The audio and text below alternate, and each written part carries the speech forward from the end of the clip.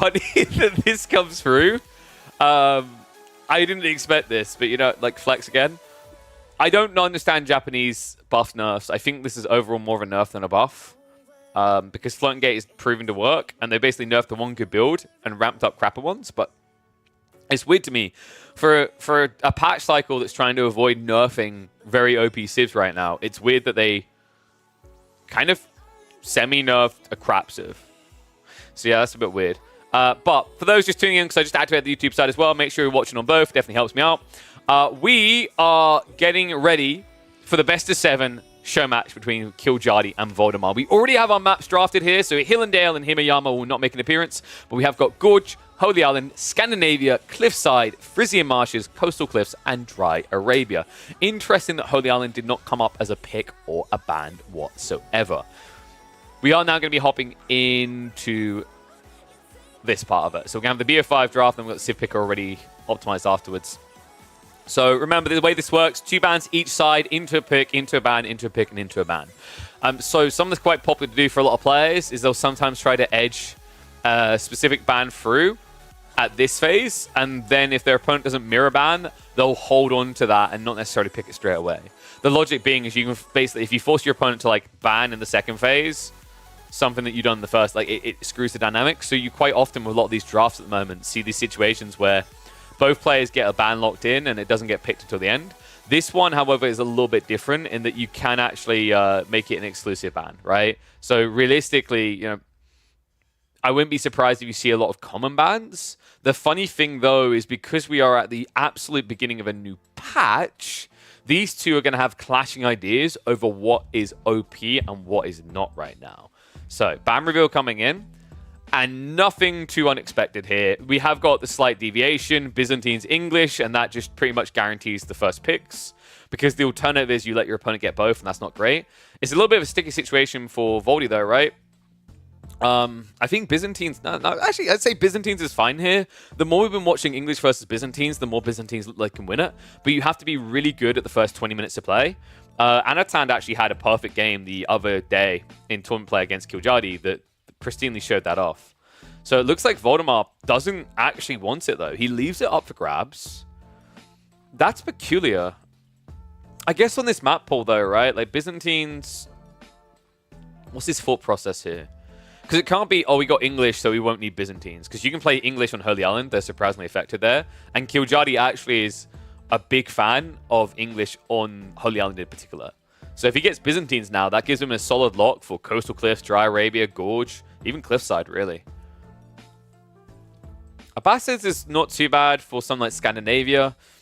You can sort of make them work on Frisian Marshes, but the trade build just got nerfed. I actually don't think trade build is really ever the way anymore with Abbasids. That was such an unnecessary nerf from the devs.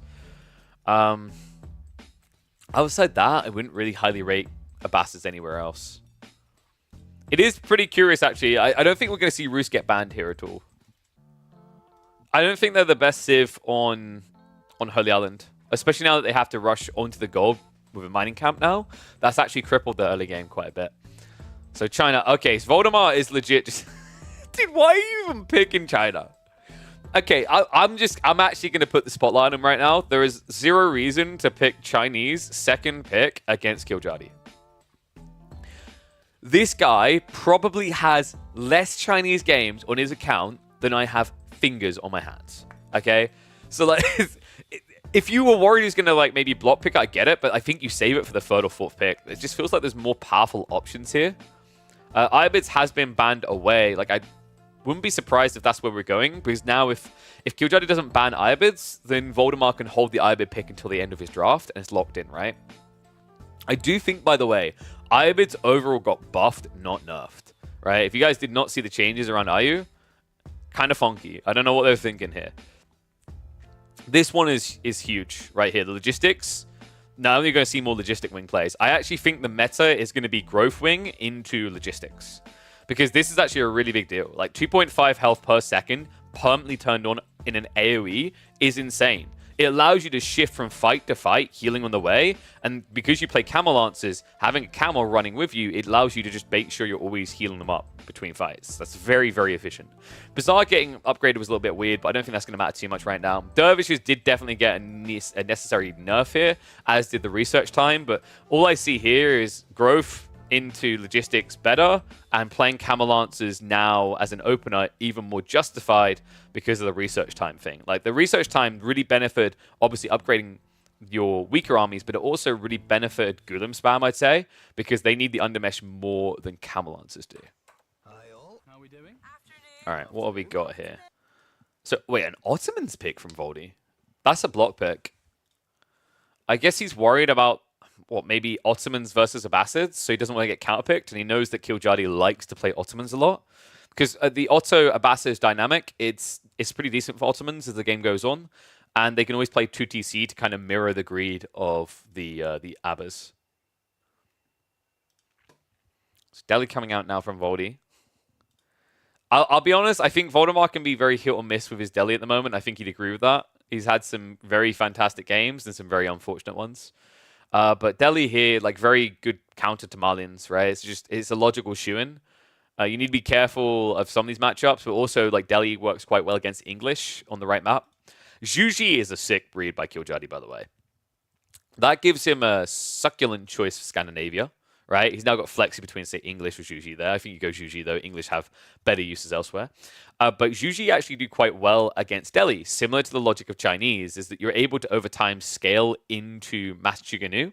In fact, you scale into a quicker pace than China. The only downside, of course, is you don't have that blocker to the Sacred Site win condition that you do when you play China, because you can't build a Barbican. But overall, it's still really effective. I got Hydrate? Okay. I'm on my blue cheese. My blue cheesecake. Blueberry cheesecake. So OTD coming out. Is this for Cliffside? Yeah, I think this is for Cliffside. I mean, you can run Roos on Cliffside as well. Roos could be for the Holy Island. I think this just gives him some flexibility. Whereas if he doesn't have something like this in there, it's like, oh yeah, Juji for Cliffside, Roos for Holy Island. Actually, I'd say English for Holy Island for him. And then Roos for, like, what, Scandinavia. You could potentially play Frisian. I think Order of the Dragon might be for Frisian Marshes, actually. Right now, Voldemar, he has, like, what, Abbasis Chinese for Frisian. French is kind of intriguing. I don't think you run it there. French is probably going to be looking at Dry Arabia, possibly Coastal Cliffs. I really do like French for Coastal Cliffs, but Jaune definitely even more. The logic being is that your opponent can't happily TC boom because the stone's too far out. Who put up the $100? So both of them actually put up 50 each. So they got money on the line. And I love oh my god, I'm just all right. Shouldn't really leak it, but I got it, man. I just, like, watched one of them type, "Did you play many games on the new patch?" And the simple response was no. Oh, this is going to be fantastic.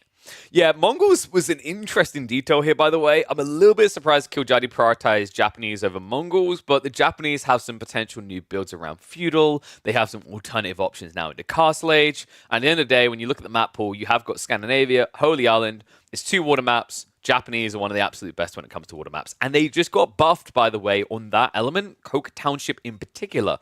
The Shinobi cost 100 resources down from 120, and now they only take 20 seconds instead of 22. So much more painful to deal with in that early phase of the game now. But looks like it's going to be pick time. First map. Wait, did they have a map selection? Oh, wait, no. First map's going to be Cliffside, right? Yeah. So we're opening on Cliffside. I think you'll probably, and let me just actually link this into the draft and we can switch over scene. You're probably going to end up seeing, I want to say English here. English versus what? Delhi? If Voldemar has that read, that's a sick read for him because that's a good matchup for Delhi. But I don't think you'll be expecting English here because Kiljadi's likely to save it for Water Map. By the way, if you want to save on your expenses long-term by getting the best performance today, click that. We have actually partnered up with Ryzen right now. The AMD Ryzen 9000 series lineup just came out. I highly recommend clicking through this link just like this. to go check out PC Specialist's new line of PCs that you can get, and you can configure them to your liking here. These CPUs are off the charts, right? They are more optimal than the last gen in terms of heat expense and as well as watt usage. So you save a lot of money over time on your power supply. Also, you can basically save money on the level of a power supply unit you need for these. So definitely recommend going and checking these out. Also, you will get your hands on 2 or 4 games for free on top of that. One of them being Warhammer Space Marines, which comes out at the start of September. I'm so freaking excited for that. But considering how intense a lot of the current RTSs are on people's systems, I highly recommend considering upgrading your CPU today, because CPUs are the #1 most important element when it comes to RTS performance, as they are more CPU bound than GPU bound. So definitely check out the AMD Ryzens. They are no-brainers at this point. They are basically king of the kings in the CPU market. The competition has quite a lot of catching up to do. All right, so I think... Are they taking their time? Let me just double check this, because we haven't had a selection yet, and we should have. I want to check if they accidentally made another thingy. Yes, they did. All right, here we go. Picks coming in. It's going to be Roos Deli. Yeah, that makes a lot of sense. Roos is really good on this map because of the L shape of Cliffside. You can drop the Kremlin on the forward, and that blocks any quick rush to your base. Delhi, just a logical choice here. Like, your opponent's got English. If he picks that, you haven't counterpicked. If he picks Malians for some weird reason, great. You've got Delhi there as well. The only thing that could have maybe tripped Voldemar up is if Kiljardi wanted to expend the Juji here.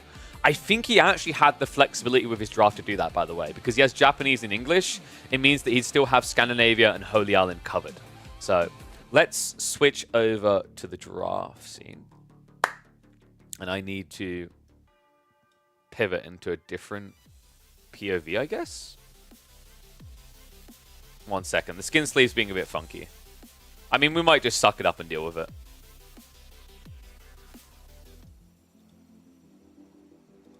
Maybe if we check... Dude, I don't know how he's done these. They're always so buggy. There we go. That 0 is going to tilt me, though. I mean, it's King of the North draft, right? So, seems appropriate. All right, let's start the game. Let's get ready, because they should be getting into game number 1 soon. French and JD, yeah, they basically got the same changes. I don't think that anything's drastically going to change there. Honestly, the whole buff to... the buff to the Chamber of Commerce is irrelevant. I still just don't think Chamber of Commerce is good enough. There are going to be very specific situations where it can work, but I'd say over 80% of your games are still going to be School of Cavalry easily. It's just too good to give up. Like, the timing on the first night, the ramp up, the production rate, the efficiency of it is way too good to pass up. If you think about it, like in the early game, in Feudal Age, a lot of civs struggle with this idea of scaling 35-second production units because of the time it takes. Great. What if we took 20% off that timer, right? Just makes you perform a lot better.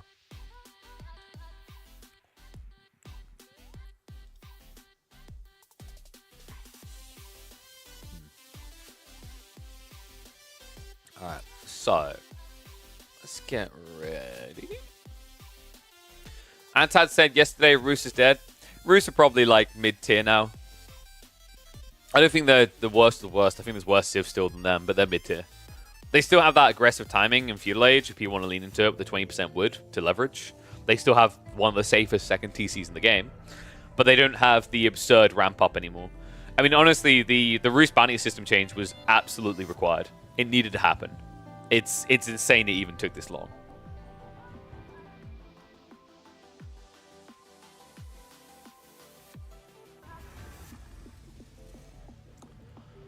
Sorry, just checking something. Alright, should be good to go in a sec. Are they already getting into the game? Oh, no. They'll be in a sec. Yes, Voldemar versus Kiljardi, folks.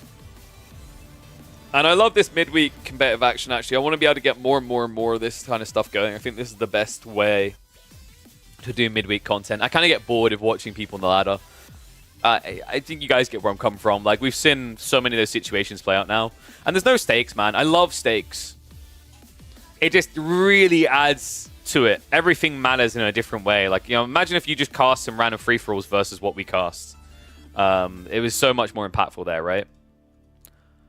By the way, if you do like those free-for-alls, or you didn't catch them, didn't catch some of them, check out the YouTube. They have started to get uploaded over there, so there's plenty actually happening in that area. Be sure to subscribe to the YouTube channel as well, because that's absolutely free to do. But I think we are just about ready. All right, I don't know if they put a delay on. We'll find out. We've got score toggled on, right? Midweek, though? Oh, well, suck it up, sucker. It's still technically midweek because there's 2 more days left of the week. The midpoints are, like, you know, the 3 in the center, right? 4 in the center? 5 in the center, maybe? I don't know. Technically, 5 in the center is correct. As long as you got a little bit of spacing on each side, it's mid. The trash talk between them, dude, it's non-stop. I even got involved because we were scheduling the time for this, and we were like, we want to make sure Killjoy doesn't fall asleep at the keyboard, so I guess we'll just have to do it earlier in the day. And that's how we arrived at the 11 a.m. start time. We wanted to be balanced here. Didn't want to make it too easy. All right. So let's see. We switch over. Let me unload that logo as well. Maybe I'll have to have a logo made up or something. All right. In fact, let me get predictions going as well.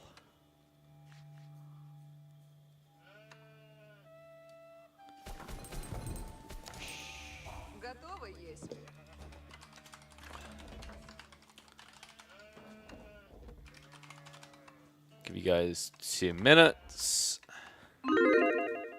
I need to get some more mods.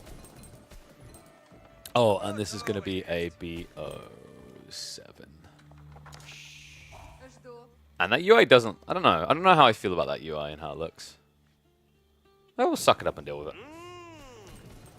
No, I'm not going. I'm sorry. I can't. I like my gold too much. That's much better.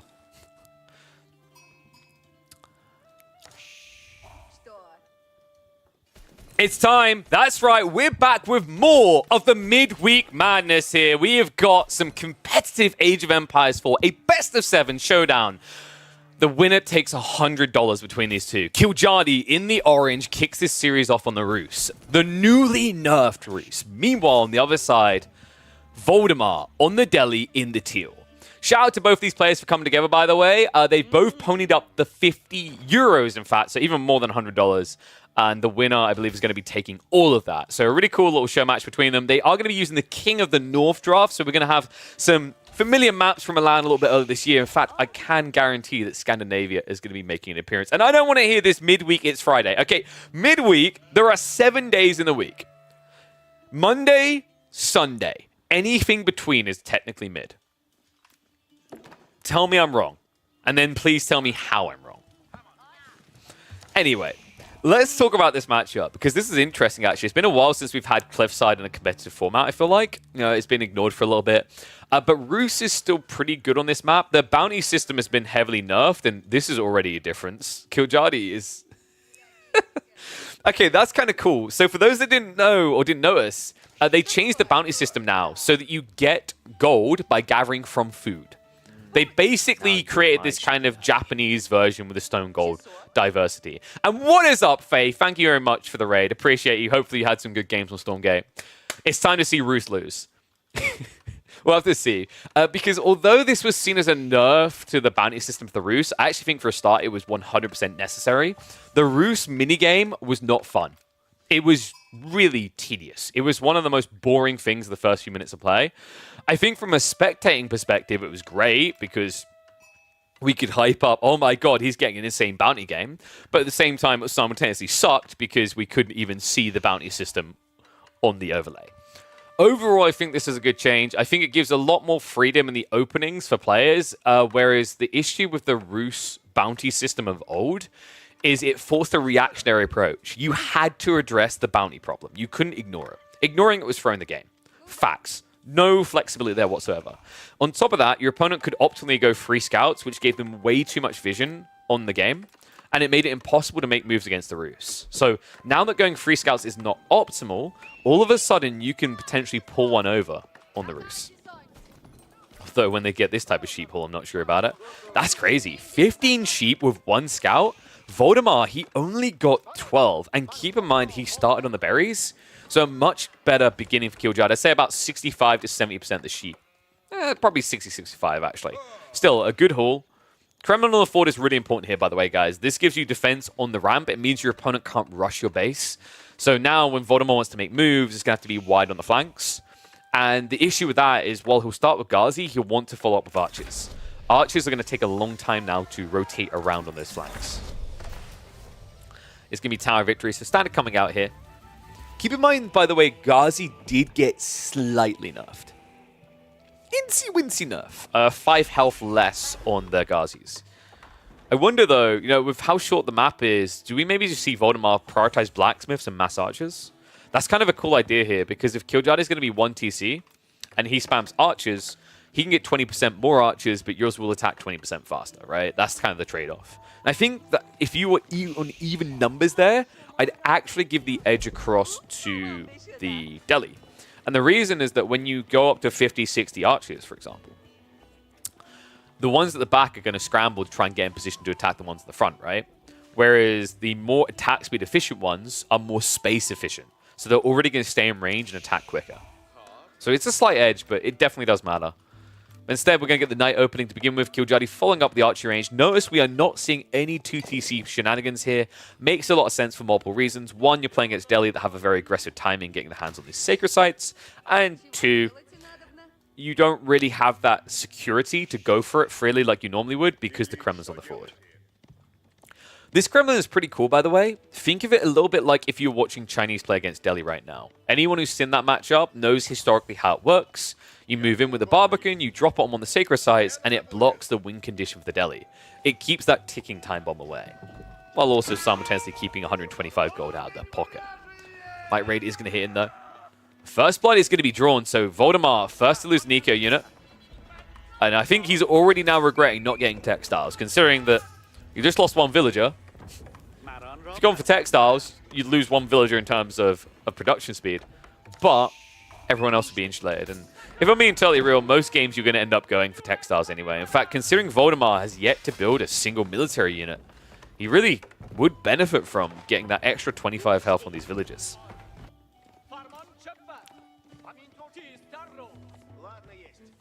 You want to see how much bounty the Roos have? Okay, we're on a live game, so I can technically give you a little peek.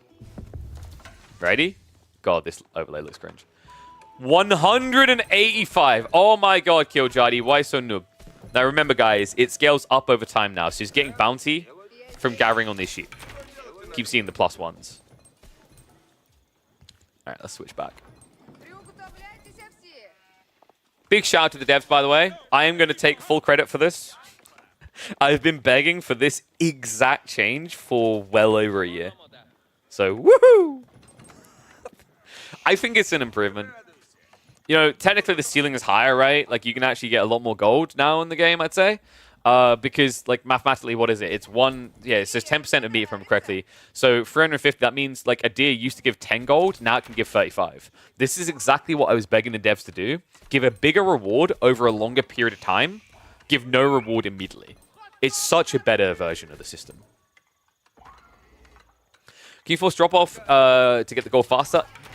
It's sort of. If I remember correctly, if you look, when you gather, I think the threshold... So here's the weird thing. You see that we've got full rounded numbers on the front UI.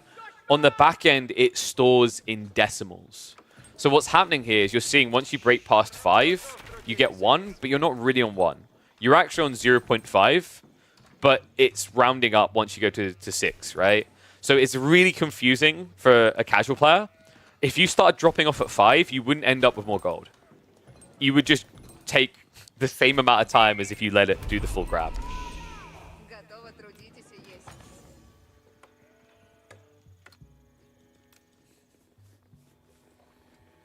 So we've got Wolves coming in. So Voldemar is going to lock in on one of the sacred sites. In the meantime, Wolves also going up from Killjoy, so he's going to lock in a lot of food to work with here.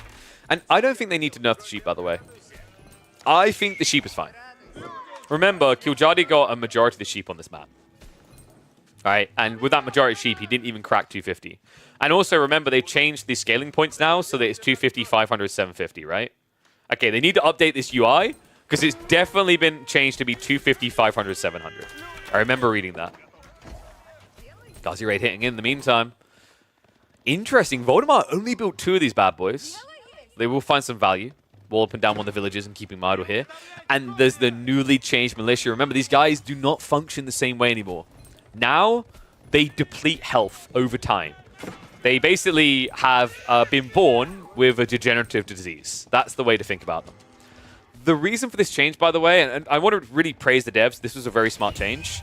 The problem with militia is that quite often you looked at a fight with militia and you're like, oh, I'm just going to wait out the timer. Or they'd start a fight and you're like, oh, this feels bad. The timer's running out soon, but I have to attack them. This was a nice balance point where people couldn't manipulate that timer defensively or offensively. Right? I think overall, although it looks a bit silly maybe for anyone who's a little bit too deep into history, actually no, this fits. They're aging, guys. They're just aging at an advanced pace. I think overall this is a good change. So now they will just exist on 1 HP. It's funny as well because this is actually a population block. So like, it's overall a slight nerf for Roost. Actually, more than I say a slight nerf, but it has subtle nuances to it as well. The fact that you now basically have these 1 HP units, if you don't remember to delete them, you're going to be housing yourself.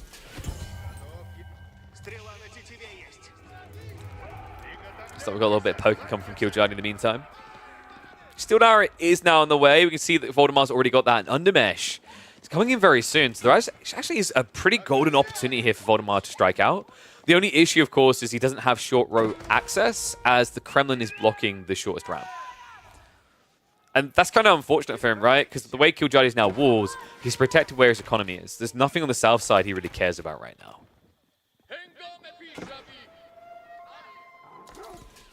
That's a good question. Could a monk heal them? I haven't tested that.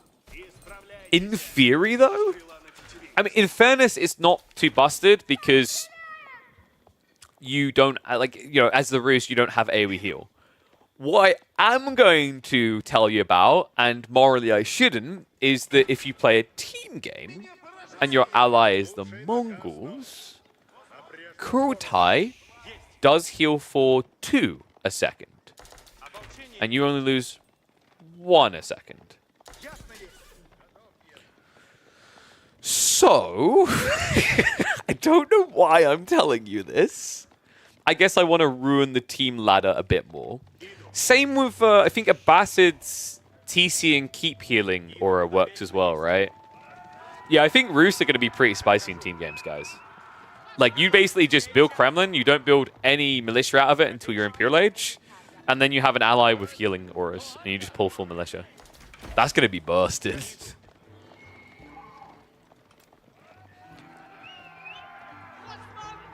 Kajari's pretty scary here, guys. Voldemar, the problem right now is he just doesn't have spears, doesn't have Ghazis, so he can easily lose these trades day and night. In fact, Voldemar's being a greedy mother ducker. Check what he's doing. He's trying to tech up and out of the problem. He might not have enough time, though. Killjani seems to have timed this perfectly. Goes in with the dive. Undermesh is going to be there, and that's going to make him a little bit hesitant, but he has got his in return. They keep poking. Looks like he's starting to bait the remaining spears out. There's not really many here for Voldemar to defend with. The Knights are going to start diving in. Tuggerfire's going to come through. Love the fact he's using the scouts to kind of pseudo front line here. But it's very difficult to whittle these guys down. You see how high their effective HP is. Knights dive in. Spearmen go down. Villagers do at least have textiles, so they're not an easy target. Instead, he's going to have to focus on the archers. He is in a choke point here, which is best case scenario, but it's about to get a lot worse for Voldemar. A few Knights peel off. Villagers now running for their life. And Voldemar, with only 1 Rax on double production, might struggle to get enough Spearmen out before he takes serious damage. I say that, but then all of a sudden the pathing works against Killjani here. However, this is getting a bit scrambled. Archer count is low. Both are mirrored in their count remaining. The Knight count is going down, and all of a sudden Voldemar gets enough to hold here. And I cannot emphasize how important that ridiculous rally was from the Knights. When they ran around the stables and their axes, instead of attacking here, there was so much effective firepower lost there for Killjani. I think if these knights had just stuck here, hit the archers on the front side, and worked through, we'd be seeing Voldemar with 0 archers left and a few extra villager kills. Now, that being said, although Voldemar survives, he survives now at a almost 5 villager deficit. But Castle Age is on the way.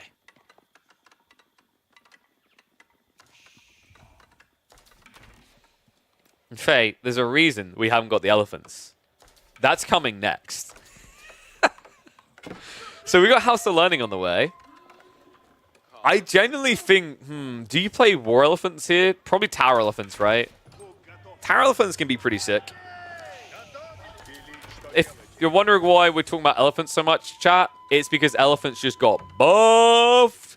They're actually pretty damn strong now. They have splash damage on their tusk attacks.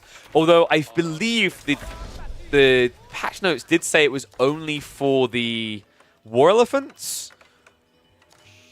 But has anyone double-checked if Tower Elephants have it? Because I know how coding goes. Crossbow's also on the way. Dude, Killjoy needs an age up. I think he's misreading this. He's looking for the attack. And we have got... Wait, I forgot about this. They added a new tech. Check this.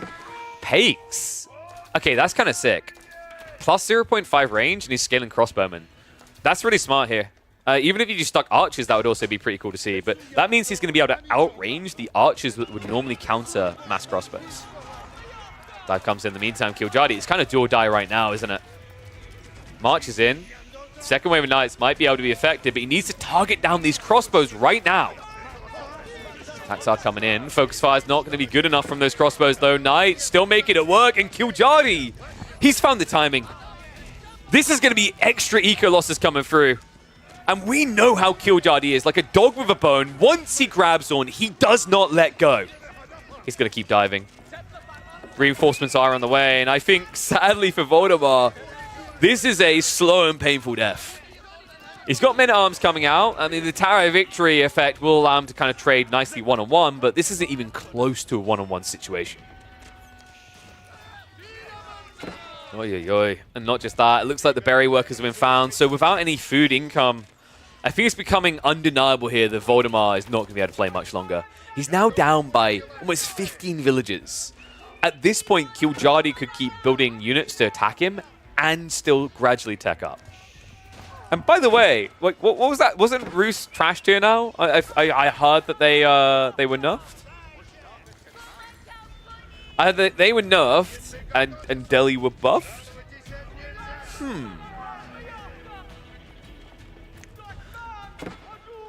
Maybe Killjoy is just too Chadley. This is looking ridiculous right now. Almost 20 village lead.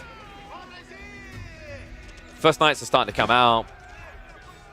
Killjoy looks like he's just prioritizing archer scaling now, which is quite intriguing here. You can make it work as well, right? Because like the thing about scaling archers, it means that you can put all your extra food and gold into the tech. And then when you do tech up, you're going to have like 40 veteran archers up against an army of men-at-arms. I really don't like this choice by Voldemar to keep going for Pakes. This made sense when he was trying to build crossbows at first, but now he's building a full melee army. This is now like an extra 2 minutes he could have had off the Honed Blades timing. This is just Voldemar slipping and not realizing he hadn't switched, I think. I'm going to say that more crossbows are coming in now, but I just don't think that you're saving grace here. What's just that? We've still got an army looming around the flanks. We've got rams being built up in the center and a high trade house now on the way. Get your numbers in, folks. What bounty tier are we at? Oh, that's right. We can't check on the UI. I mean, he's probably cracked tier 2 now. He cleared the deer, he cleared the sheep. He's clearing the boar right now as well. Lance in the meantime are going to catch him building up those rams. Kremlin should be able to defend this though, right? I don't think you want to dive in with the Lance. This is pretty expensive. Especially when your opponent has 9 tickets of militia to work with. Knights and archers going again.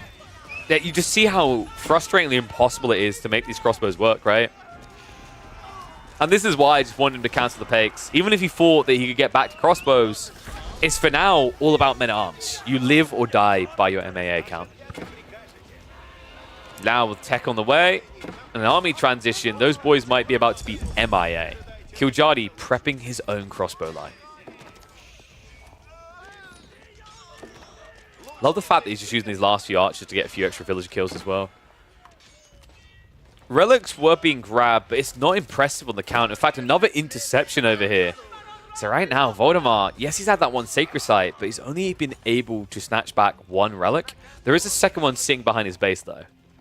So realistically, we should be looking at, what, a 3 relic snatch here? Maybe 4.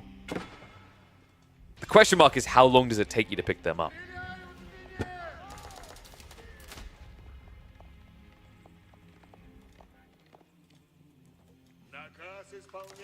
Kiljadi, how are we looking on his own economy?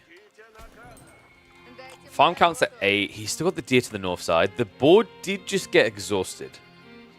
That's potentially an upside right now for Voldemar, is because he's been getting dented so hard, he hasn't actually eaten all of his food. Like, turns out when you're busy bleeding over the berries, it just makes it look like there's more in the bush. So there's plenty of food on the map for Voldemar to work with, which means he doesn't need an immediate farm transition. He's going to have to survive that initial onslaught, though. High Trade House, 128 gold. So really not that impressive, but no surprise there considering how much the tree line had been munched.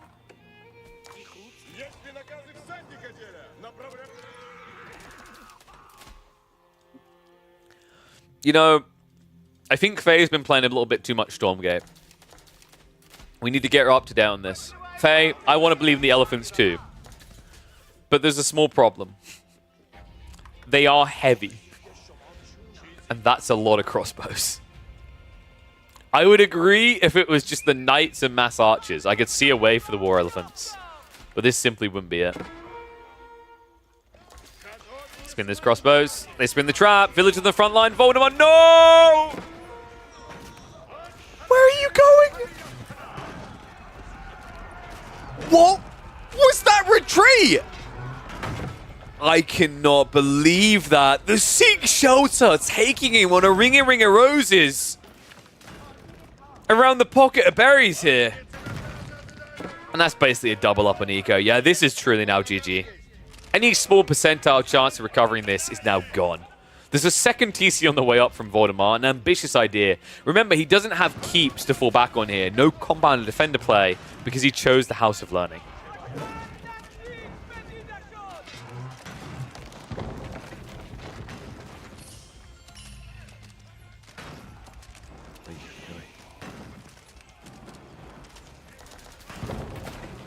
Well, Tower Victory is going to be going down.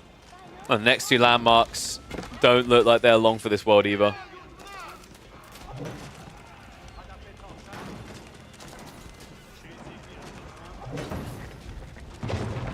So it looks like we're going to start this series off with a Kiljadi dub. Roos apparently not nerfed hard enough. And yeah, I'm not really surprised Voldemar challenged Kiljadi. In his defense, what I will say is that originally Voldemar wanted to play this on the old patch, but he wanted to be conscious of the scheduling. And I pointed out to him that like Wednesday wasn't doable due to the free-for-all tournament. So he very kindly agreed to do Friday instead. And I believe Kiljadi has played a bunch of games already. Voldemar has not.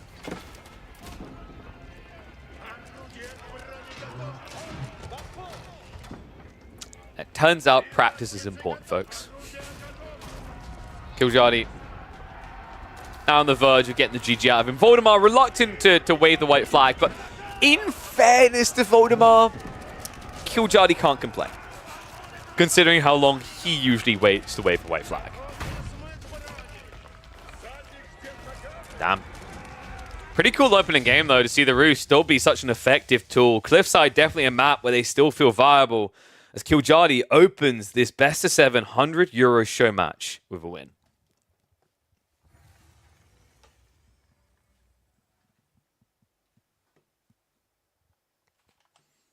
So you should see Cat or B in ladder games? True, but I'm talking competitive games, Crackety. I'm pretty sure at high tournament play, to this day, oopsie, Kiljadi is the only one I know of to, at 30 minutes plus, go down to 6 villagers and still not call GG. I'll never forget that, because I am certain I've never had anyone else go to that extreme. Okay, so looks like next map is gonna be Scandinavia. So let's see which civs they want to opt for. By the way, guys, do me a favor. You know you've been seeing that pop up with me typing about the AMD Ryzen 9000 series CPUs. When you see that pop up, click the link. It helps me tremendously so, more than you can even realize. Even if you are not in the market right now for a CPU, I definitely recommend giving it a check just for the future. Even if you don't buy, it helps a lot when you just click through. Because there's two types of campaigns. There's ones that are sales driven and there are ones that are eyeballs driven. And the ones that we're doing right now with AMD and the team over at PC Specialist is an eyeballs driven one. Obviously they like sales, so definitely if you want to buy one, give it a check. But bare minimum, do me a favor and click on that link. Appreciate you. There you go. Good lad, M7. Okay, so Scandinavia, it's actually going to be... In fact, let's get the points on the board. We've got an interesting one coming up here, actually, because we're going to have Japanese versus Abbasids. I think Abbasids do pretty well here. Will that AMD CPU fit in your Intel motherboard? Yes, if you push hard enough. There we go. Me and Crackety had the exact same thought. You really gotta use the palm of your hand, you know. And when you hear all the little needles crink, that's when you know it's in. Jesus Christ! I am not financially responsible for your losses. But it would be interesting to see someone even try that because AMD CPUs have the pins on the CPU, whereas Intel CPUs don't. Intel CPUs have, or Intel setups rather, have the pins on the motherboard, right? Oh, sorry, no, other way around. Other way around.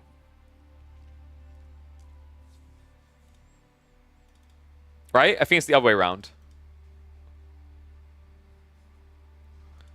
Switched over so they're the same. Wait, was I on the last... Oh, so wait, yeah, so 5, 7, and 9 series is their way. Got you now. Okay, interesting.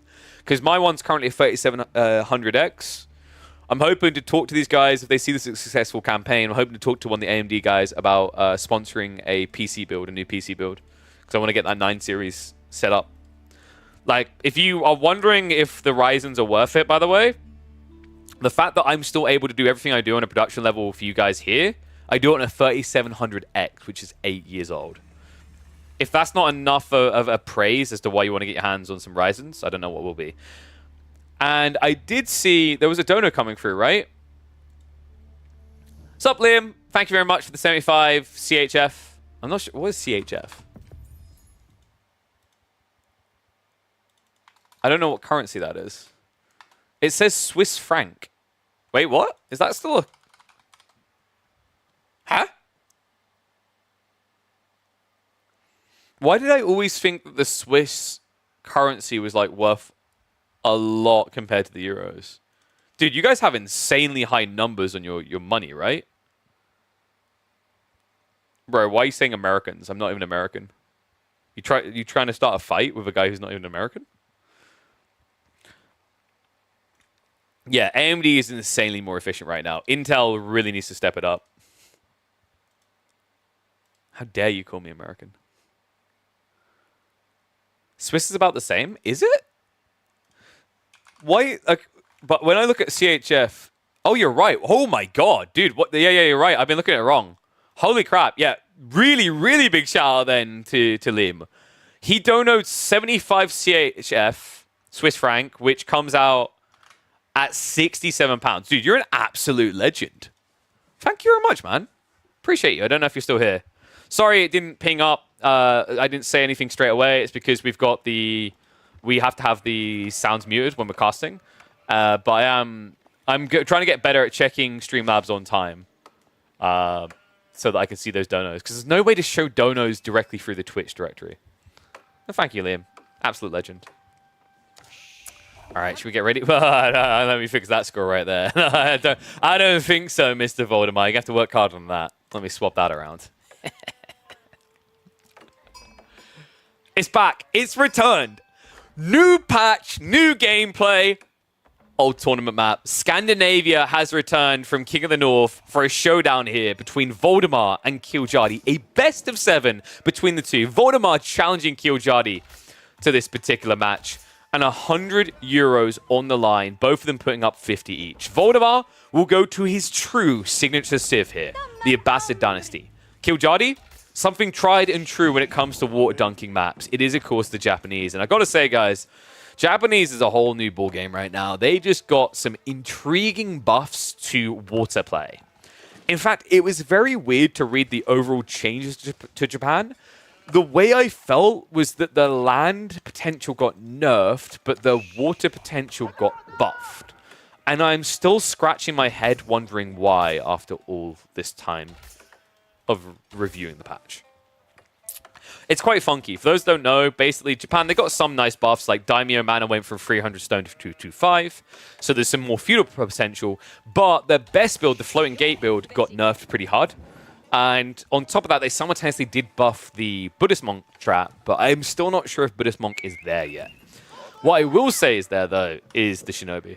Shinobi come out on most water maps, and this just got kind of ludicrously buffed. So Shinobi used to cost 120 resources, they're now down to 100 resources. On top of that, they now produce 2 seconds quicker, which includes the initial Shinobi that you get for free. So a pretty damn good deal. It's a bit of a weird dynamic, because it's like, oh wow, yeah, no, the first Shinobi, you're getting less of a rebate now on your landmark, but if you're scaling Shinobi, it overall feels better. And to be honest, none of their stats got nerfed. It is just an overall improvement for the Shinobi build.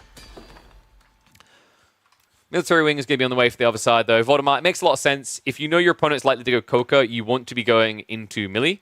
And this is a really popular build, by the way, for Scandinavia. We've been seeing this on other water maps as well. You fast feudal as Abbasids. The logic is that you're then able to easily get your hands on a ram and deny the enemy dock. So that's what he's looking for here. And the cool thing about this is because the Military Wing gives you 2 archers and 2 spears, it means you're able to contest the initial Shinobi from the Koka Township. What is going to be interesting to watch here is whether the buff to the cost of the Shinobi allows Killjadi to get enough ninjas out to just flat out, straight up answer the Military Wing opening of Voldemar. Because in a lot of cases, it just doesn't feel efficient to do it. But I could see it working here. Actually, there is another big risk right now for Voldemar on this strategy. He has got his own dot coming up.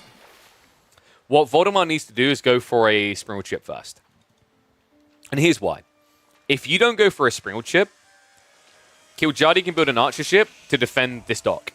Because then, what will happen is the Shinobi can stand here to hit the ram, and if you come in to address the Shinobi, the archer ship can kill the archers and the spears.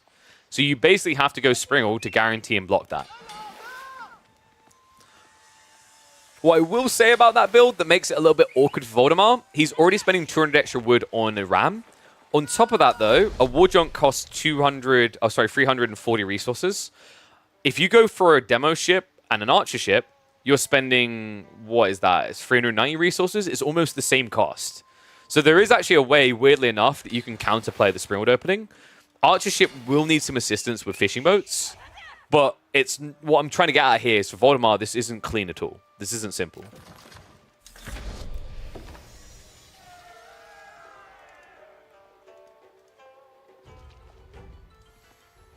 So ram being built in the shroud. That has been seen though. The scout has moved past it.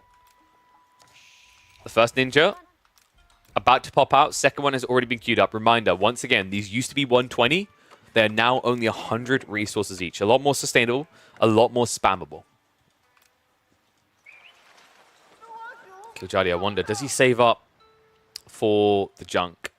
Yep, it's on the way. Damn.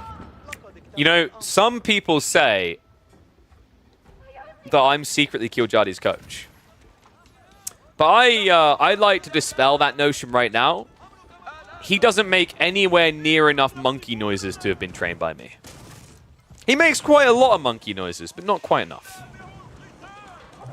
And had he been trained by me, this dock wouldn't be going down. Dock's going to be deleted, guys. He can't protect it. He's setting up on the west side, though. However, that has already been scouted. But the good news is Voldemar's going to struggle to contest him here. He's got the first Archer ship coming out, but the dock's going to go up first, and 2 Shinobi are now arriving, which allows him to permanently shut down this dock on the west front. Man, this is interesting. I think he made the right choice, though. Like, he would have been trickling out Shinobi a little bit too slow.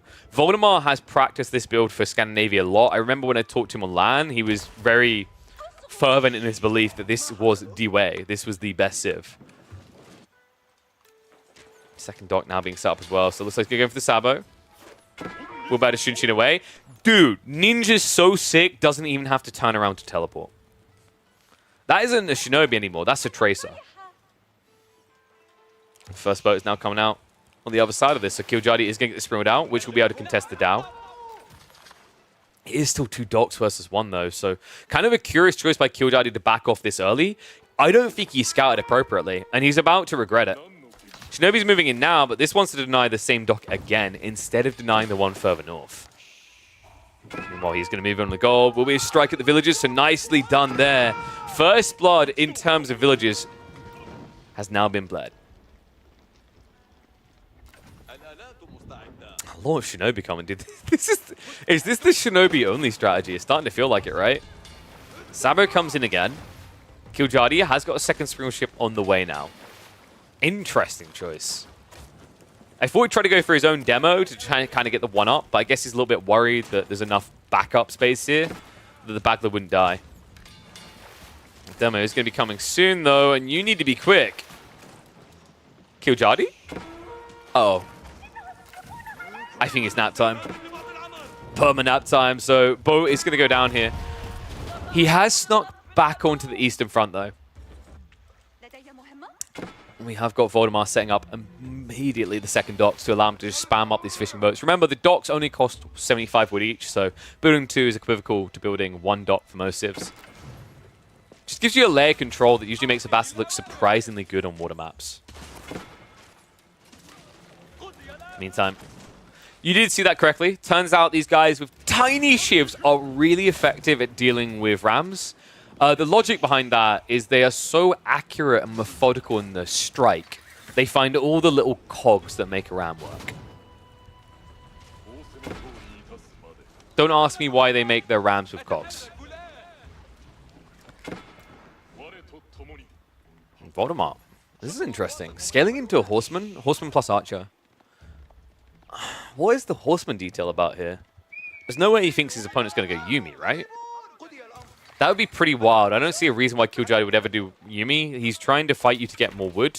To get more food, rather. And he's spending all his wood to get boats, right? So Yumi just doesn't really make much sense to me. I'd say Voldemar would have been better served by just kind of raw massing archers. And then, you know, maybe keep a few spears in reserve in case your opponent does go horseman himself. Meantime, one of the docks has been taken out, so it's a one-on-one over here. The Shinobi is definitely still the biggest threat on the map at this stage. Killjardy, did he actually go for the plus text? No. A little bit surprising there. They did just buff Tatara. It used to be 75 gold, 25 stone. It now only costs 50 gold. So a substantial buff to the early blacksmith techs. I guess mathematically it doesn't make that much of a difference, right? Like, you do 20 damage as a base. Archers have 70 health, so it's not going to change anything about a kill point there. Horsemen are a melee unit, right? And you'll get the bonus damage there.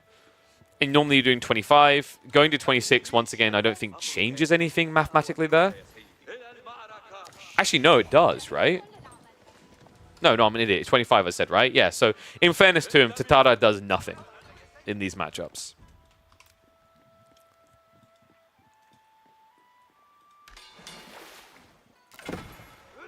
We're about to deny some equity over here. You could even get cheeky and start trying to burn down the docks. Oh, the Springwood Arch ship has arrived. Voldemar doesn't realize it yet either. He needs to start queuing up some military vessels. He's going to garrison inside. Shinobi are moving now to sabotage the docks. In the meantime, on the west side, it looks like he's completely staved off any sort of contested fishing here. However, right now, Killjardy isn't fishing on that south side at all. Shinobi are getting struck at. Pretty smart move, right? Like, technically, if you can get 6 Shinobi on the shore here, you can permanently deny 3 docks and your opponent can't kill you for it because your archer ship can kill off the archers. Right? Like, see what happens when he tries to walk in? Like, Springle ship as well will do a lot of damage. Well, micro by Voldy, though. Alright, guys, I've got an idea. It is big brain. I'm willing to accept 10% commission of someone's tournament earnings for using this. But here's a thought. Why don't players ever use transport ships with Shinobi? Because that would be sick here. Like, if you actually had a transport ship in this area, you could easily keep sabotaging. There'd be no risk to you. Voldemar wouldn't be able to do anything. Now, Voldemar is looking like he's going to lose all food. He has got Eco Wing on the way, so I guess he's getting ready for a land transference. But in the meantime, Killjadi, he's not too far off his own tech timing here. He's going to have fishing. And although Floating Gate has been nerfed, it's still a powerful tool in the Japanese arsenal. Damn. Dude, this Shinobi-only strategy is pretty sick. I gotta say I'm impressed. I had a feeling this might happen. Like we mentioned at the start of the cast, that this build did get buffed, but I think this has exceeded expectations. Well, Voldemar's going to look to do a little bit of a trade here. Eco for Eco. He's being denied. He wants to try and deny in return. Killjadi will back off quickly. Only has the level 1 wheelbarrow, but will be good enough to get him away. Didn't need the Takazaiku. Needs to be careful of that wood line. We'll switch now over to the east side. But we've got a tech on the way in the next few seconds for Killjadi. The question mark is going to be, has the temple been buffed enough to be viable? And there's your answer. I can't say I'm surprised here. Temple of Equality just really doesn't feel like it's going to be there anytime soon. Even with the nerfs, Floating Gate is still going to have to be the optimal choice.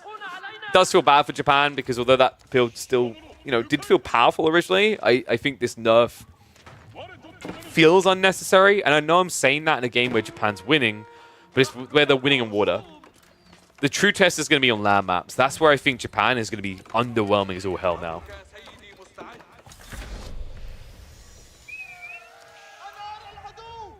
Tech up complete. Remember, all those Shinobi automatically upgrade now. In fact, he could just dive this army with Shunshin right now. Killjadi. Let's get it in. Love that, actually. He's saving the blink, so he can just blink behind them when they start to retreat. In fact, okay, Killjadi is just full on A-clicking. Bro, we could have been so much more efficient about this. Yeah, one horseman will not beat one Shinobi. So that's going to be a wipe of his army, right? And Voldemar's now going into Knights, but even then, like the Shinobi are a great support unit for the Mount Samurai. Because now they hit for 28 damage on melee units. First Knight is going to start marching out. We'll be able to go for the charging. If you optimize this, actually, yeah, you could tank with a healthy one and then stab like that. And remember, these guys do heal, by the way. It's not fast, but over time, they will replenish health. Meanwhile, that Knight will not. Damn, this game's sick, actually. I think from what we saw of Scandinavia on LAN, it felt a little bit underwhelming because it's kind of a classic example when you have water maps, right? It's like when people don't know how to navigate those first few minutes, when they get beaten in that area, it leads to very fast snowball games. But what we've got here is a game where both players have a slice of it. Voldemar is sneaking back onto the west side. He's got the Eco Wing, so he can play multi-TC if he gets pushed off of water entirely anyway. And Killjadi now has east side for fishing. So both players have a slice of the pie.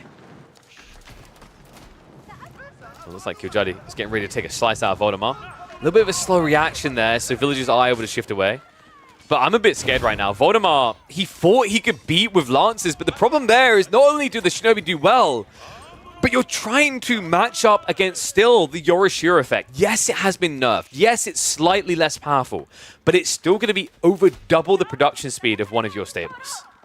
And I think that's the problem. Voldemar didn't want to concede map control. He very gluttonously thought he could directly contest this play. And it's hurting him. It's like the one Lancer remaining, or of the two Lancers remaining, rather, will be able to find his way on the flanks. But although he got some damage done there, I think there's more coming back the other way. Crossbows are now at least scaling. Killjadi would do well to look for a transition out of this. I'm going to say it, archery ain't... Yep. This is it. This is actually the game where Yumi can look really sick. It's a raiding unit as well as a counter to the crossbows. I think Yumi kind of still gets slept on a lot, but players are starting to wake up to his potential in Castle Age. And this has to be Yumi, right? Like, you wouldn't build archer range to go Onimusha against crossbows. That's dented, right? However, it seems like Voldemort, does he know? Because this is a lot of archery ranges for crossbow production. Dive's going to come in the meantime. Shinobi actually absorbing a lot of the blows here. So a lot of crossbows immediately going down. And that means the Knights are left alive versus the Lancers, and they have the numerical advantage here. He's going to start diving in. We're about to strike him down. Village is about to be exposed, and Voldemort needs more troops ASAP. Well, LOL to try and defend. Not going to work. No textiles either. This is falling apart. Oh my god, Voldemort. This is going to be 2 games in a row in which he can reach Castle Age, but then feel stuck. Village is now surrounding with the shears, but without textiles, with how high the damage of these Knights are, it's still going to be an expensive engagement. And just like that, Killjoy now ahead by 7 villages in this game. Crossbows are starting to produce... Wait, Killjoy... What? I'm standing by what I said. No, I'm not going to backpedal this and be nice. Onimusha is a big question mark. It's starting to seem like he got in his own head and he thought there was maybe a Golem transition. No, that doesn't make sense. I'm not sure what Killjoy's thought process. I guess he's just trying to use that one Uma Bannerman optimally. The logic being is he's building Knights, he's building Horsemen, he's building Onimusha. These are, 1, all high food units, which isn't too bad. But 2, it's the fact that the Uma Bannerman buffs all of these units. Right? And he only has Daimyo level 1. So this leaves him very efficient from that perspective. And it's also the mobility, right? This is a full Raider army. It's definitely a little bit weird to see the Onimusha at all so far. But I guess he's just basically, covering all his angles at this stage. And in this situation, these guys basically turn into horse archers looking for economy kills. Knights and Musha are going to ride around in the meantime. Second wave is now starting to stack up, and this is the one with the horsemen. So notice that Killjoy is intentionally holding them back and not revealing them. Oh, just so much idle time as well. Basically, at this stage, about 1/5 of his economy is not working at any given point with these raids.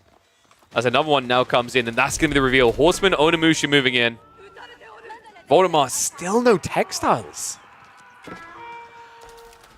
And we've got a bigger problem here, folks. That idle time blocked him from gathering on the gold. It means his spearman his crossbow count has not increased.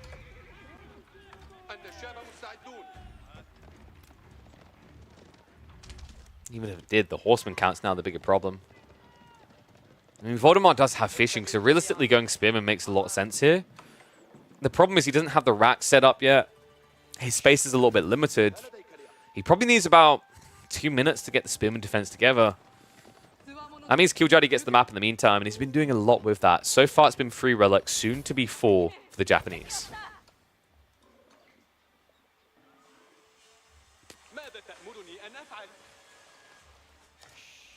And we do now have trade. Voldemar setting up. So, folks, if you haven't seen Scandinavia before, this is an interesting dynamic, is that you have neutral trade posts at the edge on each side on the water. This can be leveraged in 2 ways, actually. You can leverage it to full trade the length of these boats, where it's actually pretty rewarding, right? Almost 100 resources each way. Or you can even trade from one side to the other behind your base. So, yeah, I've still been waiting to see a few more players do that with things like French and Abbasids. But the most typical thing you're going to see is lock in one side and then coastal trade all the way across map.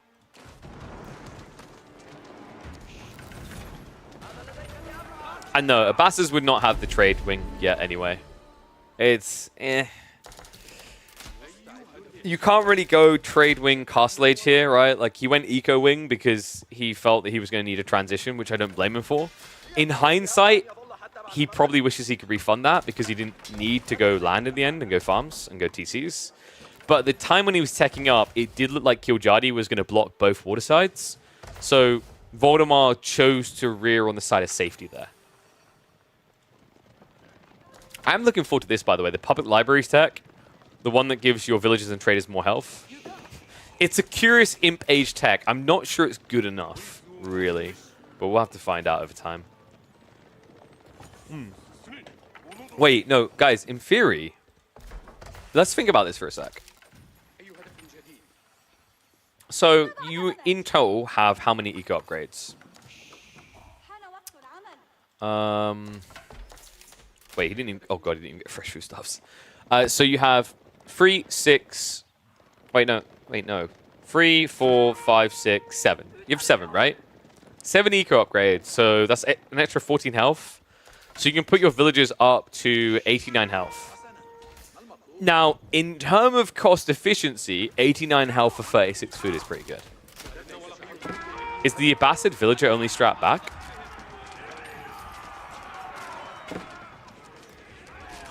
Oh, push coming in now.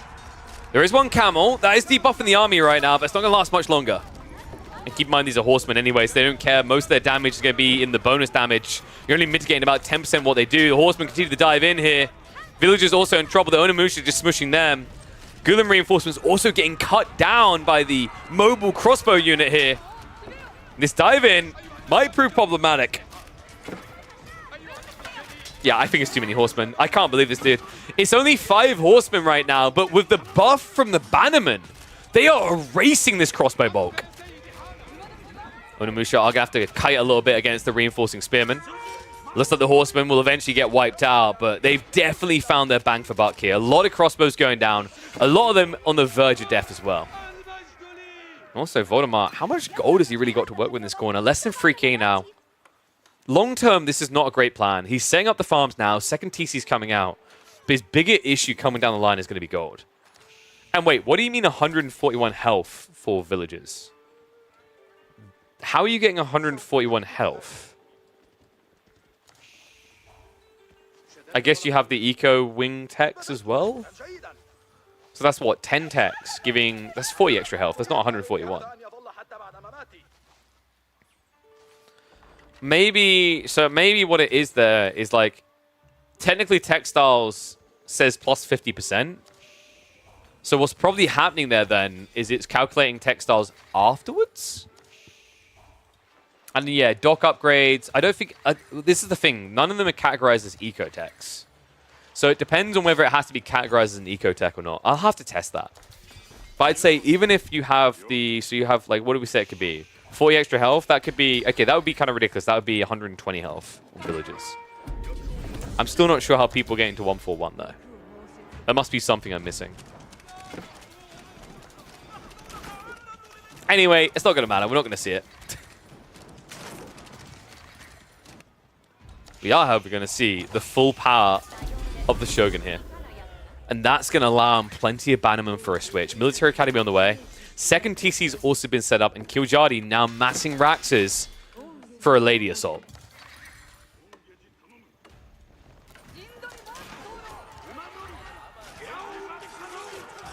Kiljadi now starting to reveal them as well. And remember, this is mass crossbows. Mass crossbows suck against Onimusha. They get completely rinsed by them. In fact, I call these girls the Drift Queens. Because if you A-click and time it right to start a step, you kind of look like you're drifting as you attack.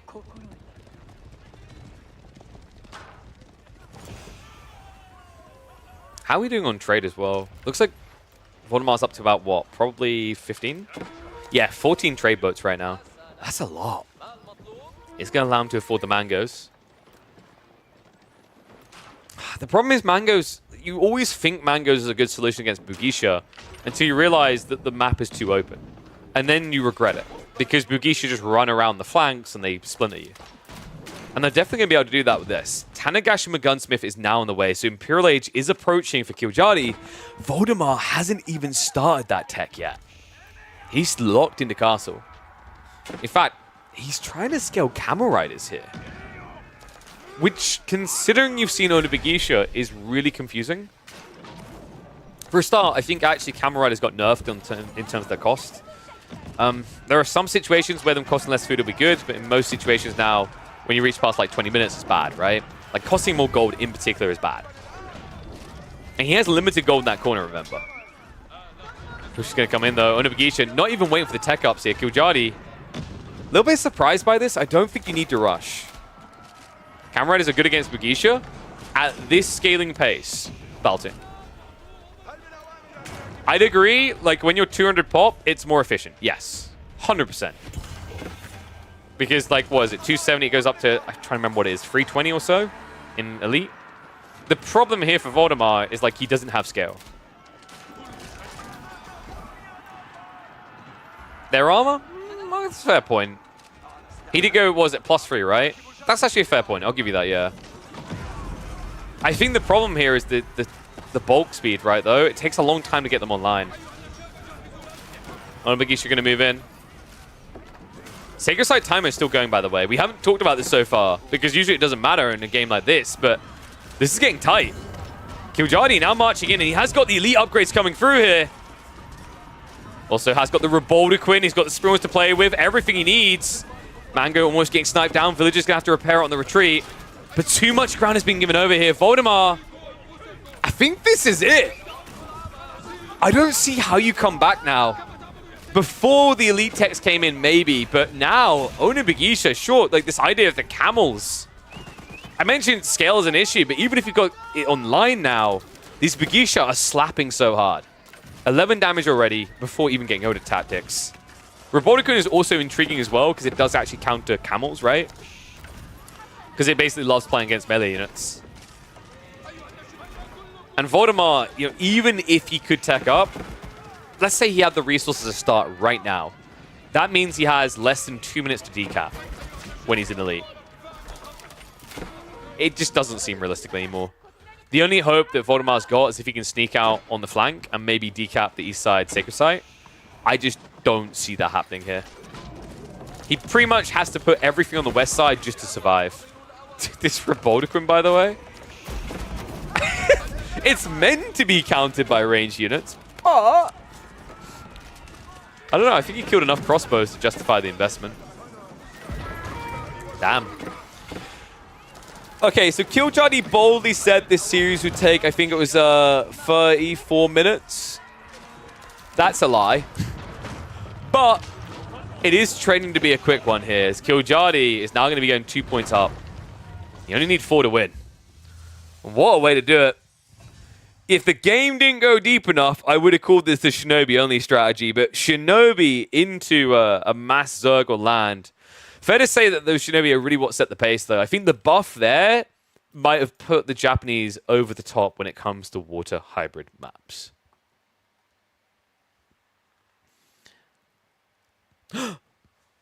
Guys, do you see that right there? Do you see that on the side? Click that right now! It just came up in chat. The AMD Ryzen 9000 series. We're partnering PC Specialist and AMD. If you want to help me out as a content creator, if you want to help us grow, click the link. It's an easy way to support the channel that doesn't involve reaching into your own pocket. Although if you do, it'll be because you're looking at something you want to buy that looks pretty cool. But even just doing a little bit of window shopping here, even if you don't purchase, it helps. Once again, reminder, these are the type of campaigns where they want a lot of eyeballs on the product. So get your eyeballs on it. Yeah, the Horseman switch was really cool. Okay, so that means we've now got 2 on the board for Kiljardi. Dude, don't make it a 4-0. Come on. But yeah, thank you, Balton. I kind of forgot about the Camel Rider +3 armor. I stand by the statement from the extent of I think production is the issue. I do think Camel Riders overall got nerfed with that change in cost. I think costing more gold and wood isn't good for when people build Camel Riders. I get what the intent was, which is that one of the big issues in the early mid-game is food more than wood and gold. So I think they were looking to get people to use Camel Riders at early castle. But the problem still with Camel Riders is production speed. Right? It takes so long to get them online. Meanwhile, the Bigisha just zerg like crazy. Okay, so having a look now, let's see where we're going to be heading next.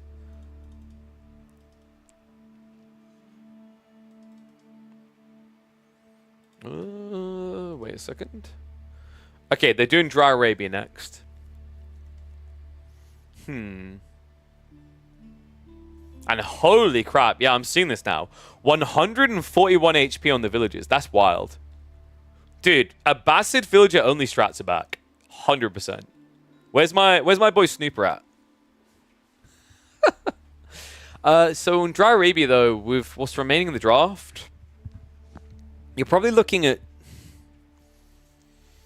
I think Voldemar has to go with, like, Joan.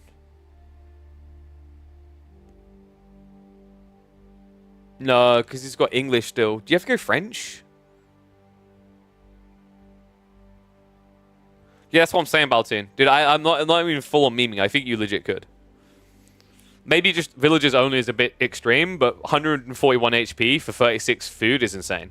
Like, that's broken. That is actually broken. Culture Wing Imp Tech, not a meme anymore. And they do 9 damage, which isn't crazy, but, like, you know, it doesn't matter. You just tank, right? You have to build a lot of TCs, though, but in theory. Yeah, okay, so it's actually going to be English versus Chinese. Okay, so let's... In fairness to Voldemar, he still has what? Wait, no, dude, he's screwed.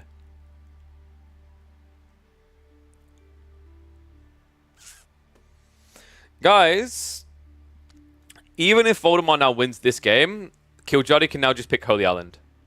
It's the easiest win. Like, what do you pick if you're Voldemar here? I guess you could go Joan / French. You do get those cheaper cogs. I don't think you do Ottomans. Ottomans on Holy Island just makes no sense to me. Because, like, what? He's got 2 more games in the draft to play as well, and you want some flexibility. So you kind of have to throw out French or Joan. But by picking Chinese here, I think he's opened the floodgate for Killjoy. Like, if Killjoy wins map 3, I think he's going to win map 4. You know, like, because you'll probably be looking at what? Juji versus Joan? Or Juji versus French? And I think you're fine as Juji on either of those. Order of the Dented could also work if you're maybe a little bit paranoid about Joan, because I'm trying to remember. Baltoon could probably help me with this. What do you think, Baltoon? Joan versus Order of the Dragon. I remember asking Killjoy about this, and I think he said that Order of the Dragon win that really easily.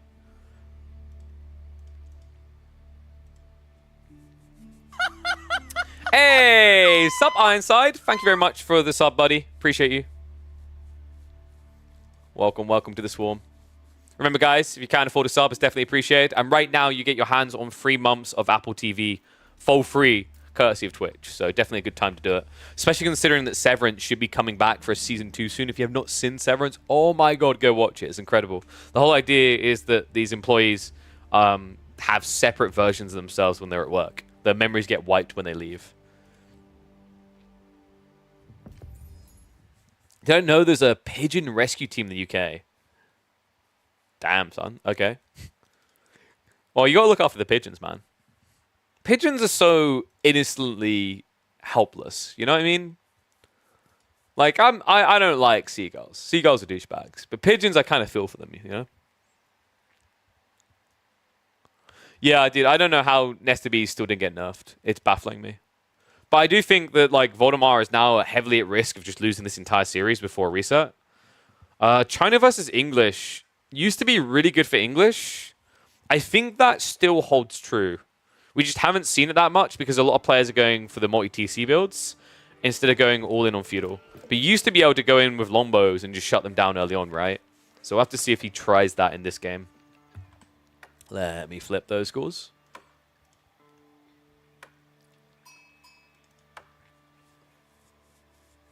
Two years as a bystander, damn. Well, welcome. Hopefully the first of a regular. There's definitely enough emotes now to justify it. I think we're like 36 custom emotes.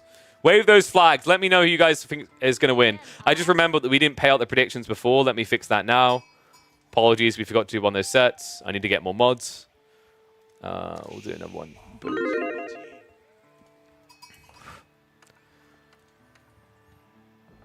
We're at risk of a complete stomp here in the midweek madness. One and all, welcome back to the competitive AoE4 action. We've got a best of 7 between Killjoy and Voldemar, and we are now into game number 3 on good old classic Dry Arabia. Killjoy with the English, Voldemar with his other signature civ, the Chinese. Gotta say, guys, I've looked at the draft, and this is one hell of a risk that Voldemar's taking. If he fails to win here, his draft does have some weaknesses. The upside at least being, and I think this is why maybe he just punted it out there, he probably felt Chinese was best on this map, and if he can't get the win here, he'll at least be able to avoid the Holy Island pick in the 4th game, and after the 4th game, there would be a draft reset. So that's where there's still some hope for Voldemar. But so far, based on the draft, it's becoming harder and harder to deny that Killjardy got the better end of it. So how does this one now play out? Because before we got into this, I was saying that the old school meta used to be that you just lombo spam of Council Hall, and you could basically shutter the Chinese before they would really get their greed online, right? Barbican placements can make that a little bit difficult. I think in this particular game, Barbican's probably going to be placed back here, so that should hold true.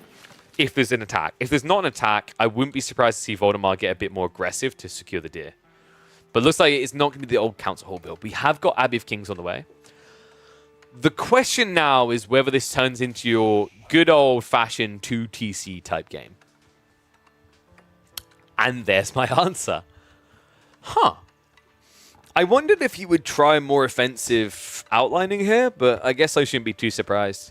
This is a little bit risky when you play against China, because China can just inflate their eco much better, right? They already have the supervision, which gives them 20% more resources on anything they look at right now. That's how it works, guys. Like, this Imperial official just stares very intensely at whatever he wants to generate more resources on. Because what's happening is, like, you know when you're sitting there trying to report something? You know when you were, like, in primary school and there's that teacher? They would ask you if you've done the bad thing. And you go, no. And then they look at you really sternly. And you go, no. And then they keep looking at you, go, maybe. That's how Imperial officials work. When the people come in with the food, and they're like, yeah, Bill, I've got 10 food to drop off. He knows that you've got 2 extra food sitting underneath your tunic for the family. And he doesn't want you to take that home to the fam, because that is the property of the state. And that is a simple description of how Imperial officials work in Age of Empires 4.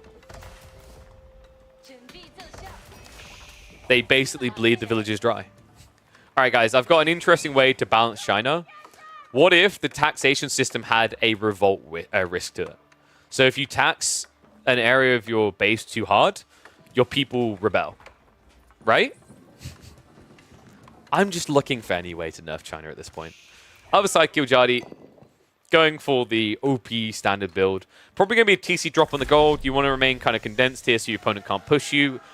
Your goal here is to basically eco up, go into Castle Age, and then spam men-at-arms into your enemy. Realistically, if you can hit that timing where your food is good enough to stay in it, you can just flood China to death. You do need to be a little bit careful about how you do it, because if they've got a good defensive format, Nesta Bees can be the MVP, right? Like, Men-at-Arms spam is really good against a lot of these more defensive civs because of how non-stop it is. The downside is when you do it against China, Nesta Bees have pure damage, so your armor clad doesn't matter.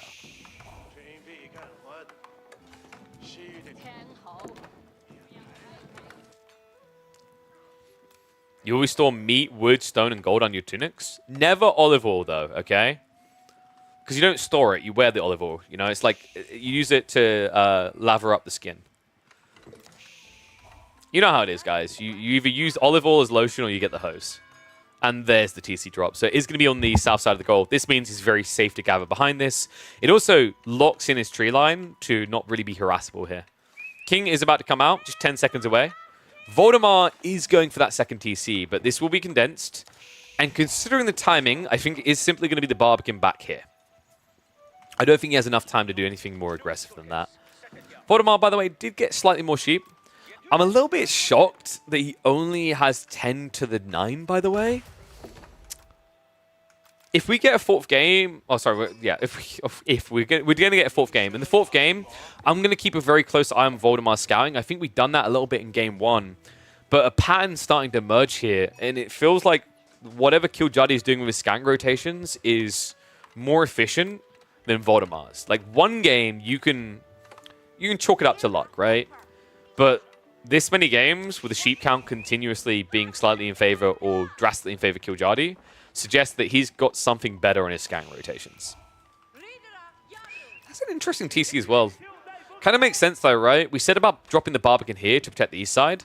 This protects the west. So I think that's the logic you're getting from Voldemar, is this will give him a nice kind of padding on both sides so that knights and the king and archers can't flank. Unless... Wait, is he going to stay Tang? if you think about it, for a fast castle rush build, it kind of makes sense, right? If you feel timing is everything, then spending 600 resources to side tech and then having to spend more food on villages drastically slows down your castle timing. And it's now very obvious that Killjoy is going for castle. Right? We've got the second TC up. Love the fact he's playing out Deer, by the way. This is something I think that's really underrated, and I kind of facepalm when I watch Chinese players, English players against Chinese players rather not do this. When you're against a wholly defensive Civ, you should be looking at this and going, why am I not collecting it? If you read in a matchup that you are the offensive party, there is simply no reason you should sit at home and just gather sheep and build farms. This is much more efficient to a more finely tuned castle timing, which you really need in this matchup because China's just so efficient, right? They have the taxation we talked about, the supervision, 20% more. On top of that, they build the landmarks drastically quicker than any other Civ. So if you want to be competitive with your timing here, which you need to because that supervision does work on producing units as well, you need to utilize the maps out on the map. The maps out on the map? The resources out on the map. I'm having one of those days, guys.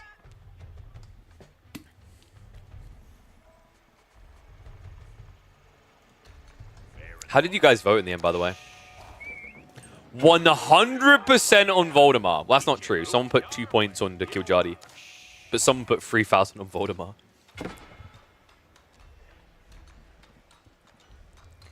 You feel like getting Wheelbarrow makes it more justifiable? I can see where that's coming from. I think he should have had that prepping already, like super early. He could have, actually. But if you know you're going to be parked out there, it's not that big of a deal. I'd say if you skip Wheelbarrow to get survival techniques. It's like there's definitely some areas where this hasn't been ideal for Killjoy. The reason why survival techniques is so good, by the way, it's only 100 resources, and your second TC is on the gold. So you can always rush more gold workers here. Looks like Voldemar is rushing that age. I think this is the right choice. Genuinely, going for the Barbican, I think, would have killed him a bit here. This gives him the edge to start spamming lances ahead of his opponent. It isn't easy, even when you have that edge, by the way, because the problem is a good English player will cycle his knights out. So when he gets injured knights, he'll bring them back home, heal them up with the Abbey of Kings. And White Tower now on the way. Okay, can we just, like, on a scale of 1 to 10, I'm trying to think who I'm going to use as a representative. I don't have enemies in AO4. This is difficult. I was going to scale on 1 to 10 of ugliness,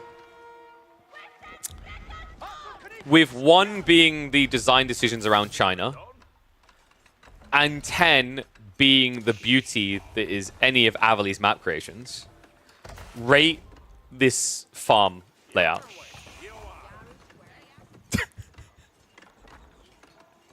This is so inefficient. Oh my god. It looks like I'm playing one of those SimCS games, like an Anno game, where it has the nice kind of aesthetical layout of farms and whatnot. See, I need to... Guys, this is why I need a rival, because if it was like Marine Lord and Dumu, like if I was Dumu right now, I'd be like, yeah, 1 is Marine Lord's face, 10 is his mum. It would have been simple. The reason why I think he done this, by the way, is so that all of his farms are sort of protected near the TC and near the White Tower. But it is a little bit funky, for sure. Meantime, love this from Voldemar. He's rushing relics. There's a very big difference in production speeds right now. Remember, they did nerf the White Tower. Its production speed isn't double now. It's 1.5. So not every 20 seconds, still pretty respectable. Meanwhile, over here, with Supervision, you can pump them out every, like, I think it's 14 seconds or something. It's ridiculous. So if he wants, he could easily flood more knights. The only reason he's not is because Voldemar prioritized getting the monks out. He's supervising to pump out monks every 12 seconds. It's a bit risky. It does mean your opponent can potentially have more heavy cav. Barbican now coming in on delay. I'm liking this overall. And look at the positioning as well. This is cool for multiple reasons. It gives him the deer, the boar, gives him early vision on night raids to react to. On top of that, though, it's almost like a stop-off point for monks bringing back relics. A lot of cool details there. Lance, in the meantime, did go into the economy. Not able to get a single villager kill, though. Killjoy currently only on the one monk. This makes sense, right? Like, you're not going to be able to win a monk race here, so you need to build military units instead to block your opponent's timing. That being said, you look like you're already too late. Yeah, he got snatched away. This is going to be a full relic game for Voldemort. On top of that, granary drops now coming in. This is starting to square up to look like a really, really good game for Voldemort. And something that he really needs here. You don't want to be in a situation where you're going into game 4 with 0 on the board. But at the same time, I want you guys to really be processing how difficult of a situation this is either way for Voldemort. There is going to be a draft reset after the 4th game. But if he wins this 3rd, it means that Killjoy gets to pick. And considering Voldemort only has Ottomans, French, and Jeune remaining, Holy Island is a complete no-brainer for Killjoy to pick in map number 4. Especially considering that he's got Order of the Dragon, Juji, and then Marlians as well, potentially to pick. King's going to go down in the meantime, so that's at least going to get rid of the healing on the go. Killjoy's already switching up into the crossbows now. And that is being mirrored by Voldemort. But remember, his eco lead is going to inflate. Not only does he have the majority of relics, but on top of that, Voldemort now has the benefit of Song, which is going to inflate him quicker than the 2cc of the English. So kind of a difficult situation. Killjoy needs some sort of comeuppance. He's got to choose very quickly whether he's going to try to attack or tech. In theory, if you tech, you kind of pad your economy a little bit because you do get enclosures. The negative is you're almost going to guarantee that Chinese get into Imperial as well. And at that stage, it gets really difficult, folks. I mean, in a way, you can kind of win against hand cannoneers, the logic being mass lombos with volley, plus the attack speed aura, right? It can technically work. But usually what ends up happening is if you build mass lombos, the Chinese player just builds mass men arms, right? And those men at arms are Palace Guard that move as quick as Cav. Doesn't often end well unless you've already got an inherent edge somewhere. And currently we're in a game where Voldemort is the one with the edge. Longwall's going up. Let's go slow down his economy a little bit. We have got some Lancers now starting to roam though. Voldemort going resource to resource. He's going to find the villagers on the gold. We'll be able to strike a few down here. Killjoy does at least have the outpost nearby to protect 3 of the 5 villages. To protect 3 of the 5... Okay, we're just going to run them. Okay, that's not ideal. Because now that's going to leak over into the tree line as well. So an even bigger raid off the back of this is Voldemort able to keep chipping away at that villager count. Counter assault is coming though. Killjoy trying to punish him and immediately the Nesta Bees get queued up. Spirito's already been prepped. We have also got a forward outpost here. The problem is going to be the defender advantage that Voldemort has. Not to mention the fact he already has plenty of crossbows to duke this out.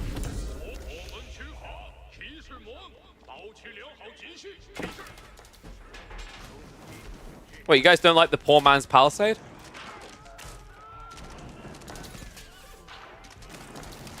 So we're going to get the burn through soon, but I think Voldemort's wall done what it needed to here. Look at the queue. 16 crossbowmen in queue right now. And Killjoy's not mirroring this because he's being greedy. He's thinking about Imperial. This is worrying me. There's a growing difference in terms of their food income, which means that Voldemort can start to afford that level of production while also just having extra in reserve to mirror attack. You know, it's kind of like someone being on an old school Intel Pentium processor with their economy, which is Killjoy's. And then in the late game, China's economy comparatively is like having the latest Ryzen 9000 series CPUs. Day and night difference. China just does diff. Does more powerful. Does unbeatable. So if you guys want to be like a Chinese economy in the late game and be unbeatable, check out the Ryzen CPUs today. Push coming in. Crossbows are trading reasonably well considering the attack speed aura. But Nesta Bees is now going to arrive. Springald, not going to be able to win that. I mean, it was ambitious in the first place, but Killjoy, he got what he really wanted out of this. The tech up is now being primed. All right, yeah, this is definitely like building a Pentium processor. Jesus Christ. Having to go for the Berkshire instead of the Wingard, especially when your opponent's not pushing, is... You guys know how I feel about Berkshire, right? Ever since they changed the meta a little bit, ever since Wingard got all these unique cool units, I think Berkshire only ever makes sense when you're scared that your opponent's going to dive you. But this is not a defensive Berkshire. This is a very greedy Berkshire to secure the 8k gold. I'm not a big fan of it. I don't think Voldemar was in a position to immediately attack him either. Like, overall, Wingard just feels a lot more valuable here, right? Wingard Raiders is sick because your opponent has built mass crossbows. So getting mass cav at a rapid pacing as a reaction is perfect. On top of that, you can even think about things like going for the Rangers.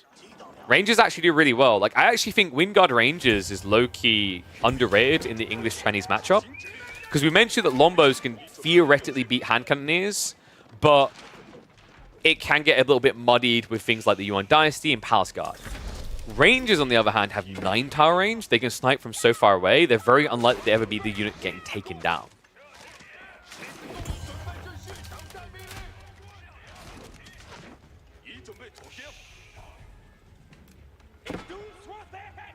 I don't know, man. I think Killjadi's eco is just not there. The gap is growing between them, and if we look at the farm count right now, Killjadi's sitting at 34, but Voldemar now up to 38. He's still got another granary potentially add in. I don't think he has the room. Maybe if he goes further north here.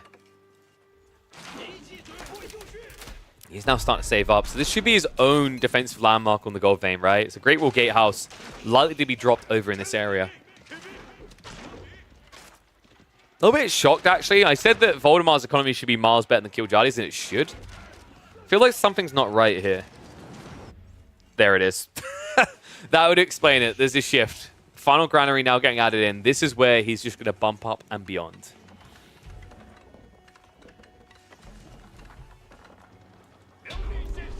By the way, is it me, or does Killjadi tend to build crossbows a lot? I was just thinking about this because I remembered it from the Anatan series. He does like his crossbow mass. It's really surprising against the Chinese. I guess he's maybe a bit worried about Palace Guard. And that's why he doesn't want to go Lombos. But like, you're playing English and Imp, right? Like, just build Men-at-Arms. Men-at-Arms is the classic. And your opponent doesn't even have Imp yet, let alone Yuan. So if you just spam Palace Guard, Men-at-Arms here rather, and run down the center, what does Voldemar really do? It's not like he's built 8 Nesta Bees. Even if he had, I don't know how Crossbows handles that better than Men-at-Arms.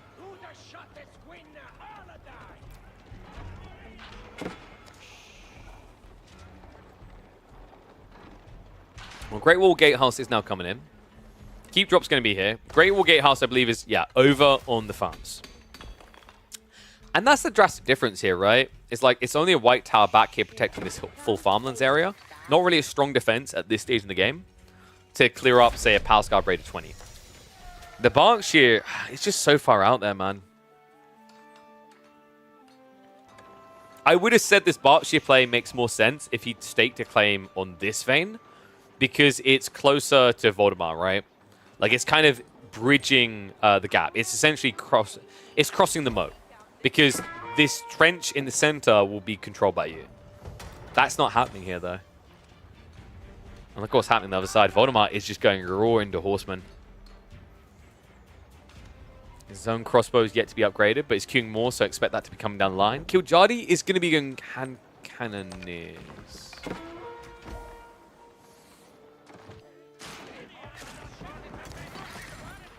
Have I missed something in the English meta now? I know you have the attack speed, but pyrotechnics coming on the other side feels like hand cannoneer on hand cannoneer is always bad for you, right?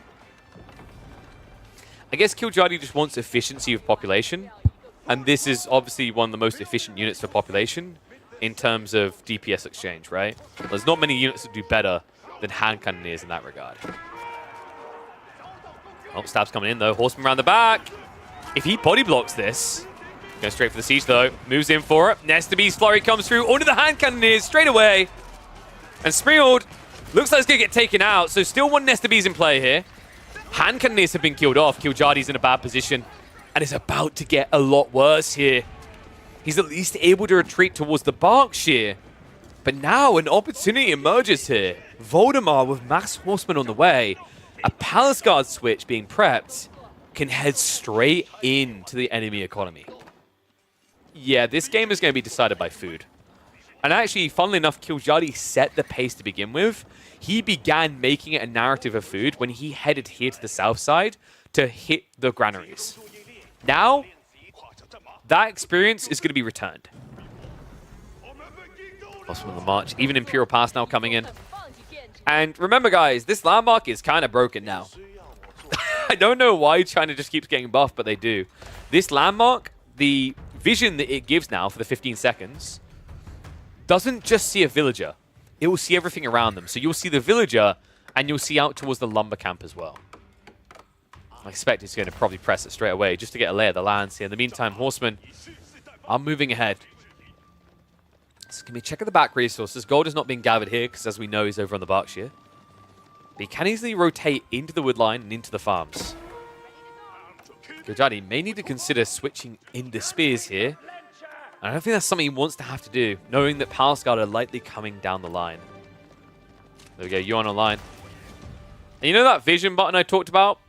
Even if you don't use it, because you just drop this in the center of the map, you see pretty much everything you need to. It's ridiculous. Imperial Palace in a 1v1 map reveals a quarter of the map. Fifth might be more balanced of a statement. It is absurd, though. Norseman now riding in. Voldemar starting to get some eco chip damage done here. That's only wave number 1, though. Crossbow Elite Tech is now on the way. And funnily enough, because Kiljardi decided to start building into men-at-arms, it does actually benefit Voldemar here. There you go. Look at this! How is this balanced? That's the scouting vision, guys. Look how much he sees.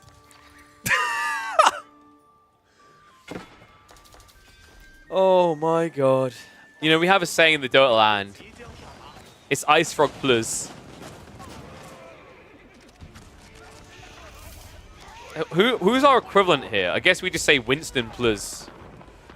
I don't know why this ever got buffed. I mean, I kind of get why. The problem is Imperial Palace was only ever built to get Yuan Dynasty. But what that says to me is that I'd actually say the Clock Tower is a problem, and also the Yuan Dynasty effect is a problem. Yuan Dynasty is basically what Ming should be. It's that good.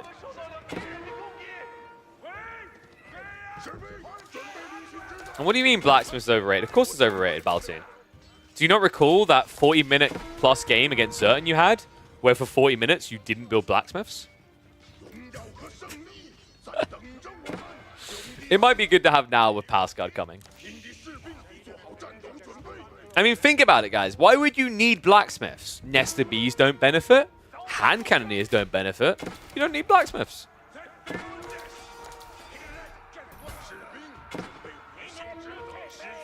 Kiljardi, I mean, more keep drops coming in. He has actually secured another gold vein.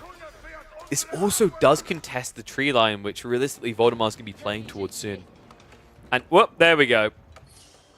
Your classic 25-minute blacksmiths now coming through. Makes a lot of sense when you're switching full into Palace Guard. Just allows you to keep diving more consistently underneath these defenses of the English. Meantime, Kiljardi has got the bombards. It looks like he's prioritizing siege works. A decent number of hand cannoneers are coming together, but Voldemar is finally switching to those as well. And as we know, in that fight, China should easily be able to rinse it. With Yuan Dynasty especially, it means that you can now outrange and kite these hand cannoneers of the English. If the English hand cannoneers could get in range, of course they'd win with the attack speed. That's never going to happen here, though. Bombards. I don't see the light of day. If you Palace Guard do roam in, we'll be able to target them down. So one siege weapon goes down. Second one's going to be chopped as well. And this is starting to look a bit chockered right now. Kiljardi trying to go for a little hit on the east side. Crossbow Force is going to react to this, and this is all of the hand cannoneers as well. In fact, wait, Kiljardi, he's not reacting right now. It means the hand cannoneers are getting sniped on the way in. He's finally going to turn for the fight. In fact, we should have Nestabes rolling in. One of them in the neighborhood. Guys, I think Killjardy just thrown away the best army he has. Look at the raids right now. The Palace Guard are everywhere in this game because Killjardy never got the full Stonewall going. He didn't even get half of one going here. Men-at-Arms, because they go for the wall, that means the hand cannoneers get hit first by the crossbows. It will finally turn around for the trade now. No incendiary arrows there means it's a good fight if you commit to it. The problem here, though, is Killjardy hasn't been committing. He's fixated, man. He's convinced there's trade or something going on here. What he doesn't realize is this is a completely wasted effort. There's no reason to be here. Meanwhile, at home, the damage has been done. Look at the eco kills racking up. I mean, both of them have definitely been taking quite a few losses, but now the Palace Guard trickle continues. Heat drop's also coming in, and I have a feeling that Killjardy is going to be tapping out shortly, and finally, we're going to have a point on the board for Voldemar. Only Men-at-Arms left on this raid group. If the hand cannoneers had still been there in mass, I could see a way in which he could shut down the farms and ruin Voldy. I don't think that happens now.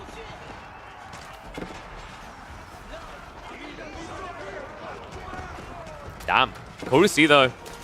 I mean, a much-needed point here, right? We talked about how rough this is going to be next, because I'm expecting that Killjardy's likely looking for a Holy Island pick to round out the first 4 games before we go to a redraft.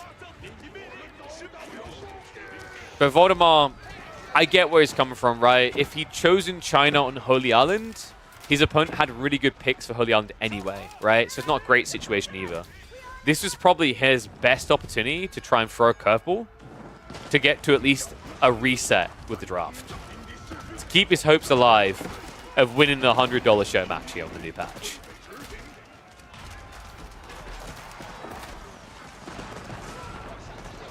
STBs do need to move up, though. Yeah, I feel like Voldemar's forgotten he has these Nestabes, which is really important. The hand cannoneers are holding on. Oh, wait. Wait, did I speak too soon? Wait, does Voldemar... No, Voldy, not like this. Dude, no. I think he's tunnel vision. He just realized as well. He pulls the villagers back now.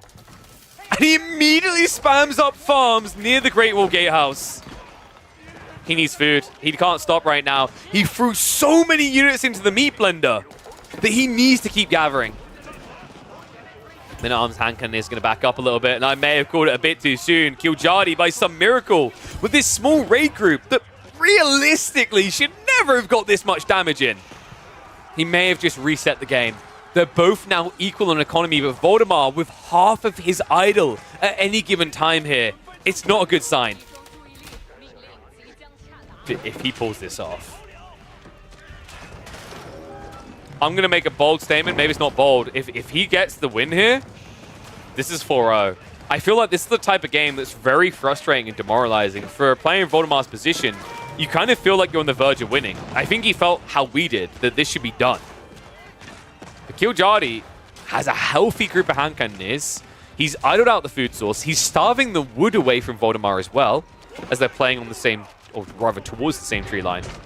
That also now requires full attention from Voldy to clear this up. This buys time for Killjardy at home. The question is whether it's going to be enough. Trebs is trying to deal with the keep. In fact, wait, what? What?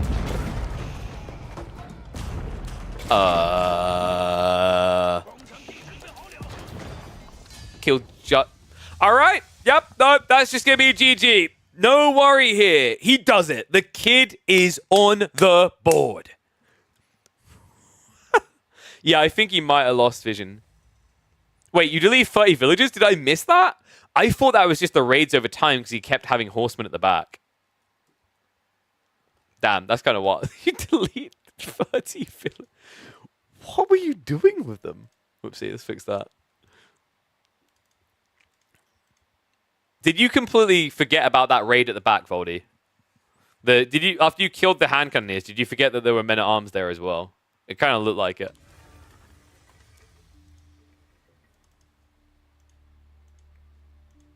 All right, so... Yo! What's up, Fat Flop? Thank you very much for the gifted sub, buddy. It's just 20 pops in there. Gotcha, gotcha. It looked a little bit worrisome when he shut down all the farms, though. Be honest, were you a little bit worried there that you wouldn't have the food? Because it did look like it was going to starve you for a minute or two. I thought maybe he'd be able to get the men-at-arms flood going. Alright, let's have a look here. Dude, Killjohnny's such a clown. He's like, Coastal Cliffs. Wait, no, Holy Island. Damn, Voldemort almost got delivered from a beatdown. I'm sorry, Voldy, but you're going to have to do some miracle work here, mate. There better be some secret Giga Big Brain for Holy Island, because that is not an easy one. So remember, Voldemort doesn't have much desirable left in his draft, because China has just been used.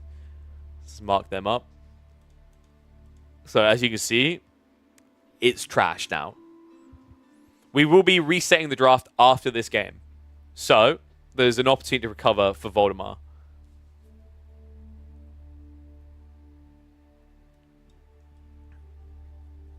I think he's going to go Jaune, guys. Actually, maybe French. Like, I think Jaune works better on a map like Canal with water. French can kind of make sense. In theory, Jaune can snipe on land, right? But like, if your opponent is playing Order the Dragon, which is possible here, and he builds one horseman, you're screwed. I guess against Zhuji, you don't mind as much, because you can deal with that. With Jaune on land. I don't think you go Ottomans. Ottomans get cheaper docks, which is cool. Wait, is Voldemort going to just spam Spearman in Dark Age?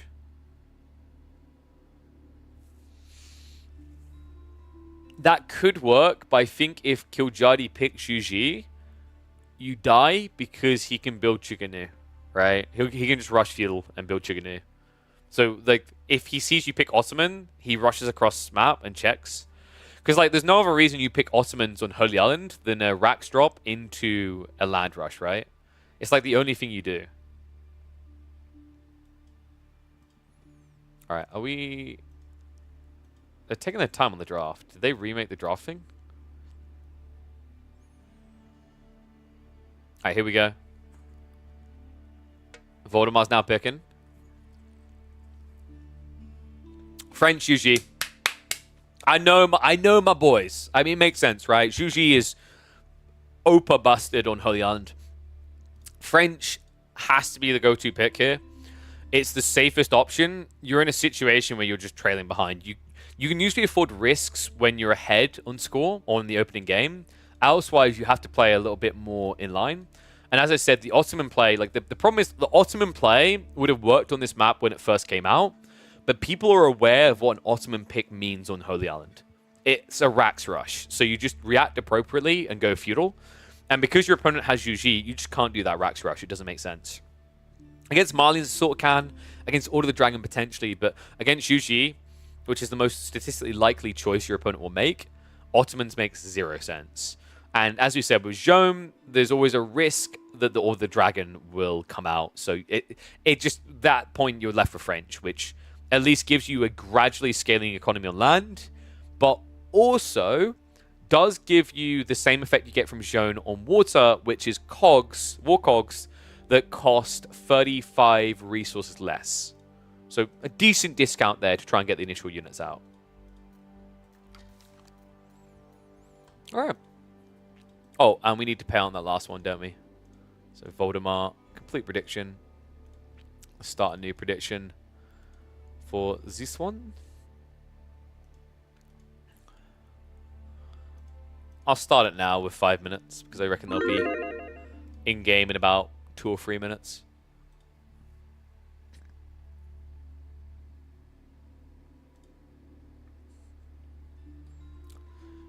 Has anyone else been on the deadlock grind, by the way? We might have to make content for that when we're allowed to. I've been enjoying deadlock pretty damn thoroughly. I must confess. Dude, I'm in love with that game. I'm a bit... I don't know what you can or can't say. It says to not show footage. It doesn't say about talking. Everyone's been talking about it. I think the game has a lot of potential. It's going to be curious to see how it finds its niche. I think in some ways it could have bigger problems than Overwatch with viewability, but in other ways it could have smaller problems than Overwatch with viewability. And I can't really, like, without giving away too much, explain that, but in some ways it can do better than the issues Overwatch had. Because Overwatch, a big issue with Overwatch, those that never watched it before, it's very confusing hopping perspective to perspective. Like, it's a monkey. Now it's a rocket lady. Now it's an old lady with a sniper rifle. Now I'm a ninja, right? Like, it's so hard to track as a casual. But if you had an experience where it took you out and you had, like, third-person cameras up in the sky, isometric, you'd be able to follow the action. The reason that's so taboo is it's an FPS. And in FPS is people want to see the perspective, right? That's why Dota works despite its complexity. Same with League, is you always see it from a top-down. And when you watch it, it's a top-down. So everything is kept as this mutual bond between the playing experience and the viewing experience. How do you get an invite for it? Basically, if you know anyone who has access to it, they can invite their friends. That's more or less the gist of it.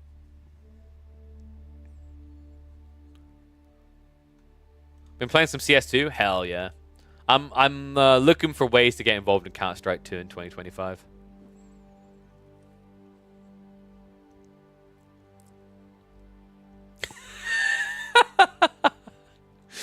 Dude, Kiljadi's asking Voldemar for build orders. Makes sense. Kiljadi only knows how to play one Civ on Holy Island and it's English. Sorry, Kiljadi, but it's true, man. That guy is in love with the English pick on there. Yeah, so we just got Voldemar quickly making coffee, and then we should be underway with the next game. By the way, guys, you saw that link pop up above. Do me a favor and click it. You see that one right there in the chat? Click it or check the panels down below and click on the AMD thing. It's basically, we are sponsored by AMD and PC Specialist right now. So you do me an infinitely big favor by just clicking that link. No pressure. You don't need to buy. At least take a look, though. See what you think of the new line of Ryzen CPUs and see what you think of the offering that PC Specialist has. It's a very easy way to support me as a channel without you having to spend any money. Just click it, have a look around for a minute or two, and that helps me out a lot on the sponsor side. Include Mobos? It includes everything, mate. So they so that setup, PC Specialists basically build the PCs for you, so you can get the whole thing built. They do desktops, they do laptops, they do the all-in-one computers as well, and you can configure them. They give a baseline, but you can configure them how you choose. And they've got all the latest 9 series CPUs in there. So they've got the 9600, the 9700, the 9900, and the 9950, which are all pretty damn good cards. Pretty good CPUs, rather. They are more optimized versions of the 7 series, so they draw less power, and they accrue less heat. I've heard especially the 9900 and 9950 are pretty damn good for what they do. The scan deal. So, that particular one, I mean, I don't really want to talk about Scam right now. Let's just say someone fell through there. By the way, if anyone happens to know someone that works like a PC component company, I'm trying to find sponsors for a PC build that I want to do right now. I've got 1 or 2 people interested, but if you have contacts over at these different companies, whether it's like a GPU manufacturer, a CPU manufacturer, a motherboard manufacturer, PC case, whatever, please hop in my Discord and message me. I'm always looking for new contacts there. I also help other influencers get deals, so it helps me help other content creators as well as myself make a living off of this. Because I am hoping, fingers crossed, at some point this year, we can do a full new PC build. We'll live stream as well, so I'll show you guys how easy it is to make PCs. And the more elitist, really good at making PCs people can judge me immensely for the things I do wrong. But yeah, the time being, the most obvious thing, though, like I said, is just click on there, have a look at it. But yeah, in terms of what we were offering the other week, where you get the 4 games for free, that does work with the PC Specialist deal. So if you buy one of those PCs and it has an AMD CPU, which why wouldn't you have an AMD CPU? You'll get your hands on 2 brand spanking new games, Awakened and Space Marines. If you happen to have a GPU as well, you'll be able to pick up 2 additional games on top of that. So that deal does work with them as well. So definitely take advantage of it. But you know what, guys? Let's get ready to go.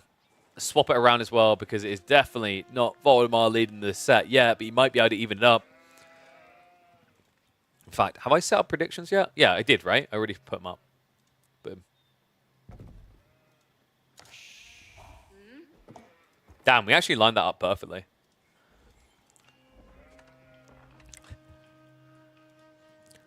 French on Holy Island. Yes, you heard that correctly. Exactly why you do not want to ever click off this video, because this right here is an absolute rarity. Best of 7 show match here on the new patch between Voldemort and Killjadi. And the French is not really something that's on the bingo card when you move onto water maps. Very rarely seen here these days. Curious to see what Voldemort can do. His draft kind of reached an abysmal phase here, folks. Holy Island got picked by Killjadi. And Voldemort, his picks were French, Jaune, or Ottomans. If you go Ottomans, your opponent knows that you're going for a Rax rush. If you go French, you at least have hope through 2 things. 1 is that your villages produce quicker. 2 is that your war cogs are cheaper. Your Springle chips are actually 35 resources cheaper than other civs in the game. That's what Voldemort is leaning onto here, and I love this start. He immediately goes out onto the Deer Pack, the north side. He hasn't even gone for water yet. So this is pretty smart, right? It means you're going to get a very aggressive tech timing for Feudal, and you can get the first knight out to try and harass your opponent, and then go for boats on a delay. Meanwhile, Killjadi has already dropped the dock, and he's already starting to build the fishing boats. By the time he realizes what Voldemort has done here, Voldemort should be close to beginning the tech up.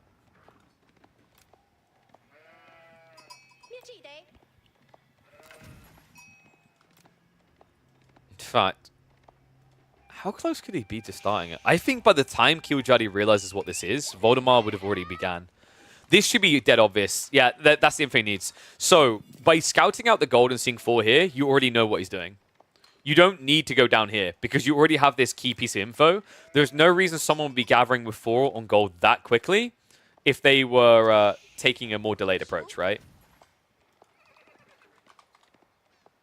Huh, that's weird. Well, the chat command stopped working for a sec. So Skull Cavalry now on the way. Killjadi should be building a Rax, right? He's gathering on the wood pretty hard. This is at least the nice thing. It's one of these weird, unique dynamics where being an age behind doesn't immediately hurt you, right? Because if you're Dark Age, your opponent's Feudal Age, you can still build spears. However, if Voldemort's very creative about this, what he could do is immediately drop an archery range. I think that would be the smartest move right now, because then you just go straight into an archery range, and you're able to block any spear defense. I think Rax Tower on gold is best. The problem with that, though, is that if your opponent scouts the Rax early, he mirrors it, right? Like, do you really want to get into a Spearman spam contest with Juji? That's death, dude. That's actually a nightmare. Like, even if he drops the dock first, I don't think that ends well with you because of the supervision. Supervision is insane. It's why we've seen China's able to actually beat the Mongols on the spear spam. Because they get 20% more resources, so it kind of balances out the stone. And then they just supervise. Killjadi scouted it. He scouted the gold gathering. So, like, Voldemort probably could have been, what, 2 to 3 spears in by the time it would have been seen? But that means, like, Killjadi, he could react before you reach his base, right? If he builds a Rax here, he could kind of very quickly mirror the count. Because he would have had 2 or 3 fishing boats out by that point. And because it's 1750 HP, I don't think you burn the dock anywhere near quick enough. Tech up complete. Gotta say, though, this is an underwhelming tech advantage, really. I mean, first knight is on the way, right? But Killjadi's already ready to pull the trigger. The only downside is he can't go for a greedy meditation garden, so I guess that's a value win for Voldemort, because this would have been insane. I don't think he could have got both the 8 stacks, but let's say that would have been at least, what, 72 food and 50 gold. So blocking a good meditation garden definitely helps him a lot here.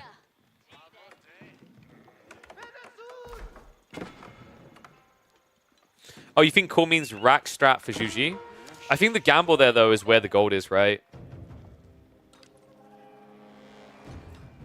Especially if your opponent has, like, double gold options. And wait, did he really just...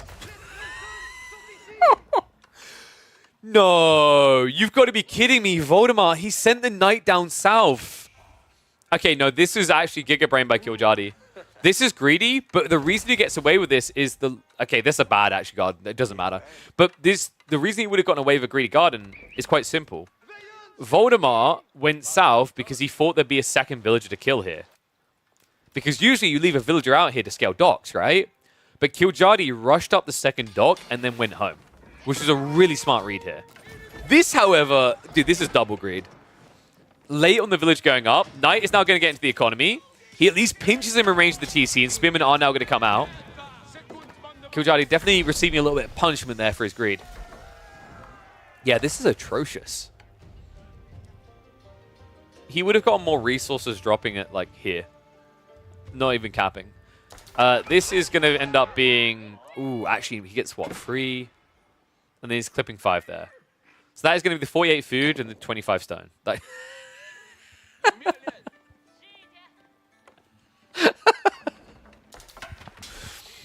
I wonder if he was panicking a little bit because he knew he was on the clock because the night was coming. He's like, oh my god, I need to drop this quick.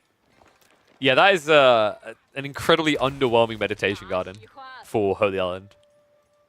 So there you go, guys. That's how Voldemort won with the French. He actually has archers on the way, by the way. And oh my god, dude, he's playing full land. What is this game? I'm not sure this works.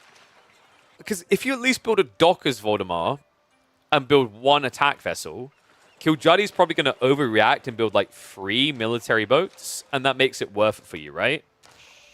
And then you can go 2 TC. But like straight up raw dog in this, it means Kiljadi can put everything into a land defense. Doesn't really have to do much to defend on the water, right? And you can't attack the docks because if Kiljadi just builds like 1 archer ship, it's a terrible trade. So his only choice is to dive into your base, where you've now got spear horseman spam coming, and the fishing economy to back it. Upside, at least for this Lantran, we did get deer opening, and he does have, what, 23 sheep to work with. So plenty of food on land to get a pretty sizable army and a pretty sizable economy. But this is being scouted, guys. Kiljadi knows exactly what he's doing. And the problem with that is, like, you know, it's one thing to build a land army. It's another to build a land army while going for a town center. You're substantially less efficient than your opponent in this play, right? So what you're going to see is Kiljadi is now going to inflate his army and probably look to make a move out in, let's say, about a minute and a half max. Hell, you could even consider just kind of rushing castle here, but I think the gold gathering is more about getting blacksmith techs. Because Undermesh, for example, is a big deal, but more importantly, Bloomery is insanely good here. Looks like Scout is going to go down. Horseman, a little bit overly adventurous. Spearmen are going to re-engage, and a nice snatcher there. Voldemort, a little bit slow on the reaction.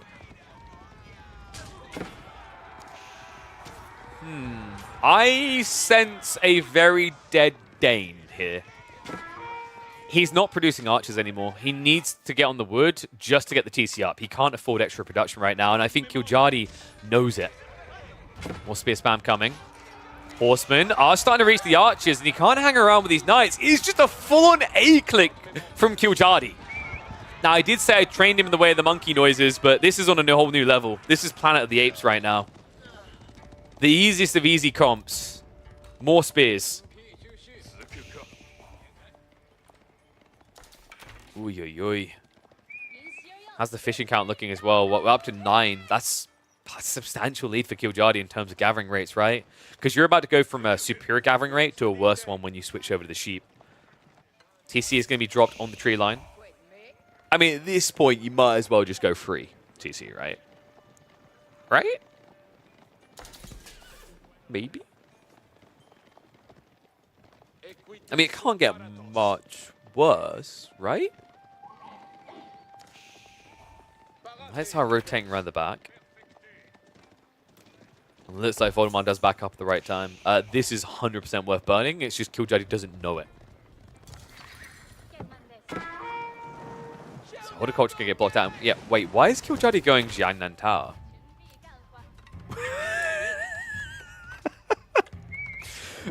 Scrambles to check patch notes. Did I miss something here?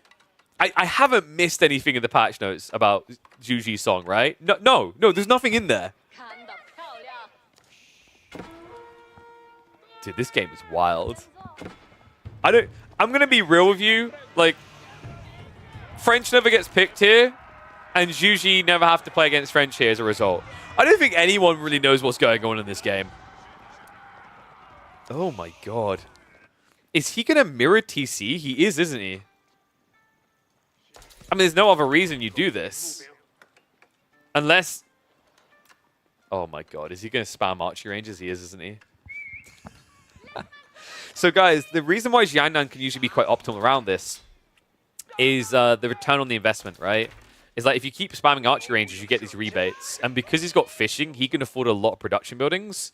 So you can go up to like 4 archery ranges, and you have an economy to sustain that. And it gives you a very aggressive timing on the initial Chuganu. So this is what I call surging, right? So we saw this, I'd say about a year and a half ago. We started to actually see some, I think BC had a really good game we cast on Avli's basin, actually, where he done this. He built like 4 archery ranges as the Ottomans. And he couldn't afford all 4 archery ranges. But the logic is like every 4th cycle, he had enough to do that. You might go, well, why not just do 3 archery ranges consistently then? It's all about the timing. Like, you're looking to overwhelm your opponent's count at different intervals here. I think that's what Killjadi's leaning into. And yeah, there it is. More archery ranges coming in. He's now going to stop using the Raxes and the stables, and it is completely Chuganu production on the way. Oh, no, Voldemort. Wait, have you... Hello? Can you actually... Do you need glasses? What was that archer ship doing? I can't believe that. It missed the villager twice. The stationary villager twice. However, it did force the council to the dock in the end. So, looks like Voldemar will not be snaking his way onto the waterfront. Guys, this is actually really bad for Voldemar. He doesn't realize what's happening. His scout hasn't gone in, which makes sense. You might be going, why is Voldemar throwing? Why doesn't he just check what his opponent's doing? Your opponent has built horsemen. Your scout is not safe that close to the enemy base. So he reluctantly has to hold closer to home. And Killjadi is now using that against him. They're both scaling range units, primarily. Chuganu are better, though. Killjadi is indeed making fishing up to 11. Remember as well, these archery ranges, they kind of, like, the Chuganu half pay for their own gold cost, right, when you start taxing. The only downside is you would have to, expend villager production, because unlike the Imperial Academy Chinese, you can't get the imp officials any other way than in a TC. Woohoo! Look at this medigun! No, I'm not going to look at it anymore. It's not even worth burning down. And he's on the way in. Chuganu making the move. Voldemar about to get the bad news. And he doesn't have blacksmith techs yet. This is big. He's also prioritizing Steeled Arrow over Undermesh. Knight can't hang around long. Killjadi is going to back up for the moment. However, already starting to suffocate the map. And the Knight's now heavily injured. So Voldemar lacking a front line for his army now. And the ram spam comes. This is it. Killjadi looking for the killing blow. It's going to force commitment as well. Voldemar marching over. Killjadi will react accordingly. Horsemen go in. Chuganu able to stand their ground. And that is going to be a wipe of the army. And a game number 4 going to Killjadi. There's no doubt about it now. Voldemar realizes it. He didn't even try to back away. He's trying to retreat now. But the difference is harrowing. It's painful to look at this stage. 30 Chuganu. More than enough to beat out the archers.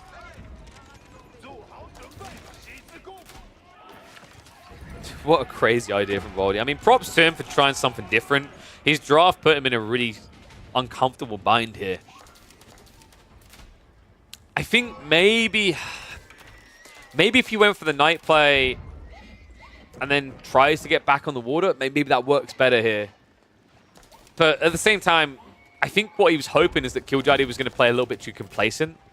Maybe play for the castle age and chill for a bit. But good read coming out from the Finn. Doesn't look for the long con, looks for the quick game. Something that Killjadi has always been comfortable with the idea of, being the aggressor. This is where this man thrives. Killjadi, before Vortex retired from AoE 4, would out-aggress the Spaniard. Need I say more?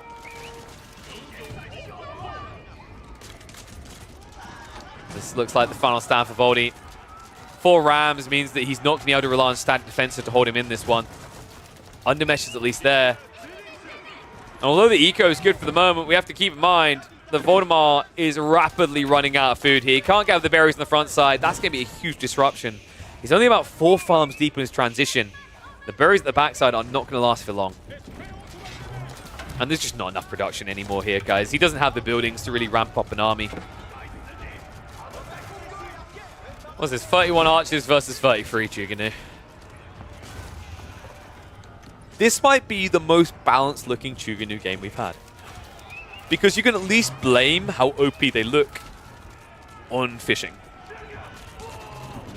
So I'm going to say, that on a scale of 1 to 10, 10 being that I'm stuck at a toilet vomiting constantly, this is more like a 6. It's still disgusting, but it's at least understandable. Love the pivot as well. Killjoy's just trying to take out all the soft targets. So the reason Chuganu is so strong is because their potential damage output is 15. Against unarmored units, they do 15 damage. An archer against an unarmored unit can max out at 6 damage. It's a ludicrous difference, right? This is Intel Pentium Duo processor. This is Ryzen 9000 series CPU. This is so much better. It's not even close. So click the link and get yourself a Chuganu today.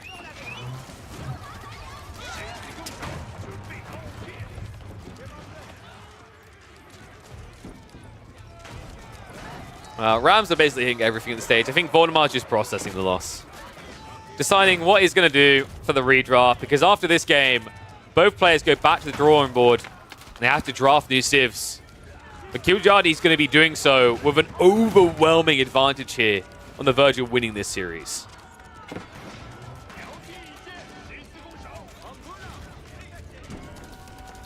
Rams probably need to focus fire one thing here, though, not going to lie. Or kill everything at once. GG comes out. French on Holy Island. A rare sight for a very clear reason. Oh, no, no, no. No, no, no. Never again. Oh, God. That hurt me to watch. All right. So that does mean we're going to get a draft reset here. So they'll send me the link, and I think they're getting ready now. So now they're going to draft 3 civs, folks. So potentially 3 games left. Does mean that, you know, the outcome can get very obvious quickly if someone gets outdrafted. Let's see if Voldemar learned from his lessons the first time around. Oh, sorry, they're going to draft 4 for the best of 3. So you have some flexi. In fairness, I am a bigger fan of this. I've said this before. I don't like it when you get so locked in that there's absolutely no escape, right? Like, you can respect an outdraft, but an outdraft should be limited in its ability to win a game by default, if that makes sense, right? An outdraft should give you a big advantage, but it shouldn't make the game feel like it's already over, right? And let's say you got to final game, and let's say your opponent had Ottomans, you had Japanese. You basically feel like the game's already been decided. So this at least keeps the door open a little bit. Gives some options. All right, guys. So Byzantine's coming out first for Killjoy. What maps have we got left here? What's that? Huh? What's up? Oof. Dimu not happy about Stormgate. So we've got Gorge, Frisian, and Coastal Cliffs. Yeah, Byzantine's really good then for pretty much all those maps. Not so much Frisian. English also matches up quite well. Ibids would have been perfect. Delhi also works really well. I actually think Voldemar would benefit a lot from a Delhi pick now.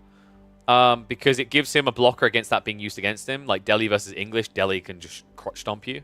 So like if Killjoy now gets Delhi, he has a hard blocker to you on the majority of maps here, right? Other ways he could go. Okay, he goes for the Rus. Yeah, but Killjoy takes Delhi now, right? What else would he take? What's high priority here?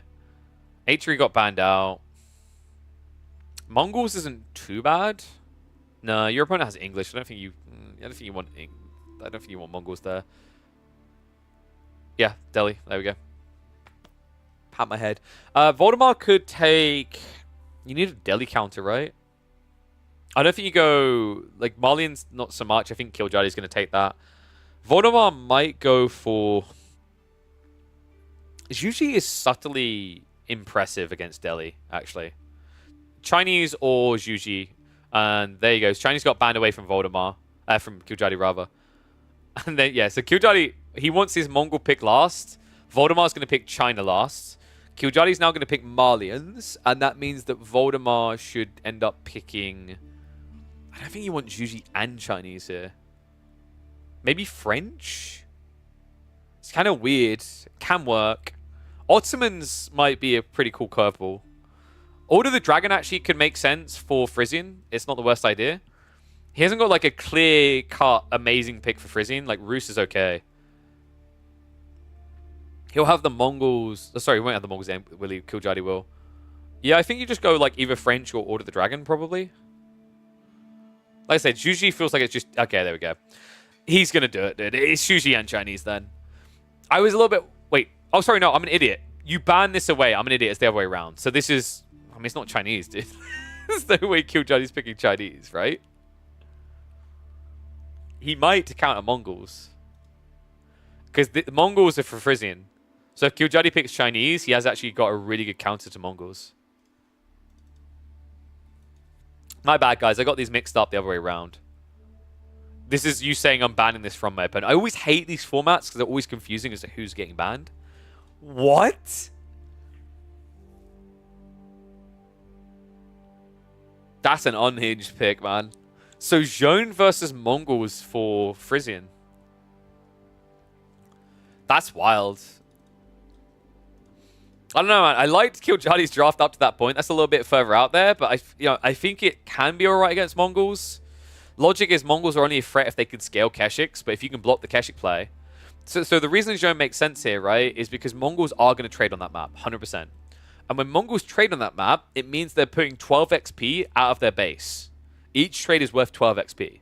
So Zhone can just snipe them, farm them, and get level 3. So this is actually not the worst of ideas. So this is Frisian Marsh's Mongols versus Zhone. You're probably going to be seeing on Gorge Delhi versus Rus.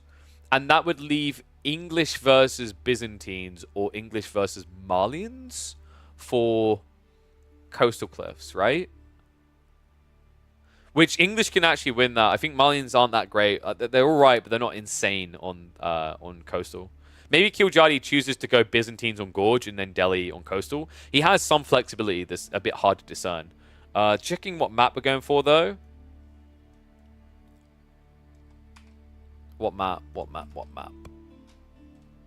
Oh, sorry, actually. Let's quickly do that. They haven't told me what map yet, which is always a good sign. So let's update the draft because we've got a full reset.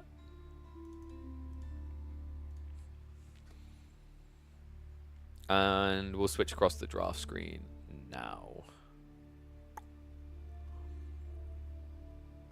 Dude, no matter what I do, that thing always looks ugly. Cow, please fix. The duck man. Does that one change anything? I don't think so. Oh, that one does. There we go. Boom. What's the purpose of the redraft? To give a little bit of flexibility to the choices. View drafts tend to keep things open. The problem with the old school drafting system where you say would pick 7 civs for a best of 7 and that was it, is it meant that by the second half of a draft, you could basically, in the final 2 games, quite often find a situation where the winner was obvious. It was very boring. It was very unimaginative. And it locked people in. It also just made curveball picks better. And I think it meant that the player that threw a curveball advantageously in the first or the third game had way too big of a snowballing lead. So this was like meant to be a soft reset. You still get an advantage from outdrafting your opponent, but it doesn't end the game before the games begin, right? And I think that was a really, really smart change in the way that the AoE4 scene developed.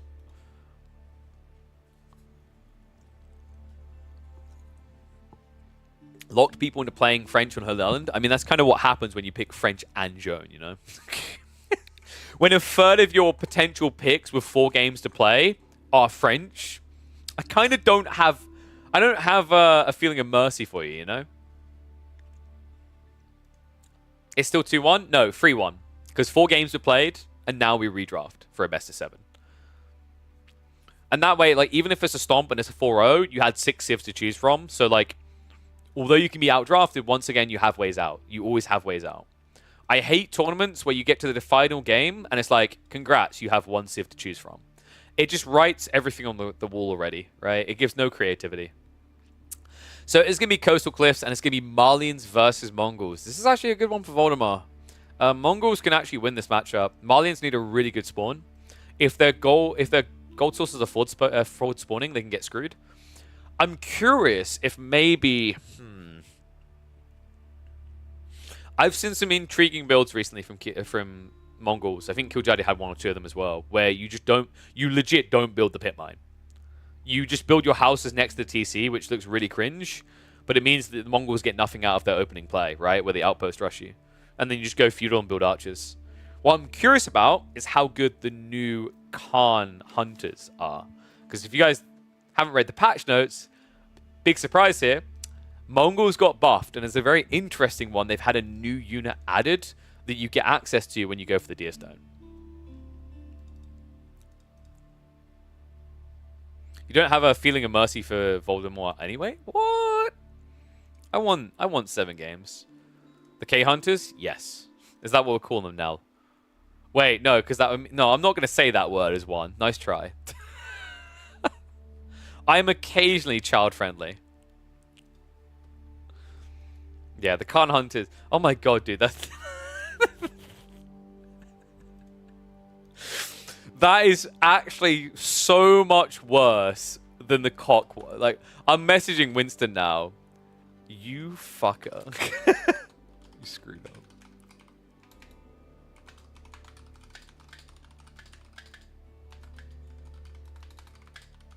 This new unit has a worse nickname than cock. It's a cunter. Oh shit, I said that.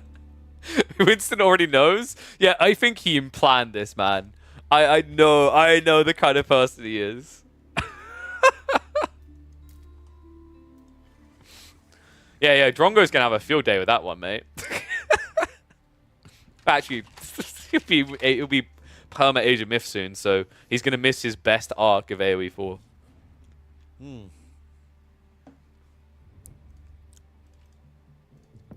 Yo, Avali, can you create more maps that crap on TC Boomer, guys?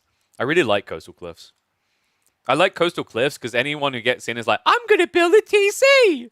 5 minutes later, you just hear them crying as all their villagers die. It's basically eternally making the Abbasid death cry. Ah, music to my ears. Oh, I just noticed, by the way, big shout out to Yellow. Thank you very much, man. Appreciate the £5 dono. Great work, KP. Thanks for FFA tournament. Thank you, man. It's my absolute pleasure to get to cast it. Really big shout out to Clearman for bringing that together. Hopefully we see more of them in the future.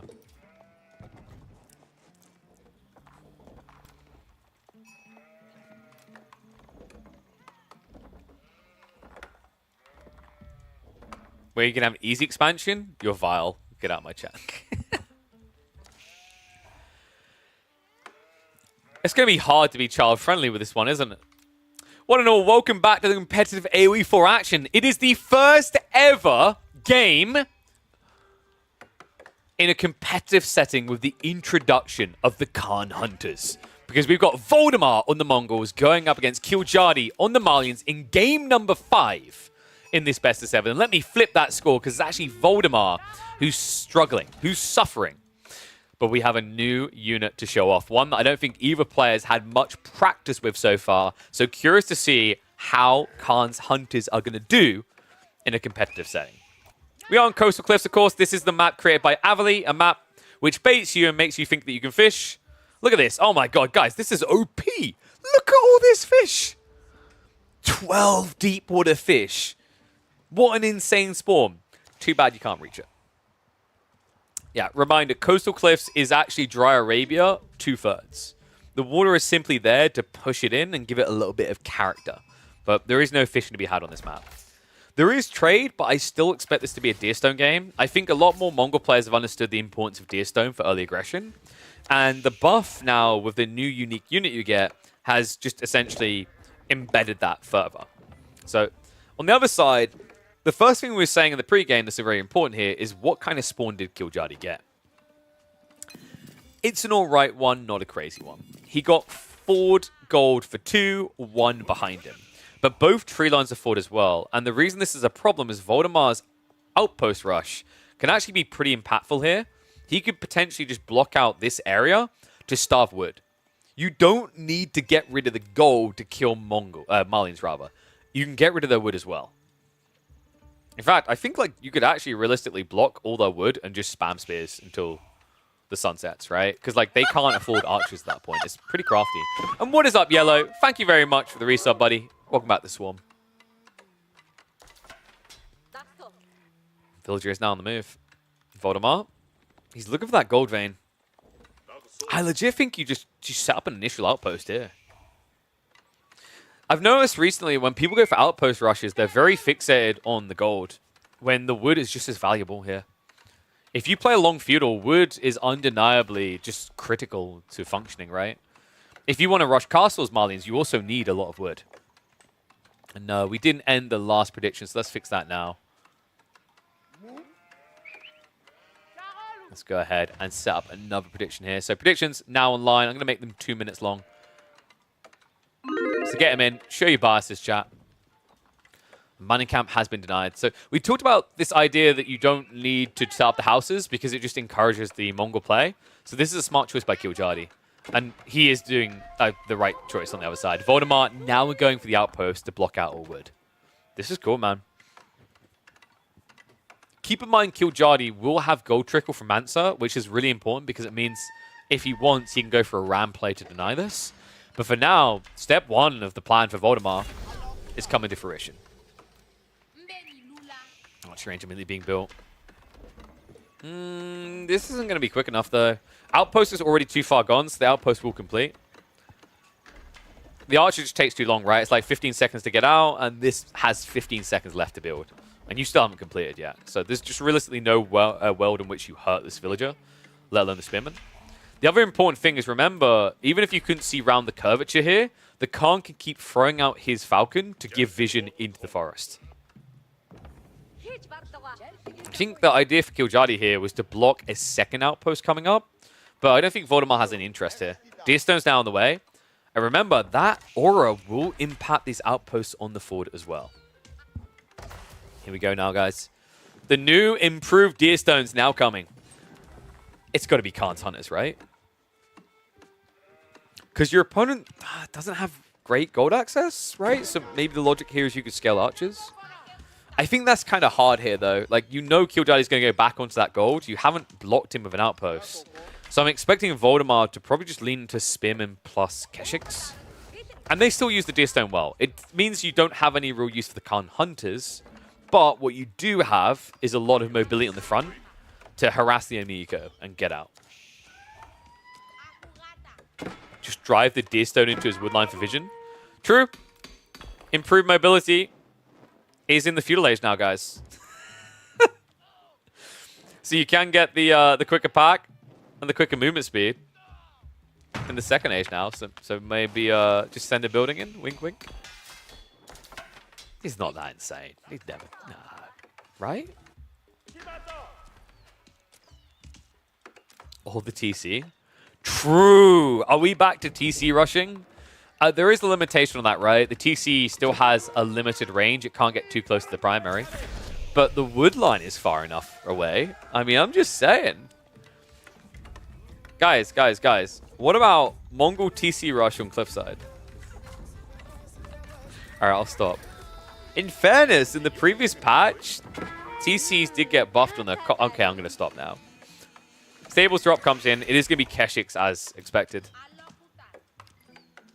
Kiljardi now getting to the jabs, but the jabs are worthless here, man. Was he expecting the Khan Hunters? Because they're not coming. I mean, I don't know why you'd ever expect them here. Maybe archers, just standard archers on a delay, but you're always going to be opening Keshik here. It just makes the most sense. I remember how important that aura is going to be. Like, look at the range of influence here. So these Keshiks are going to be moving as quickly as light horsemen while hitting almost twice as hard.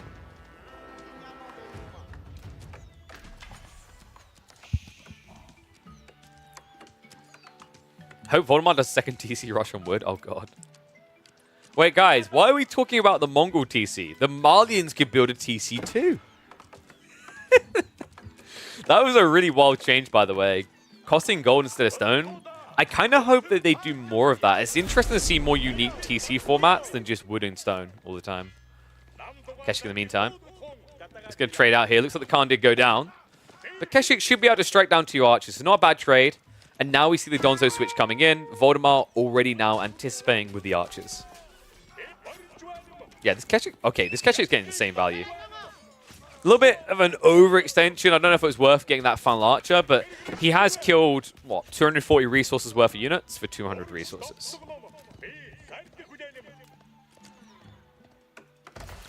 So yeah, the biggest problem I see with this new unit, by the way, is, as chat is highlighting, and I refuse to say it because I'm a good boy caster, the nickname for the Khan's Hunters isn't exactly child-friendly.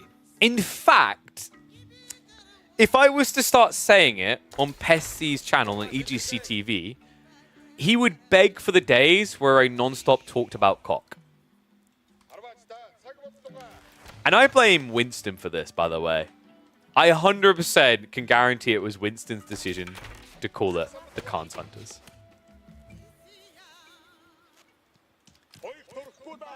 Australian casters are definitely going to have a field day with that one, though.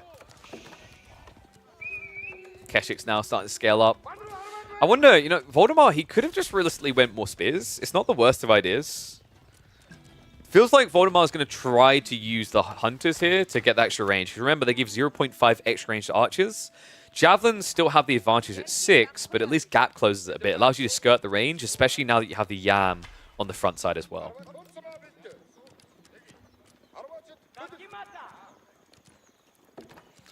I think the Khan Hunter has pretty good range, though, right? In terms of his aura, so you don't have to be that close to the front.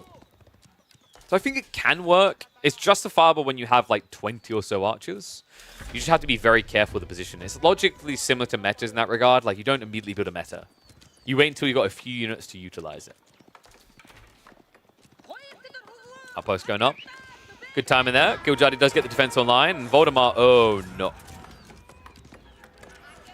Less than ideal. Less than ideal. He does at least have the mobility in these archers to always break away. 1.44 versus the 1.25. Needs to be a little bit more delicate with the Keshiks, though. Would love to see him just occasionally poking these houses. Rejuvenation's important here, right? Being able to heal yourself, but it's also in general just splitting the map. Because then if you force Giljardi to react on the back, you can always send archers in on here to hit.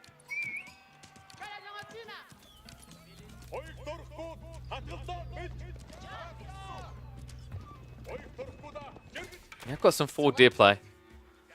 Makes sense, right? If you got a deer stone, you've got to be gathering deer, guys. It should be illegal not to. Oh, one cool thing here, though, I would have loved to have seen Voldemar set up an outpost. He's kind of got it with the deer stone here. The logic is that you want to path yourself to amp up your mobility to reinforce. This is not optimal. He's got an outpost here, extending the aura to here. The deer stone, realistically, you want it over here. The reason he hasn't is because the outpost is a tiny bit too far ahead. It means that it's not buffing the wood line, so if he moves the deer stone now, he doesn't buff his entire economy. Giljardi. He's getting the walls up. Dude, Voldemar. It's happening. The Khan's Hunter is now on the way. 60 wood, 60 gold. Pretty reasonably priced, actually. Here you go. There's the aura. 0.5, 0.8, and 1 extra range, depending on age, for nearby units. Cavalry archers get an additional 0.5 on top of that. But the aura doesn't really show, so we're going to have to keep an eye on this. I want to see how good it is. I imagine it's probably about 6 tiles. Nah, that sounds too high. Maybe like 4 or 5 tiles. We'll find out in a sec. 5.25 tile range is pretty good, though. That was smartly thought out. It means that these guys will stay out of range compared to archers. So you can use them correctly in these fights. Let's have a look, though. It works for the Khan as well, right? Let's have a look. Aura, aura, aura. Okay, so it is about that wide. So that's like, what, 3 tiles, I want to say? Around 3 tiles wide. That's not too bad, actually. So now these guys have the 0.5 tile range extra. There's not much difference between them and the Japs. Rakan also benefits from it, by the way. Look at this. The backstab coming in. Wait, Killjadi. Oh, this is crazy because it's so good for the chase down on the Donzos. Okay, she's not going to pull back. Javelins have to trade out, but the Donzo count isn't good here. In fact, Voldemar could just run in now with the Keshiks. Donzos have to pull entirely back here. Go for the re-engage. Trade out continues. This is going to be expensive for Killjadi at the tail end. I think he just has to commit now, right? Like, the Donzos don't have much further that they can skirt this. In fact, right now, the Archers are just trying to trade out there. A little bit surprised by that. Also a little bit surprised Voldemar isn't just kind of A-clicking at this stage. I think at this point, you're just giving better trades by not doing so. You need to force the Donzos into you. I think he realizes it now. Full commitment. Army is going to get wiped out. Enough jabs are now dead. Now you can pull back the Keshiks, right?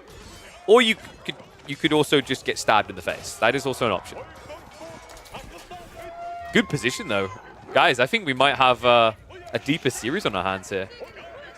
Voldemar is looking pretty dope right now. And behind this, though, Killjadi is being very frustrating to deal with. You're seeing what's happening here. He's losing that fight, but Voldemar's army isn't big enough to dive yet. Meanwhile, Killjadi has got 4 ranches, so he has a big bump in his economy to try and reboom now. Does need to be fast about it, though. Love the fact that Voldemar's moving out into the map more, now playing to the ball.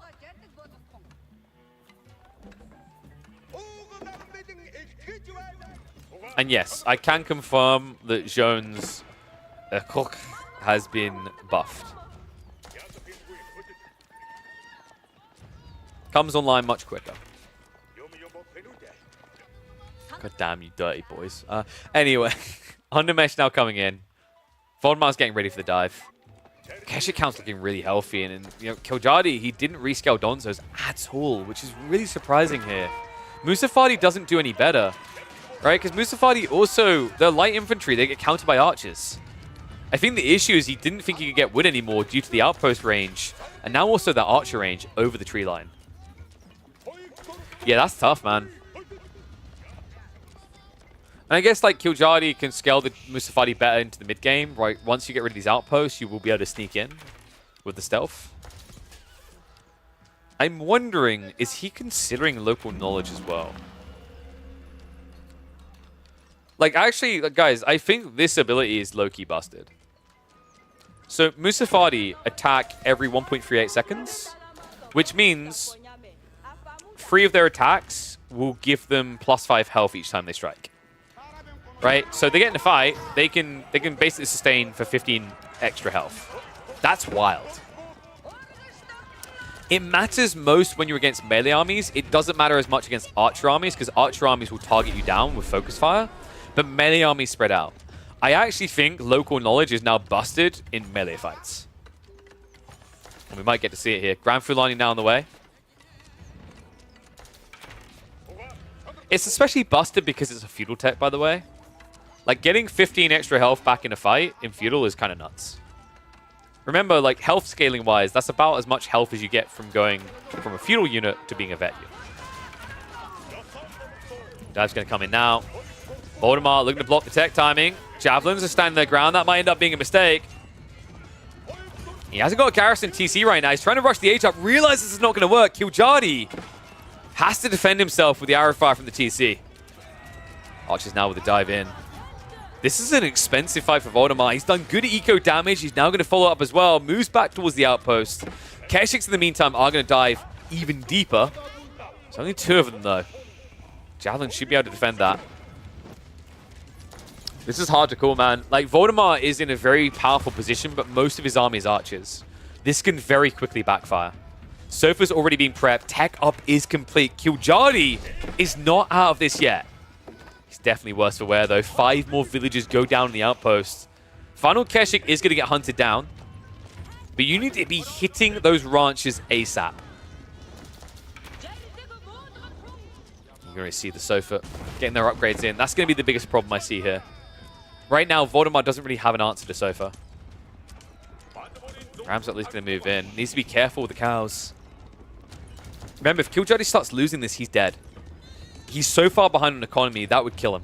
The Fulani is the only thing keeping him competitive right now. And that's about to get shutted. Voldemar We'll start sniping down the cows. Really important you kill these guys, by the way, because if you don't, Fulani generates food based on nearby cows. So them just standing here still gives you some food. Damn, this is expensive, though. Kildadi doesn't really have much room to reboom ranches around this at this spacing. Voldemort. Really careful about where he's positioning himself as well. Notice that he's not diving underneath the TC unnecessarily. He's just waiting for the Sofa and Musafadi to ride out and then counter-attacking them. So much food denied here. I think Voldemort needs spears. And he realizes that he's finally producing more. The Sofas will kill him at this pace. He needs to get surplus spears in place. That'll also give him the burn power as well for the dive. This game is now much less about archer mass. Archers don't really do anything anymore. In fact, the archers are kind of a waste, right? You've got Vet Javs and you've got Vet Sofa. Both of these handle mass archers perfectly. Looks like Voldemort, content with the damage done, is going to back up for his own tech now. Makes sense. I actually think like this was well handled by Voldemort. He got rid of, what was that, 4 of the ranches in the end? Or was it 3? I think it was 4. And then on top of that, he got an eco lead of almost 20. Now he can go for the Kurotai play, and this is cool. Kurotai feels really good when you're aging behind, because usually when you're aging behind, it leaves you vulnerable to a counterattack, because you have to wait for veterancies, right? The cool thing about the Kurotai is that it gives you this soft castle age upgrade. This big army you've now got are going to be hitting 20% harder, which kind of equates to what you get from veterancy, right? Veterancy would give 2 damage on an archer. Instead here, you're going to be getting about 1 damage, right? So that's why I call it the castle light effect. And then once you get the veterancy, it's actually a castle age plus effect.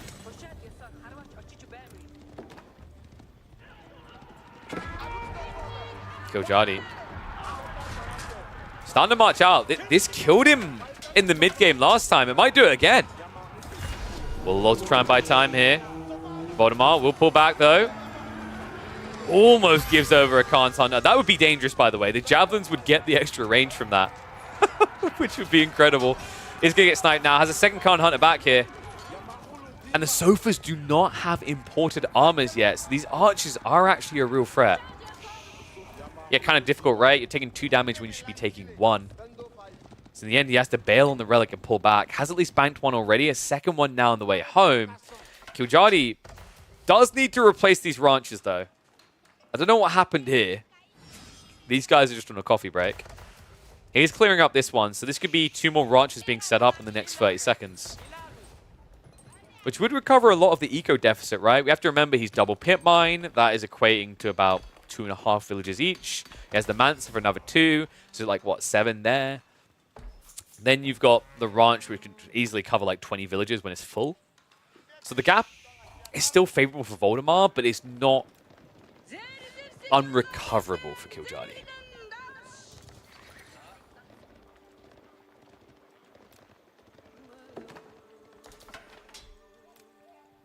Look at this timing. Kildadi now roaming around. Outpost is going up, but the timing might be unfortunate for Voldemort. Keep in mind, Kildadi, the deer's gone, right? Yeah, so he doesn't know exactly where his opponent is, but he's going to run past. Does get scouted in the end, but he knows. The deer have been removed from the map. He doesn't see them anymore, so it has to be berries. Idea right, but unfortunately timing just a few seconds off there means Voldemort blocks a raid on his critical food. That would have been big as well, right? No textiles, no yam in range. You would have lost probably 5-6 villages there and been forced to react. So instead, he dodges the bullet.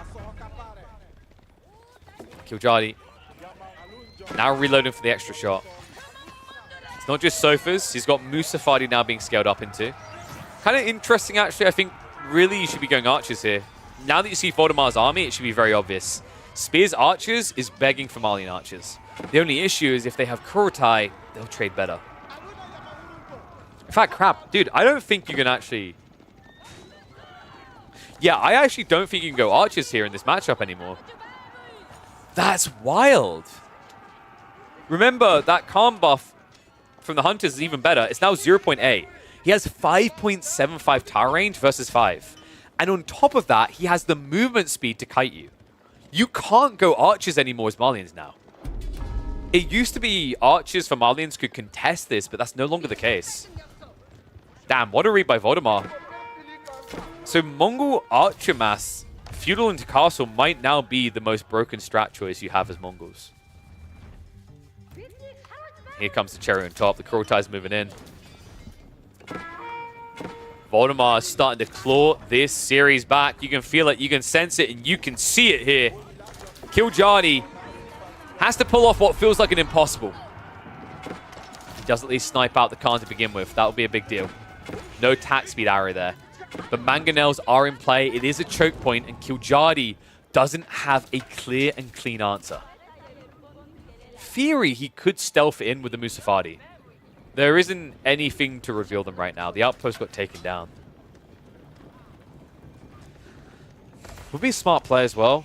Like, the Mango is definitely kind of holding the hostage here. You don't really want to have to go for Springolds, and that's the cool thing, is that Musafadi can tick that box.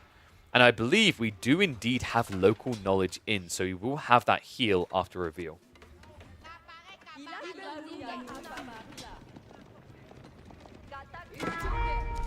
Actually, raid in the meantime on the backside. We've been here before. This time we're at least not going to be killing cows.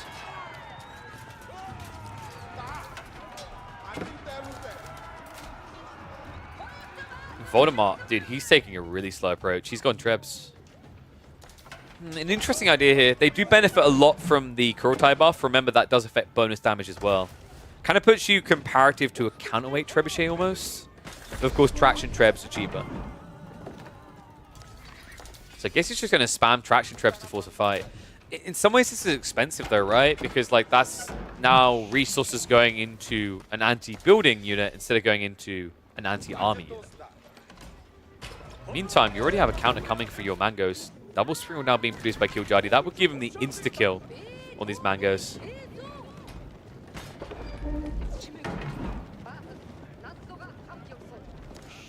Interesting to see crossbows gradually coming in, but remember, they do also benefit from the extra range here. It's just cool, man. Like, at this stage, all your units are almost at the same range as javelins, right? They're going up to 5.75, jabs sit at 6. So there's a pretty healthy advantage there. Or rather, a stripping of an advantage Kiljardi would normally have. And you have to remember that javelins don't really scale as well as archers at this point. The better attack speed archers just feels much better. This double mango is definitely a big problem as well. They start hunting in. Springles are going to look to deny that. Will manage to snipe one of them out. Voldemar now having to dive into the choke points. Won't have much mango support here. Springles are able to counter this out. Cav's going to try to wrap around the side. Just a few Musafadi holding back. And no siege play for him here.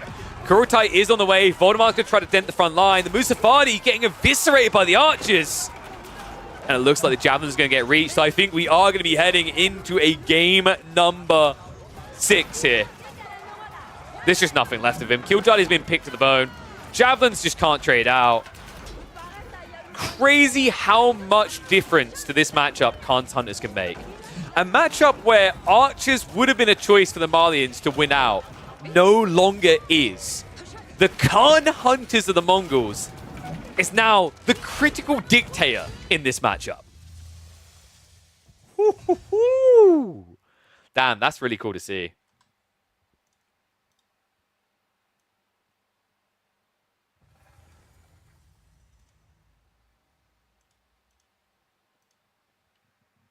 Could he recover it, guys? Could he make his way all the way through? I'm wondering now, like, based on the draft. Oopsie. There is a way now, actually. It's not a freebie. It's no way even close to a freebie, right? But let's mark Mongols played, Malians played. He needs to navigate this Delhi threat. I think Voldemar's going to pick Rus next. Because I think Kiljardi's probably going to choose Gorge. He has a lot of good picks for Gorge. And then you're probably looking at Delhi versus Rus, which can work. I will say it can work for the Roos. It's like not a free win one way or the other, right?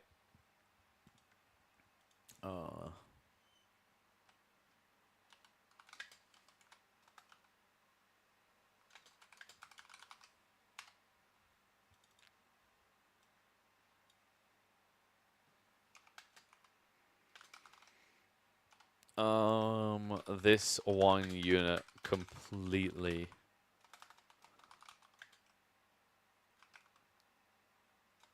ruins.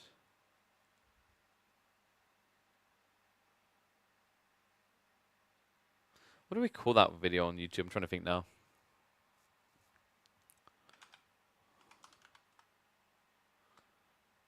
This one unit is impossible for them to counter. Yes, I like that.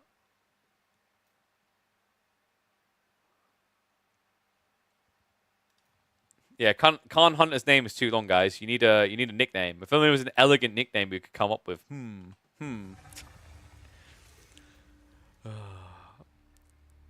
It's Frisian. Okay. Oof. Frisian. So, yeah. I think we might be going to a game 7. It's Roos versus Zhone. What do you do as Zhone here? I guess you just 2TC, right? I feel like you have to 2TC. Maybe trade? And then you Mirror Knights. I think that's what you could do here as Zhone. But I feel like this is the best course of action for Voldemar, right? Because like it's still hard. He's basically going to have to pick Juji on Gorge. I don't think you can pick English there. If you pick English, Kiljadi just wins with Delhi, right? Or even Byzantines can do really well. Like, legit, Voldemar, that English pick is cursed. You can't touch it. It's forbidden now, right? And Kiljadi knew you weren't going to pick English on Frisian because that's just wild, right? That's a Dragavan move right there. No one else does that.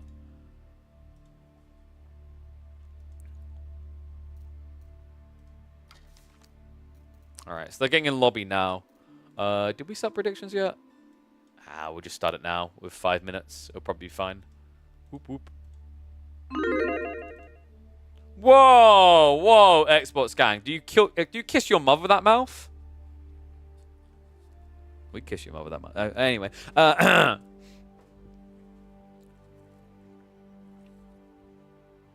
Well, I'm glad the people are enjoying watching YouTube.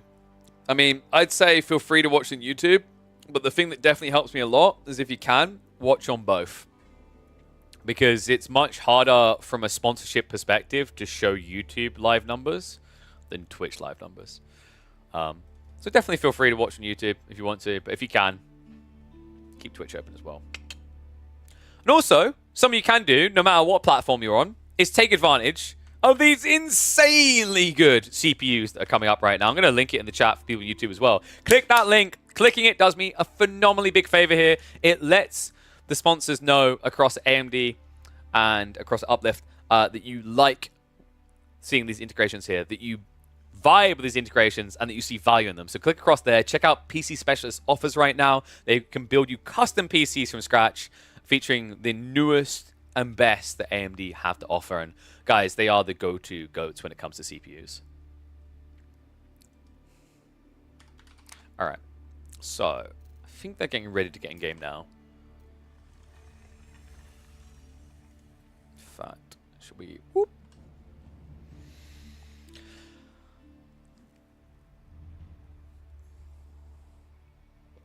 Oh, man. Dude, the more I do these type of like games and cast these games, the less I want to go back to casting pub games, not gonna lie. It's so much nicer when you have the draft dynamics. It creates a new narrative. On top of that, it's just also the stakes, right? There's something to play for.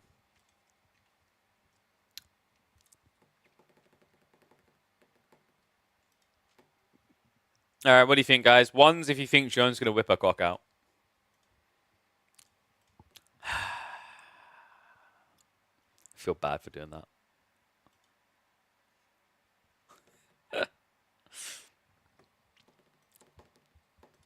Dude, I think it is. I think it's a legit cock game. You inflate your eco, right?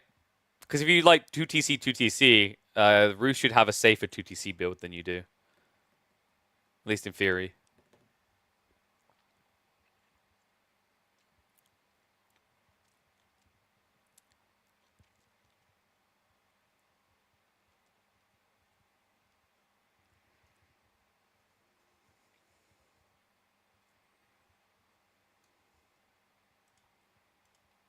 Alright, there we go. Sorry, I was just catching up on some influencer stuff.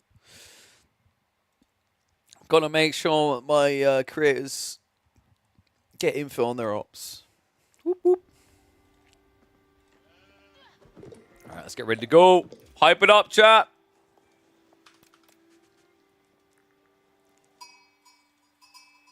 Right, dude, my instinct was to check Northside, Jesus.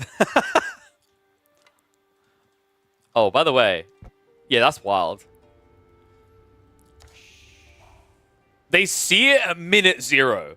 Oh my god. OP, Nerve, Zone French about to be #1 in the game. Could they be #1 this series? Could they make it a final game 6 here to get Killjadi the win? He is leading right now on 3-2 in this €100 show match between Killjadi and Voldemar. And we head into Frisian Marshes.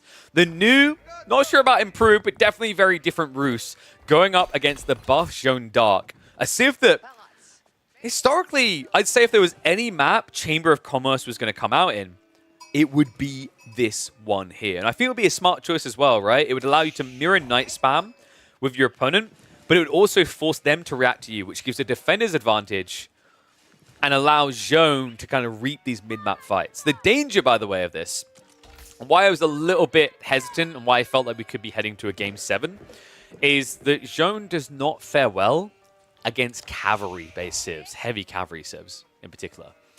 Roos have that in oodles and bundles. It's a problem. And I think that's the thing I'm going to be keeping an eye out for here, is if Voldemar starts to pull away even slightly with the Night Mass, he will be favored. It's similar to the French Zone matchup, where if the French player gets 1 or 2 Knights advantage, he can just run you down. Golden Gate? Oh god. Dude, why would you do Golden Gate? Kremlin's just OP now.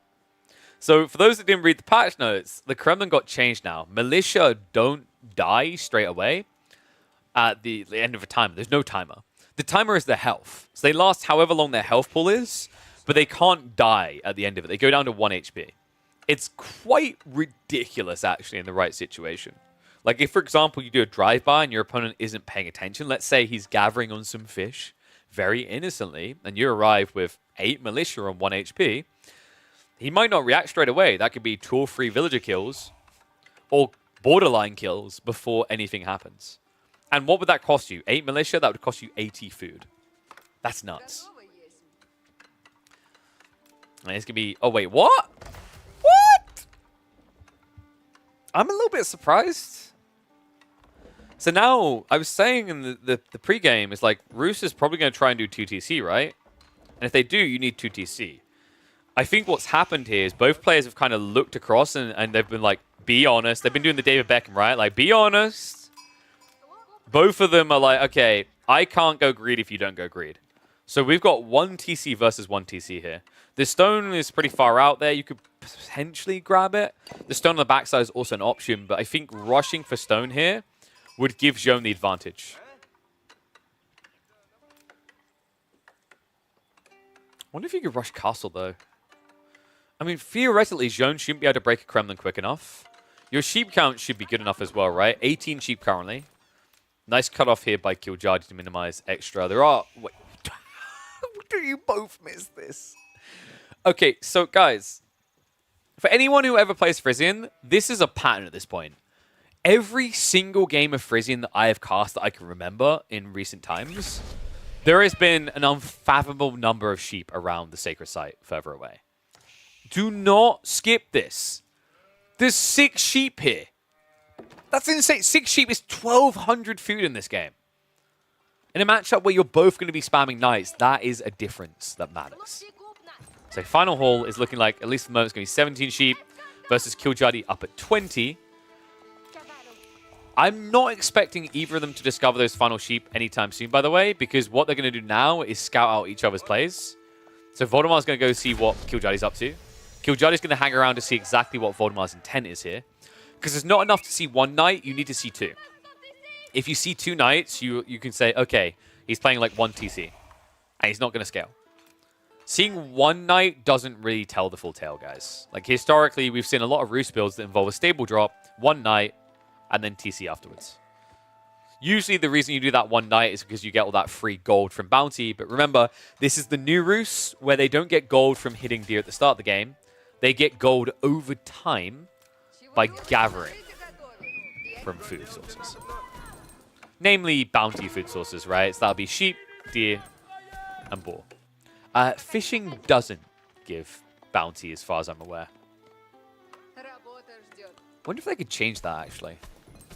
I mean, a fish is an animal. That's all I'm going to say on that one. You know? Technically, they should count. But I'm pretty sure they don't. We actually have melee zone. That's very surprising. Usually you go range zone. The reason why you go range zone is because you can snipe down injured knights. You can't really snipe down injured knights with melee zone. Over a long period of time, you could argue that you'll kill them anyway with the extra cleave damage, but the whole idea is in the early phases of the game, a 2 or 3 knight advantage is enough to kind of just win at the highest level, right? At least if it stays on 1 TC, 1 TC. So by going range zone, you can more easily get that advantage and then scale it more efficiently with the zone and French because you have chivalry on top of it. So yeah, a little bit surprising overall. And it's also just an XP secure. Like if you don't have the melee, if you have the melee form instead of the range form, when these injured knights run away on 20 HP, sure they might be out the fight permanently now, but you're not getting the XP reward for it. Step though, Killjadi will be heading over to the ball. Voldemar's going castle, guys. He's revealed the plan. 2 knights, walls up. This is a castle age rush for the Roost. Don't expect the same out of Killjadi, though. He's probably going to scale up closer to 20 knights before thinking about a tech up. At which stage you can actually benefit quite a bit, right? Because if you scale up to 15 to 20 knights, Royal Institute is very valuable for the Zhone faction. Because you can get your hands on Cantled Saddles, which is an insane damage buff, and eventually Royal Bloodlines as well. I don't know, man. I'm starting to think Killjadi's choice ended up being right. There's not really any targets for you to snipe with a range zone, and by going melee zone now, you have decent scalability for the castle fight. Sucks a little bit if you go into Imp, but it was always going to suck because you'll be up against better siege from the Roost, right? But this gives you kind of a power spike. So I think Killjadi has a timing attack in mind about 14 minutes into the game. And that's where melee zone will be more complementary to that idea than range form. Meanwhile, Voldemort trying to get out of dodge quickly here. Tech up is about to be triggered in a sec. It's so funny just hearing all the gold drop-offs like that. Just Voldemort, please. Oh, that was brilliant. High trade house now coming in. Get your numbers in, folks. What do you think? When you have knight advantage, how do you use it right to win the game? Against Zhone, you kill Zhone. You just target Zhone straight away. Like, you basically can split a few knights off and you go straight for Zhone every time. Every single time. That's why Zhone loses the French matchup about, like, 80% of the time. Because French gradually scale more villages, but then also, like, you know, as a result, they end up getting more knights. And those bigger knight counts allow them to just equal out you in the fight, but then have 1 or 2 killing Zhone. Without Zhone Dark, knight advantage is more about maintaining the map and idling your opponent. Because knights on their own aren't going to dive. So you want to be able to, like, starve your opponent out. You idle them. Like, it's that whole logic you've heard from pros before where your knight getting a villager kill is less valuable than staying alive for 3 minutes and idling 8 villagers every minute, right? So it's more micro-intensive. But, like, if you're talking about how you win, is something as a follow-up. Knight advantage is a tactic. It's not an overarching strategy. Unless you're scaling to, like, 30 of them, right? And have real bloodlines down the line. Tech up complete. 67 trees in range, so it's going to be pretty damn good here. Militia are going to be pulled. And Killjadi now on the hunt. Any kills are big here. Remember, this is 1 TC versus 1. The body blocks! Killjadi, what a micro there! Pulls one off, pinches them in, and that's going to be 8 workers down. Oh my god. All right, make it 6, but that's still a huge lead here for Killjadi. even able to hang around to try and deal with those militia now, is going to be sandwiched after the fact. A heavy loss of Knights here. What's Killjadi going to do with this as a follow-up, though? It looks like we did get a strike on the front side. Knights got blocked there. Voldemar now switching over into the Horse Archers. The question now is, has Killjadi done enough for what he lost? Because although Voldemar took a heavy hit there, he now has the ability to spam Horse Archers. And Killjadi isn't reacting with Archers. He's looking for Castle himself.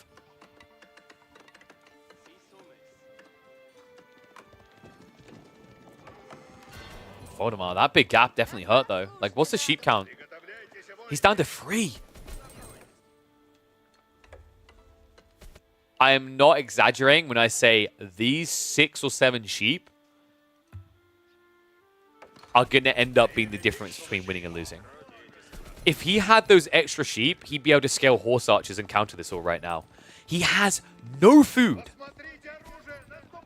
Gold, wood, that's fine, but that's not how you win this game now.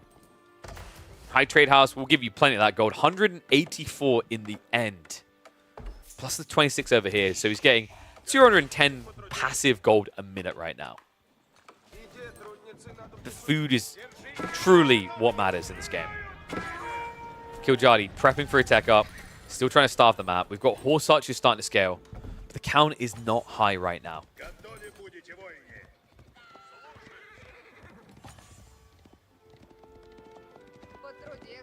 Oh, damn. We got someone get the number perfectly right. Big bog. Congrats. That really happens. We're all more mathematicians than mathematicians around these parts. Hunt cam going up. I mean, he needs this. If Voldemar can't get this food, he's dead. Guildhall is now coming. Smart choice. Killjadi doesn't have the night scaling, and this game has the potential to go very long now. It can turn into a more grindy affair than immediately done. Oh, 186. Okay, pretty close.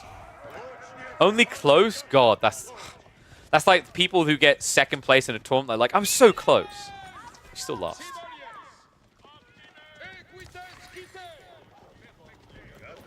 Crossbow switch coming as well.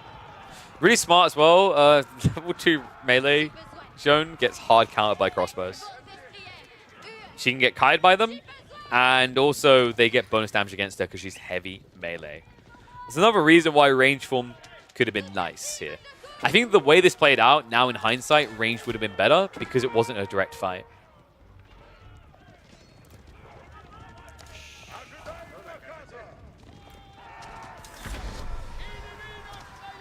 Attack out complete. We'll see if Killjadi chooses to mirror with crossbows now. It's not the worst idea against Horse Archers, right? With the arbitrary APVs, you get the extra range, the extra armor. Can be a reasonable trade. Horseman seems a bit more obvious for Killjadi. Like, pretty much everything your opponent's doing right now gets countered by Horseman. He doesn't really have the food to even think about bulking spears either.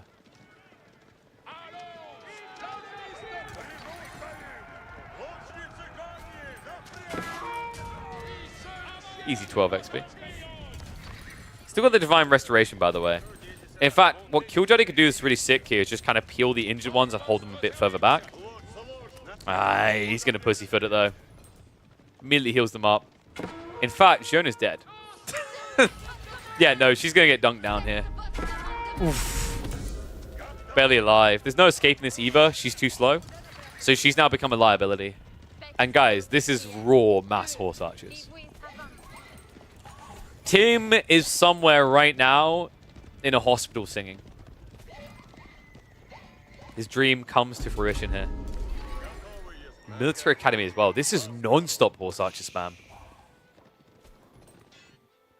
I mean, it does optimize your food a little bit, right? Like, it's only 80 food, but you still have limitations here.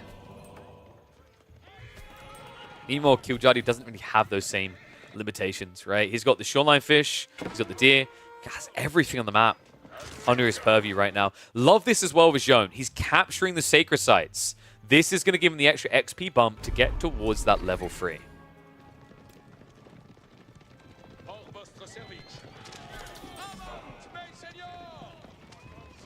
Keep in mind his Vet Royal Knights are a lot more tanky now. 230 HP, 6 ranged armor. Oh, Voldemar, a little bit of neglect there. Will cost him dearly. We are starting to reach the point where Horse Archers can almost one hit into these Knights, though. That's going to be important. Warlord's going to be triggered, but that is going to be a free kill afterwards. Kiljadi will charge in. Expensive denial as well. Remember, these guys are not cheap. 200 gold, 40 food each. Luckily, gold is the one thing Voldemort can definitely afford there. Second Sacred Site now being locked in as well. I don't know, guys. This is looking pretty good for Kiljadi right now. Voldemar's doing a great job of surviving. He just doesn't have the next step, right? Because the next berries are closer to the enemy base. The shoreline fish are pretty far out. He needs to get some pretty fat walls up here to feel safe about the next phase of the game. Interesting that we've got focus on Saint's Blessing here. You don't often see that. It's also a little bit cumbersome when you've got an entire ranged army. Feels a lot better when you've got melee units, right? Because then you have kind of this pseudo front line.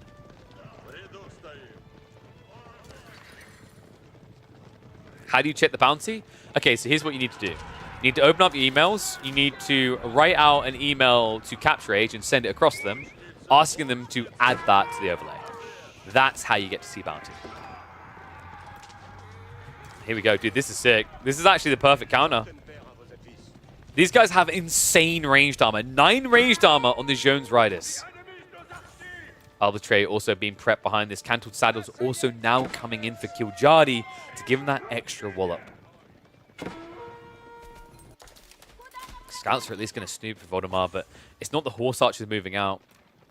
He's in a delicate position here, right? Like, if he splits his Horse Archers into 2 groups and gets caught by the Knights, over a long distance, they'll just chase him down and kill because you won't have that kite and kill potential.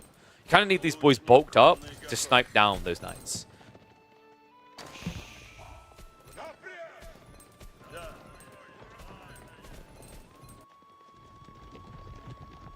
So to the point around why Kiljadi didn't go for Chamber of Commerce, if he didn't go for School of Cavalry, he'd be behind on Knight count, and Voldemar could have just played long feudal spamming Knights. That's why he didn't do it. Is this map on ladder? No, but it really should be. Adney's creations are sick. It's baffling that they have never been added to the game properly. Like, every attempt to replicate Frisian Marshes has looked like trash comparatively to Frisian Marshes.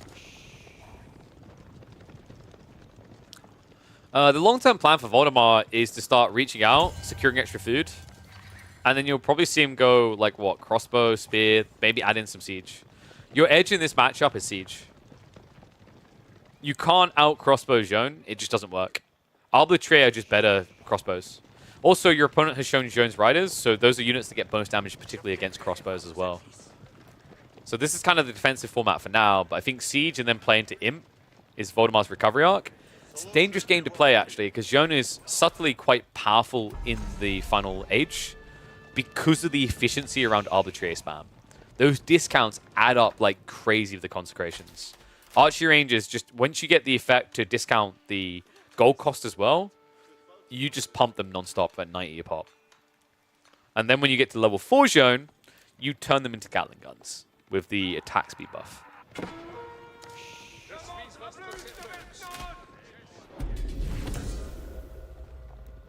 Nice decap over here. Voldemar buying some critical time. Knights is a... I don't know if I want to say questionable, but definitely curious choice here. Not what I would have expected. And speaking of Knights... Hold up. We might have a problem. What? No freaking way. Kiljadi didn't see the opportunity there. Didn't have the vision. Game sense a little bit off. Was not expecting a player out onto the deer.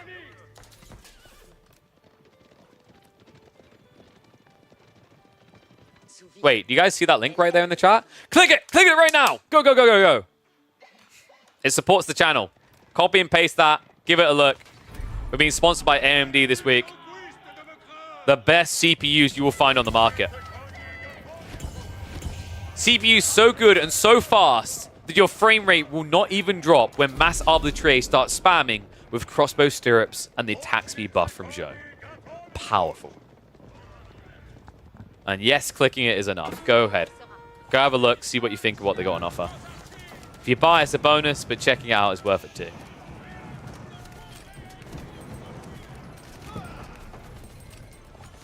Crossbow defense will be able to hold this back. Notice that Kiljadi is gradually shifting to Horseman, which is such a smart read. Pop efficiency-wise, worse, right? But counter-wise, look at what Voldemar's built. Horseman's perfect. Allows you to gap close horse archers quicker, get bonus damage against them. Same with the crossbows, and crossbows don't count you. This is really crafty by Kiljadi. I hope he continues to scale into it. While knights are better for killing enemy villagers, the horsemen are the ones that will win you this fight. And what the what? This is a little bit late for Pro Scouts. Voldemar, there's only one pack of deer you can gain off of this, and that's not going to happen because there's a red palace drop now on the way from Kiljadi. Scouts reveal it, but there's nothing you can do about it. Imperial Age is upon him. In the meantime, the backstab's coming in. The surround! A full encirclement here. Voldemar able to break away with a few of the horse archers, but he's in trouble. Not only does he lose this fight, on top of that, he's now an entire age behind. By some miracle, he does not lose all horse archers right there, right then. He might not keep them for much longer. Crossbow upgrades now on the way. Kiljadi can just dent this game with raw arbitrary aim mass now.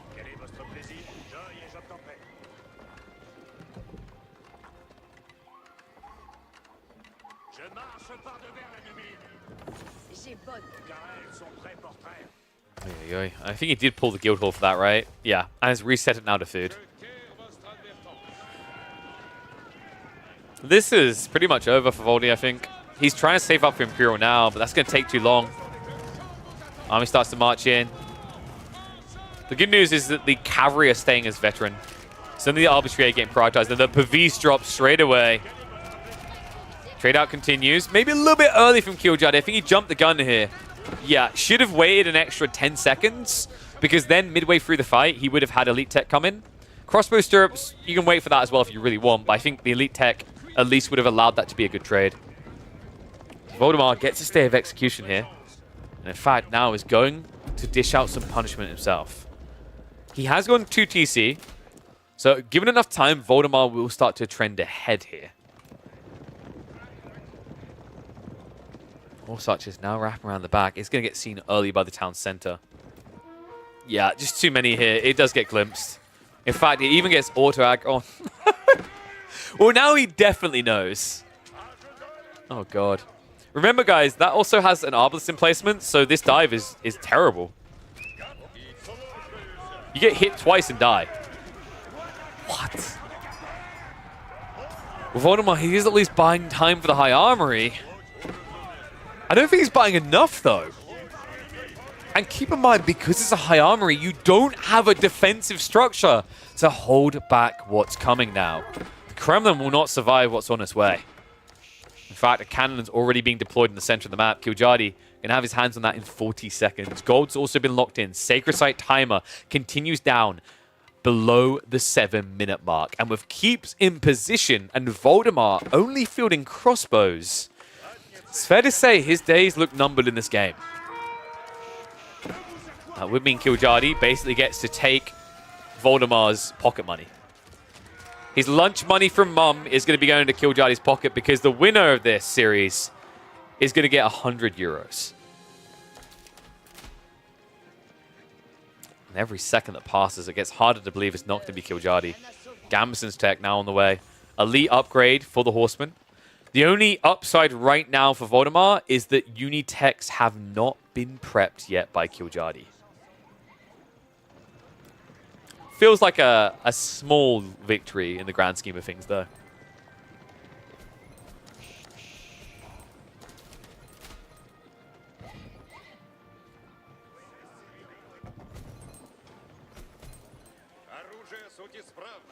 How does he do this? I'd say mangoes, but it's a lot of horsemen too. And the horsemen ain't waiting around. Cannon also moving in, could just delete these walls. And it's going to be a breakthrough, not able to get up in time. Horsemen now surging forward here. Knights as well. Level 3 Jean will soon become level 4 at this pacing. Voldemar has to bail on the area. That's critical food he needs right now. Farm transition at home is not complete. Only 17 deep so far, but now he's out of food to work with. A few villagers also getting chopped down, so any eco lead that had been built with that 2TC build has now been stripped away. Feels like every second that passes, his percentage chance in this game of recovery goes down.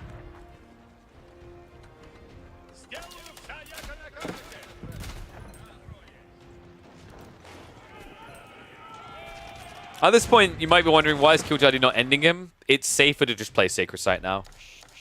Because he might have Siege, you might push into a smush that lets him get out, gives him a bit of wiggle room. If you go deep enough in the game, Roos can, in theory, fight. Right now, though, it's the zone, you just have an overwhelming power spike, right? The only reason you don't need to dive right now is the risk is until you have Unitex, there's still like a little bit, a tiny bit of a comeback op. But I think if Killjoy now just lines up the damage increase for his range units, goes for incendiary arrows, this is over. Because incendiary arrows with level 4 zone coming in soon, it breaks pretty much everything. Like it's weird. Zone right now in the early mid game kind of feels underwhelming, but in particular Arbitrary, especially with that attack speed, feels completely broken.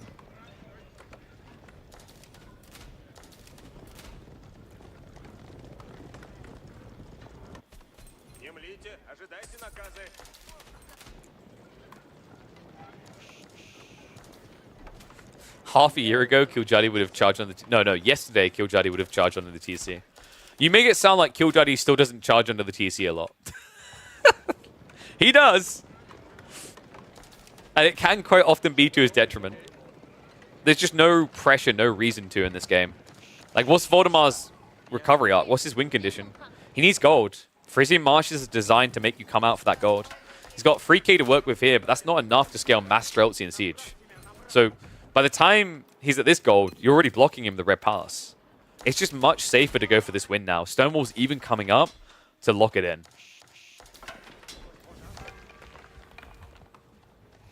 Yeah. I think I was unfair to Voldemar. There was originally talk of like starting this series 2 or 3 hours later, but I really wanted to go bouldering today. So I was like, can we start at 11 a.m. to be safe, my time? And Voldemar made the critical blunder of saying yes. If he just waited 2 extra hours, Killjoy would be in a catatonic state. He'd be due a nap. Instead, looks like Voldemar's going to be the one napping 6 feet under in this one.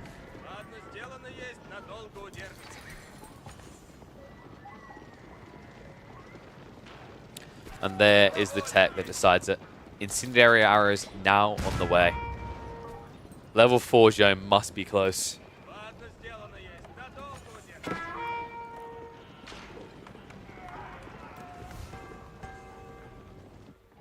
Yeah, Killjoy did sleep a lot at King of the North, actually.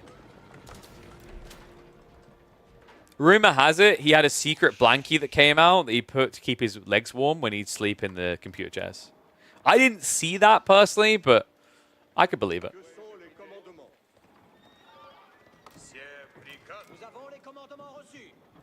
Not sure if he takes his teeth out when he goes for a nap, though. I hear that's the healthy thing you're meant to do, but you know how old people are. They always forget. And sometimes they even forget their name.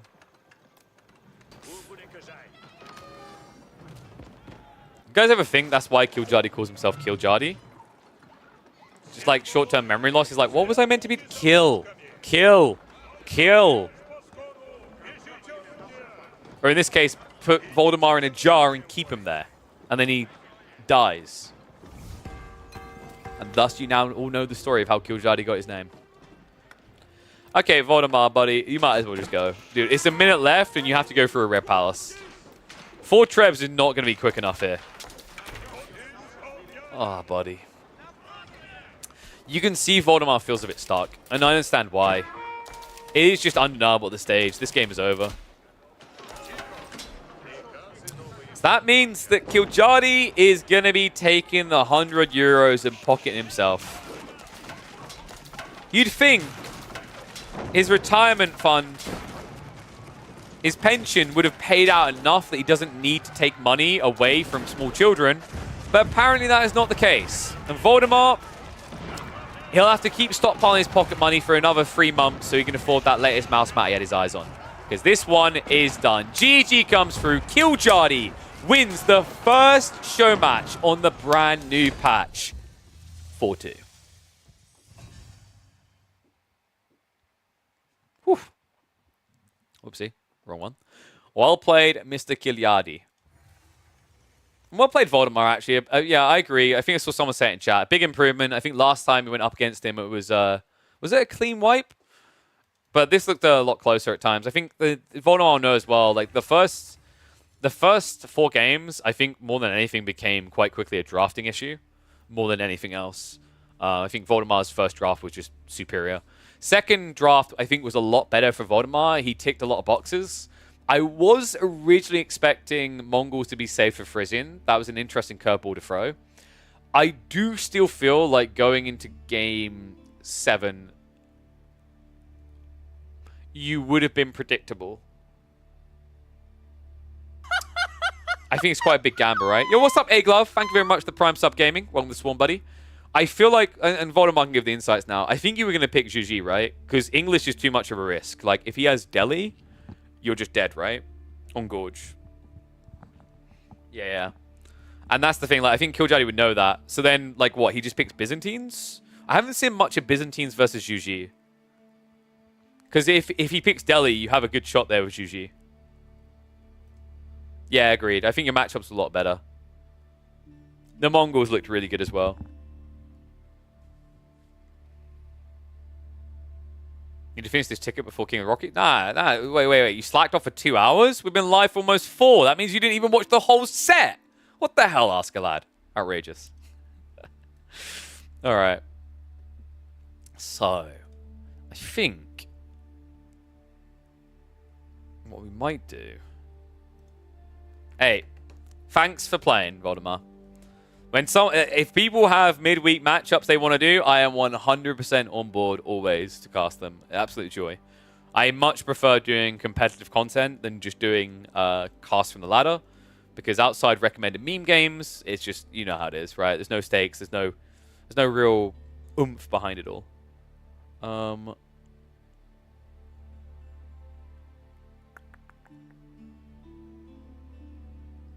right, I just confirmed. So, guys, the Dumu Louis set that needs to happen in King of Dry Arabia, I was going to check if they're going to do it today. They're not. They're going to be doing it tomorrow.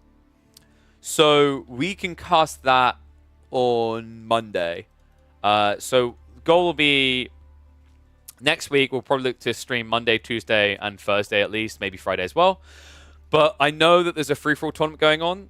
I will not have time to cast it because... I'm going to be helping out Warman with something a little bit on Saturday probably, and then I want to take some time with the fam. But the $1,000 free-for-all tournament, I would recommend catch it cast by me on Monday and Tuesday. The reason is that you're probably going to have to make a choice, as there is going to be the event that Marika is organizing on Saturday and Sunday. And then, of course, there's also King of the Rockies on Saturday and Sunday. And both of those are going to have official coverage. The free-for-all isn't. So what I'll do is I'll cast that after the fact. So if you guys did enjoy Clearman's free-for-all tournament, you should definitely be marking Monday and Tuesday in your calendar, because we'll be casting over the games there. A lot of familiar faces that you saw in Clearman's $1,000 free-for-all tournament will be playing in that one as well. I think it's called Knights of the Raven. But I think we're going to be the closest to official coverage for that. It's just it'll be after the games take place.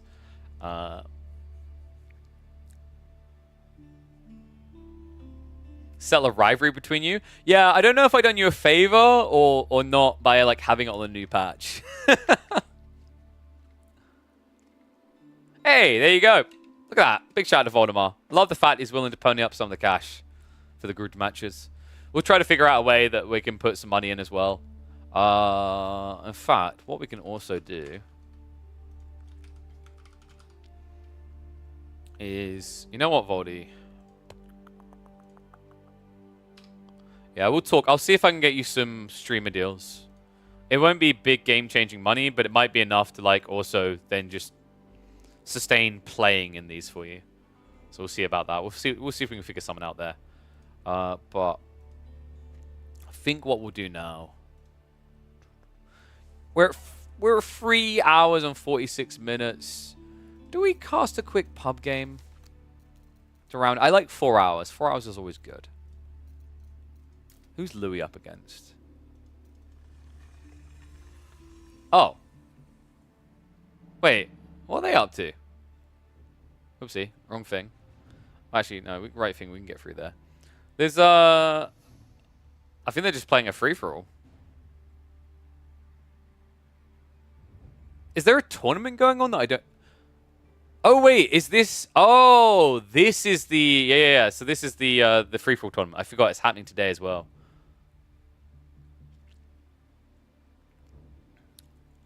Oh, we got someone asking a dono? Wait, who's that? Is that Camion? So I think I can actually give some insights on this because I think we set this up. I haven't even looked at it to see how much is going in. I think I said I was going to use the coffee link for tournament funding specifically. So I think we had one dono come in. But like in the future when we're looking at trying to set up tournaments, I really need to find some time to sketch some out. We will probably look to use this one here.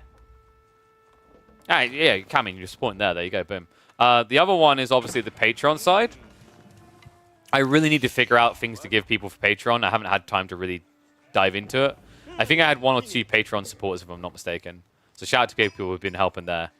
But like these are ways you can support me. Patreon, of course, doesn't really take much of a cutaway. So compared to like, you know, donoing on X or Y or using bits, obviously this gives me more money.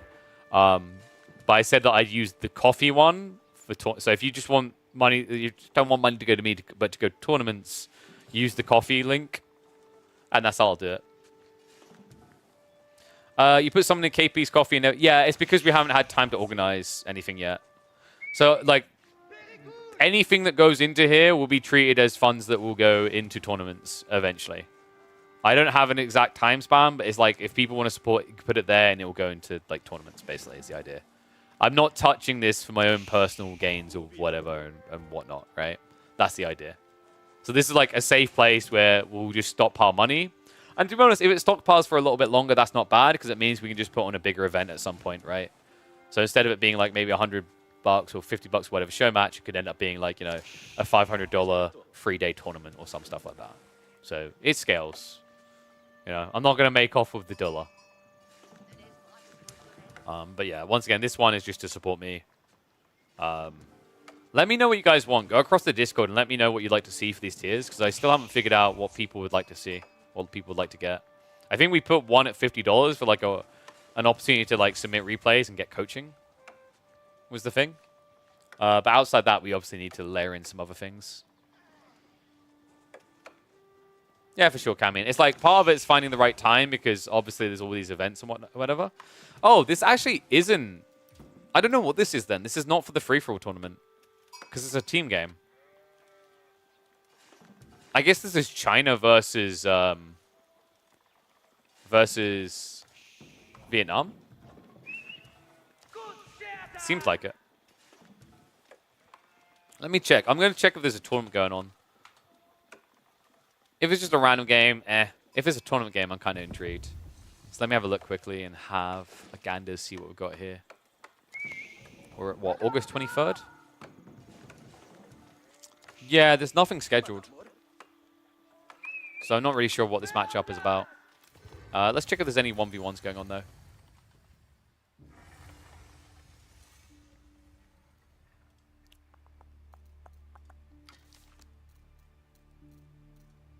Mr. Dragavan?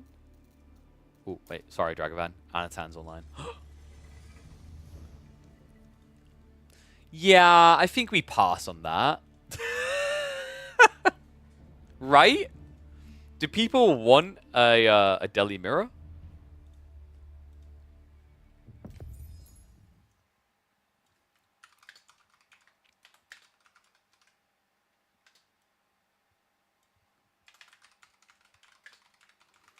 Oh god, you guys really want it, huh?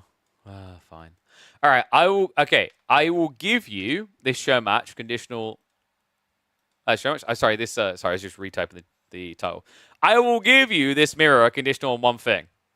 That you click that link. If you want to see this deli mirror between Anatan and Dumu, you need to click that link right now. I want no exceptions. I understand if it doesn't work in your country, but you've at least got to click it and try. Click for it now. Go check out the new AMD Ryzen 9000 series. They are a more optimized, more efficient version of the 7000 series of AMD processors. And I think a lot of people are still in the 5000 series or the 3000 series. Now is the perfect time to upgrade. So bare minimum, go check them out. PC specialists are basically building PCs with those new parts in them already. And those things pop. They've got some super sexy cases on there. The CPUs, I highly recommend Chef's Kiss. If you want to go for an AMD GPU on as well, you can, or you can choose to go for the other side of things. If you do use the AMD GPUs, by the way, you'll get your hands on 4 games for free as part of that.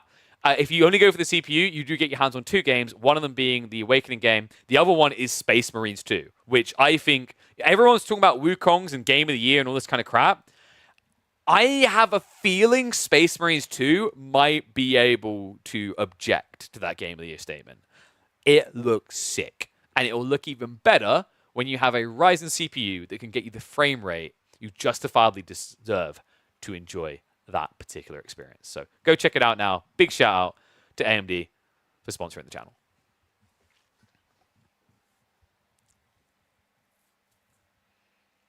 Have an AMD PC? There you go, man. Only 200 FPS, I reckon. Time to get 240.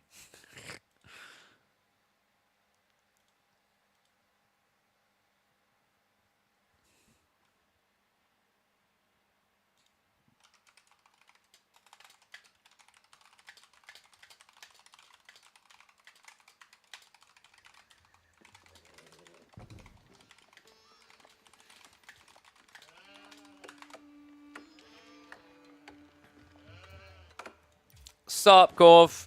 One of them was the Delhi 2TC. Oh, God. Oh, mate. Feel free to let me know which ones they are, and we'll see if we can check them out. It's probably not going to be today, because I think I've only got enough time to cast this game, because I don't know when my mate is coming to do bouldering. But if it's still on the replays on Monday, I'm sure we can check it out. I will look to cast some of the games from your tournament on Monday, Tuesday.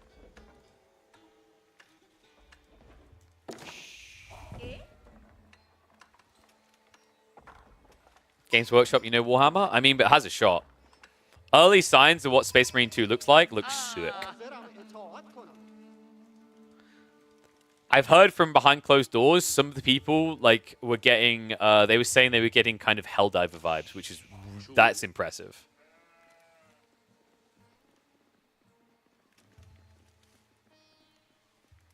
Yeah, Corv, I don't think I'll be able to cover the games being done today, because I think they start in like, what, 2 or 3 hours? And we already planned today to be like a night off for me and my partner to go and spend some time with other family members. So I won't be able to catch today's ones, unfortunately. Oh, you meant for Monday. Okay, got you. By the way, love that you're doing these tournaments. I think there are some places that are like making the tournaments that are happening known. Definitely recommend in future trying to like slot yourself into a weekend that isn't like padded full. Because I think with your tournament, there's also the Maracas tournament, and then there's also King of the Rockies. I got a feeling that everyone's going to end up sharing the viewership between them. Just thinking from like a sponsorship perspective, because then it gets you maximum viewership as well. Same with everyone else involved. So what I always say is like, if everyone shares what their plans are, then everyone can kind of finesse and plan ahead, right? Otherwise, when everyone keeps it secret and reveals last second, everyone's kind of all on the same spot. Don't think it was malicious or anything. I just think that's awkwardly the way it ended up, right? Well, Corv, I appreciate you might like not care about viewership, but what I'm saying is if people want more money in the scene, which I think they do, then higher viewership is how that works, right? Like, if you have a speculative, I mean, I could run you through the whole process because I literally do this stuff for a living. But it's like if someone has a speculative proposal, and it expects a certain number of viewership, but then that gets leg swept because someone else has another tournament on. it's like you probably can't get them in next time. Well, cool. If you have your deals, like, we can talk about this behind closed doors. If you've got, like, plans of when you're going to do it, that's what I'm saying. It's fine to have these, but definitely what my recommendation is, communicate that with all the key players, so then you don't have to, like, worry about clashing with them, right? Because it's not just the viewership numbers, it's that you might end up in a situation where someone else snatches players you really hoped you were going to have playing, so you don't get the tournament you want. But yeah. Once again, though, props for bringing $1,000 together for another free-for-all tournament. Looks like it's fairly similar to the Clearman one, which is really hype. But let's get into the cast. Of course, Corvin has got to be in the chat for this. We've got a Delhi showdown. Liquid's Dumu going up against My Insanity's Anatan on Gorge. And we already have a huge difference here between these two. Dome of the Faith versus Tower of Victory. Starting to look like Dumu's playing an old-school Delhi build. And Anatan might be fetishizing into the elephants. Because, folks, elephants got a big-ass buff. I think we might be seeing a lot more elephant play in Age of Empires 4 in the coming weeks and months, due to the fact that the melee attack now for elephants is splash damage. That's right, it's like a Lance decked, only with 4 times the health. Let's see how this one plays out. What's the ranking of these two on the ladder right now? I know that Dumu was away at the Esports World Cup, so didn't have as many hours to put into the ladder. But Dumu, he's in 7th right now. Oh, dude, this is a grudge. There's 5 ELO rating between them. Anatan is at 2073 ELO in 6th place. And Dumu is nibbling just behind him. 5 ELO lower in 7th with 2068 ELO. Anatan has 20 more games overall, but also has a better win rate. Not surprised by that. I mean, anyone hearing that that's shocked has clearly been clocked out of AoE 4 for a few months. Anatan Rising is a statement I keep using, and it's so true with this guy.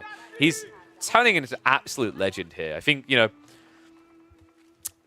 I don't know if Zertan will like me saying it. I don't think you'll mind it, though. I think a lot of people talk about Zertan as like a top 10 contender regularly. I think now, of the active roster members of AoE 4, Anatan is My Insanity's top. I would say even if Mr. came back, Anno might actually be able to take him quite consistently now. In fact, I think he will be able to, considering Mr. of course will be a little bit rusty. So Spearman opening coming in, that's going to wall off. That makes a lot of sense, right? You want to try to lock in these sacred sites efficiently, especially when you've got this Scholar build. By going Dome of Faith, you realistically should be the one playing for mass sacred sites at an early phase. Reaction is going to be archery range stables. Yeah, a little bit surprised when the stables came out. I don't think Dumu scouted that it was a Spearman opening straight away. In fact, still doesn't fully know. So he's pretty much just playing the standard meta, which is Ghazi into archers. That makes up about 80% of Delhi comps right now. It's just a very strong, powerful comp, right? Like, Ghazi Raiders are great for hitting the flanks. And in long feudal fights, archers win out in mass. Even more so when you buff up their attack speed with the Tower of Victory. He might even wall all the way around, which would be kind of sick here.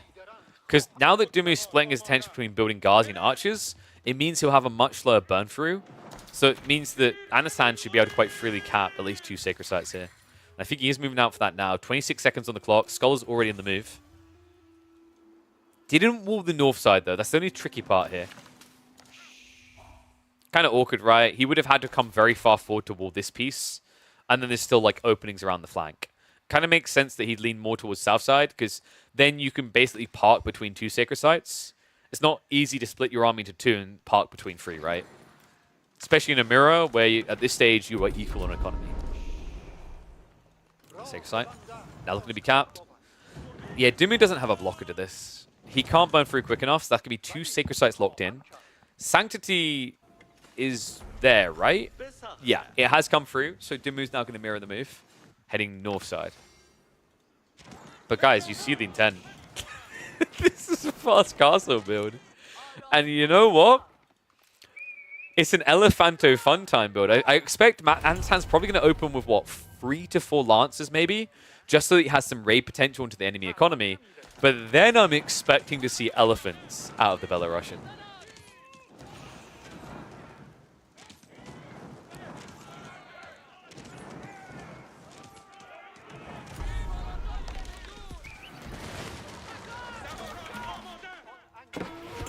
What do you think, guys? One's if you think Dumu's going to take this. Two's if Anatan. I've got a feeling there's going to be so much elephant bias in the chat. I mean, everyone's saying it's OP. I've yet to see it in action. So this is going to be my first experience with it. And it's going to be what? Probably, I think you're just going to go House of Learning here. House of Learning seems to be on the rise. Maybe it's a bit different in this matchup because then you don't have the scalability of multi-TC with keeps. But what it would give you is a very aggressive timing, and you do have the Dome of Faith to enable it more. And there you go. House of Learning on the way. Meanwhile, blocker on the cap here. Oh, that's sick. 125 resources a minute being deprived from Dumu here. Meanwhile, Decap is going to come on the east side and the center. Looks like there's going to be a capture there for Dumu at least. He needs to move in ASAP here. Outposts are already being built and fortified as well. That's intriguing. So did he... I think he bought the stone with the gold to get this fortified. Wow. I don't think I've seen a player do that before so early, but that is actually a pretty effective idea when you think about it. Definitely feels worth it, right? Because gold is how you win or lose this game. You need to bulk up there. This is definitely going to enable exactly that. It's going to allow him to get into those knights, allow him to potentially get into those elephants. Elephants, correct me if I'm wrong, chat, they received a movement speed buff as well, right? Am I remembering that correctly, that they move a little bit quicker now, like 10% quicker?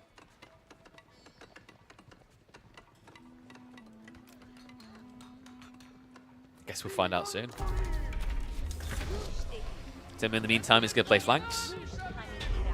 House of Learning Tech. There it is. Yeah, and it's the first one he goes for. Mahout's on the way. Let's go. Only 2.5 minutes to get that. I think they've done a really good job of House of Learning now, actually. It used to be it only made sense for playing Lancers. Even Men-at-Arms felt weird to try and transition into at the right time. But now it's good for Lancers / Men-at-Arms, Elephants, or range play. That was actually smart thinking. And also, you know, it's kind of focusing around the castle, trying to draw attention away from the feudal where Delhi have prominently been played. In conjunction with the slight nerfs to Ghazi, I think that's going to have the intended effect. I'm just worried maybe the castle choice will now be too good. Because I still think that Delhi are really good in feudal, and they can punish people for trying to play the age. But now, because you get paranoid about being punished by Delhi, and you play a bit more defensive, I think it's going to offer up more opportunities for these greedy tech plays going unpunished.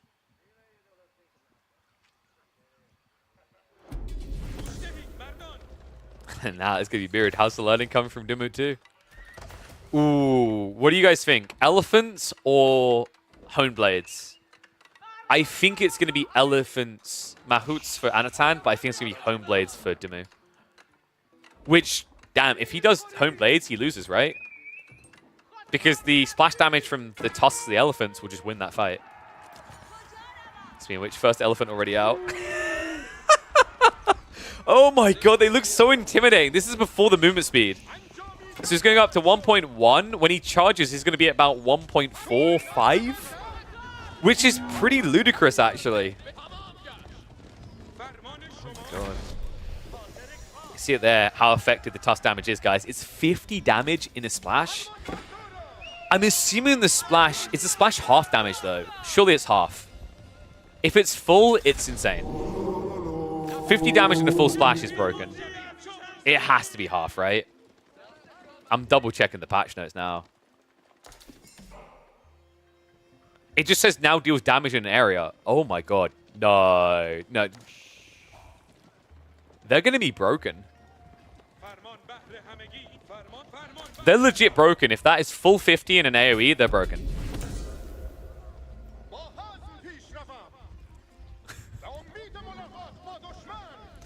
Even though their attack speed is bad, what you have to realize is there's stutter stepping to be had in fights with melee, right? So you just kind of move forward, shun, move forward, shun. Think about the impact of that as well. If you sneak one of these, I don't know, sneak sounds really weird with an elephant, but if you sneak one of these into the enemy wood line, you can just wipe all the villagers straight away. So charge comes in. That looks like it's 25 secondary, maybe.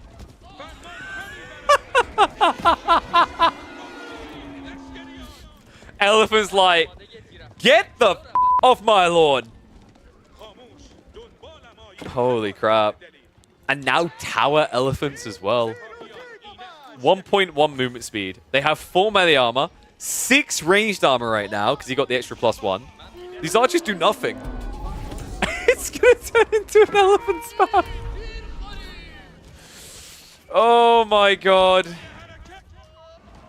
I didn't have this on the bingo card. It is just going to be raw elephant spam on both sides, isn't it? And it's going to be a scholar race. That's cool, actually. That favors Anatan because he has Dome of Faith. He also is going to have the majority of relics. But remember, this is Tower Victory. So like, if this turns into scholar mass elephants, it's more cost-efficient for Anatan. Initial trades definitely matter, though. And this one's looking good for him right now. What was he thinking? Dumu brought 1 elephant to a double party. Mate, this is like when you decide you want to go out for a meal with your friend who's in a couple, and then you feel like the third wheel. It's a GG play. Damn, tower elephants as well is pretty cool, though. And yeah, you're playing Delhi now. Congrats. I mean, correct me if I'm wrong. Was this not what people wanted? I recall some blah blah crap about elephants never getting built. The devs are merely giving the community what they asked for in the most broken way possible. Wait, please don't. No, please don't attack the full HP elephant. Please don't attack the full HP elephant! Oh my god! I really want to emphasize to people, it's not even the elephant that's broken in that engagement. It's the spearman on top. The spearman does 65 damage every 2 seconds. The elephant does 50 damage every 3. We've got a switch coming. Makes sense. He's going to crossbows. Remember, these are heavy infantry, heavy cavalry rather, so they take bonus damage from crossbows. They are going to have a problem with these guys, though. This is where you could still end up losing if you're Dumu, because building mass crossbows and tower elephants already coming, if Anatan just pulls back and kites with tower elephants, it's a win, right? I guess the edge he can get is here, though. Pakes will give him 5.5 tower range, whereas tower elephants are lower at 5. And admittedly, Mahout doesn't help them as much as it helps war elephants. So yeah, if Dumu kites it perfectly, crossbows can save him.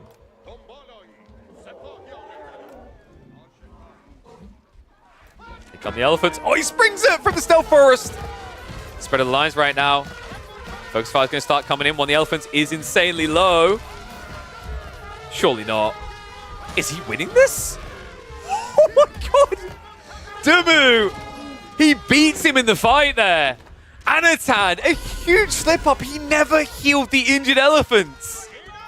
So Dumu's freshies come in for the win. Wow. Dude, golf claps all around. Is it Mahaut? Is that how you pronounce it? Well, I'm going to just say right now, Anatan looks like he's Maha out of this game. That fight is huge. Raid's going to come in from the elephant, great, but the reality of the situation now is that Anatan could just get floored by mass war elephants. Especially when he does this. You can't frontline with the tower elephants! Oh no!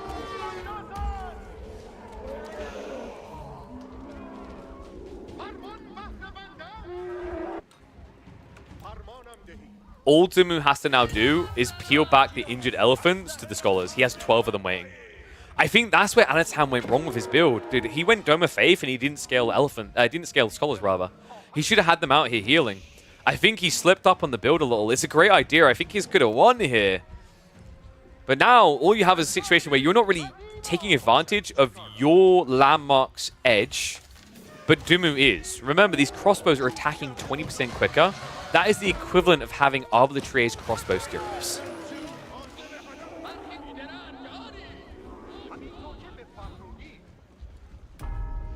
So, Mahaut. Mahout. Moot. There we go. Was that French enough? Okay, sorry, I actually didn't mean to make solid French people monkeys. Jesus Christ. Oh, no, don't clip that out of context. All right, we have 8 war elephants versus 3. I think this might be over, folks. It's a mirror. You're 30 pop behind. And I don't like the tower elephants now. If you had an edge on war elephant count, it kind of makes sense, but not here. You can frontline them with them, but the problem is in the retreat. These war elephants, look at the speed. 1.44 allows such a quick gap close. Gonna shove them away. That's gonna open the playing field. Nicely optimized by Dimmu as well. He just has numerical advantage on both sides of the fight here. War elephants are surrounded and Anand forced to retreat. Scholar count now up to 15. It's time to kiss some boo-boos better.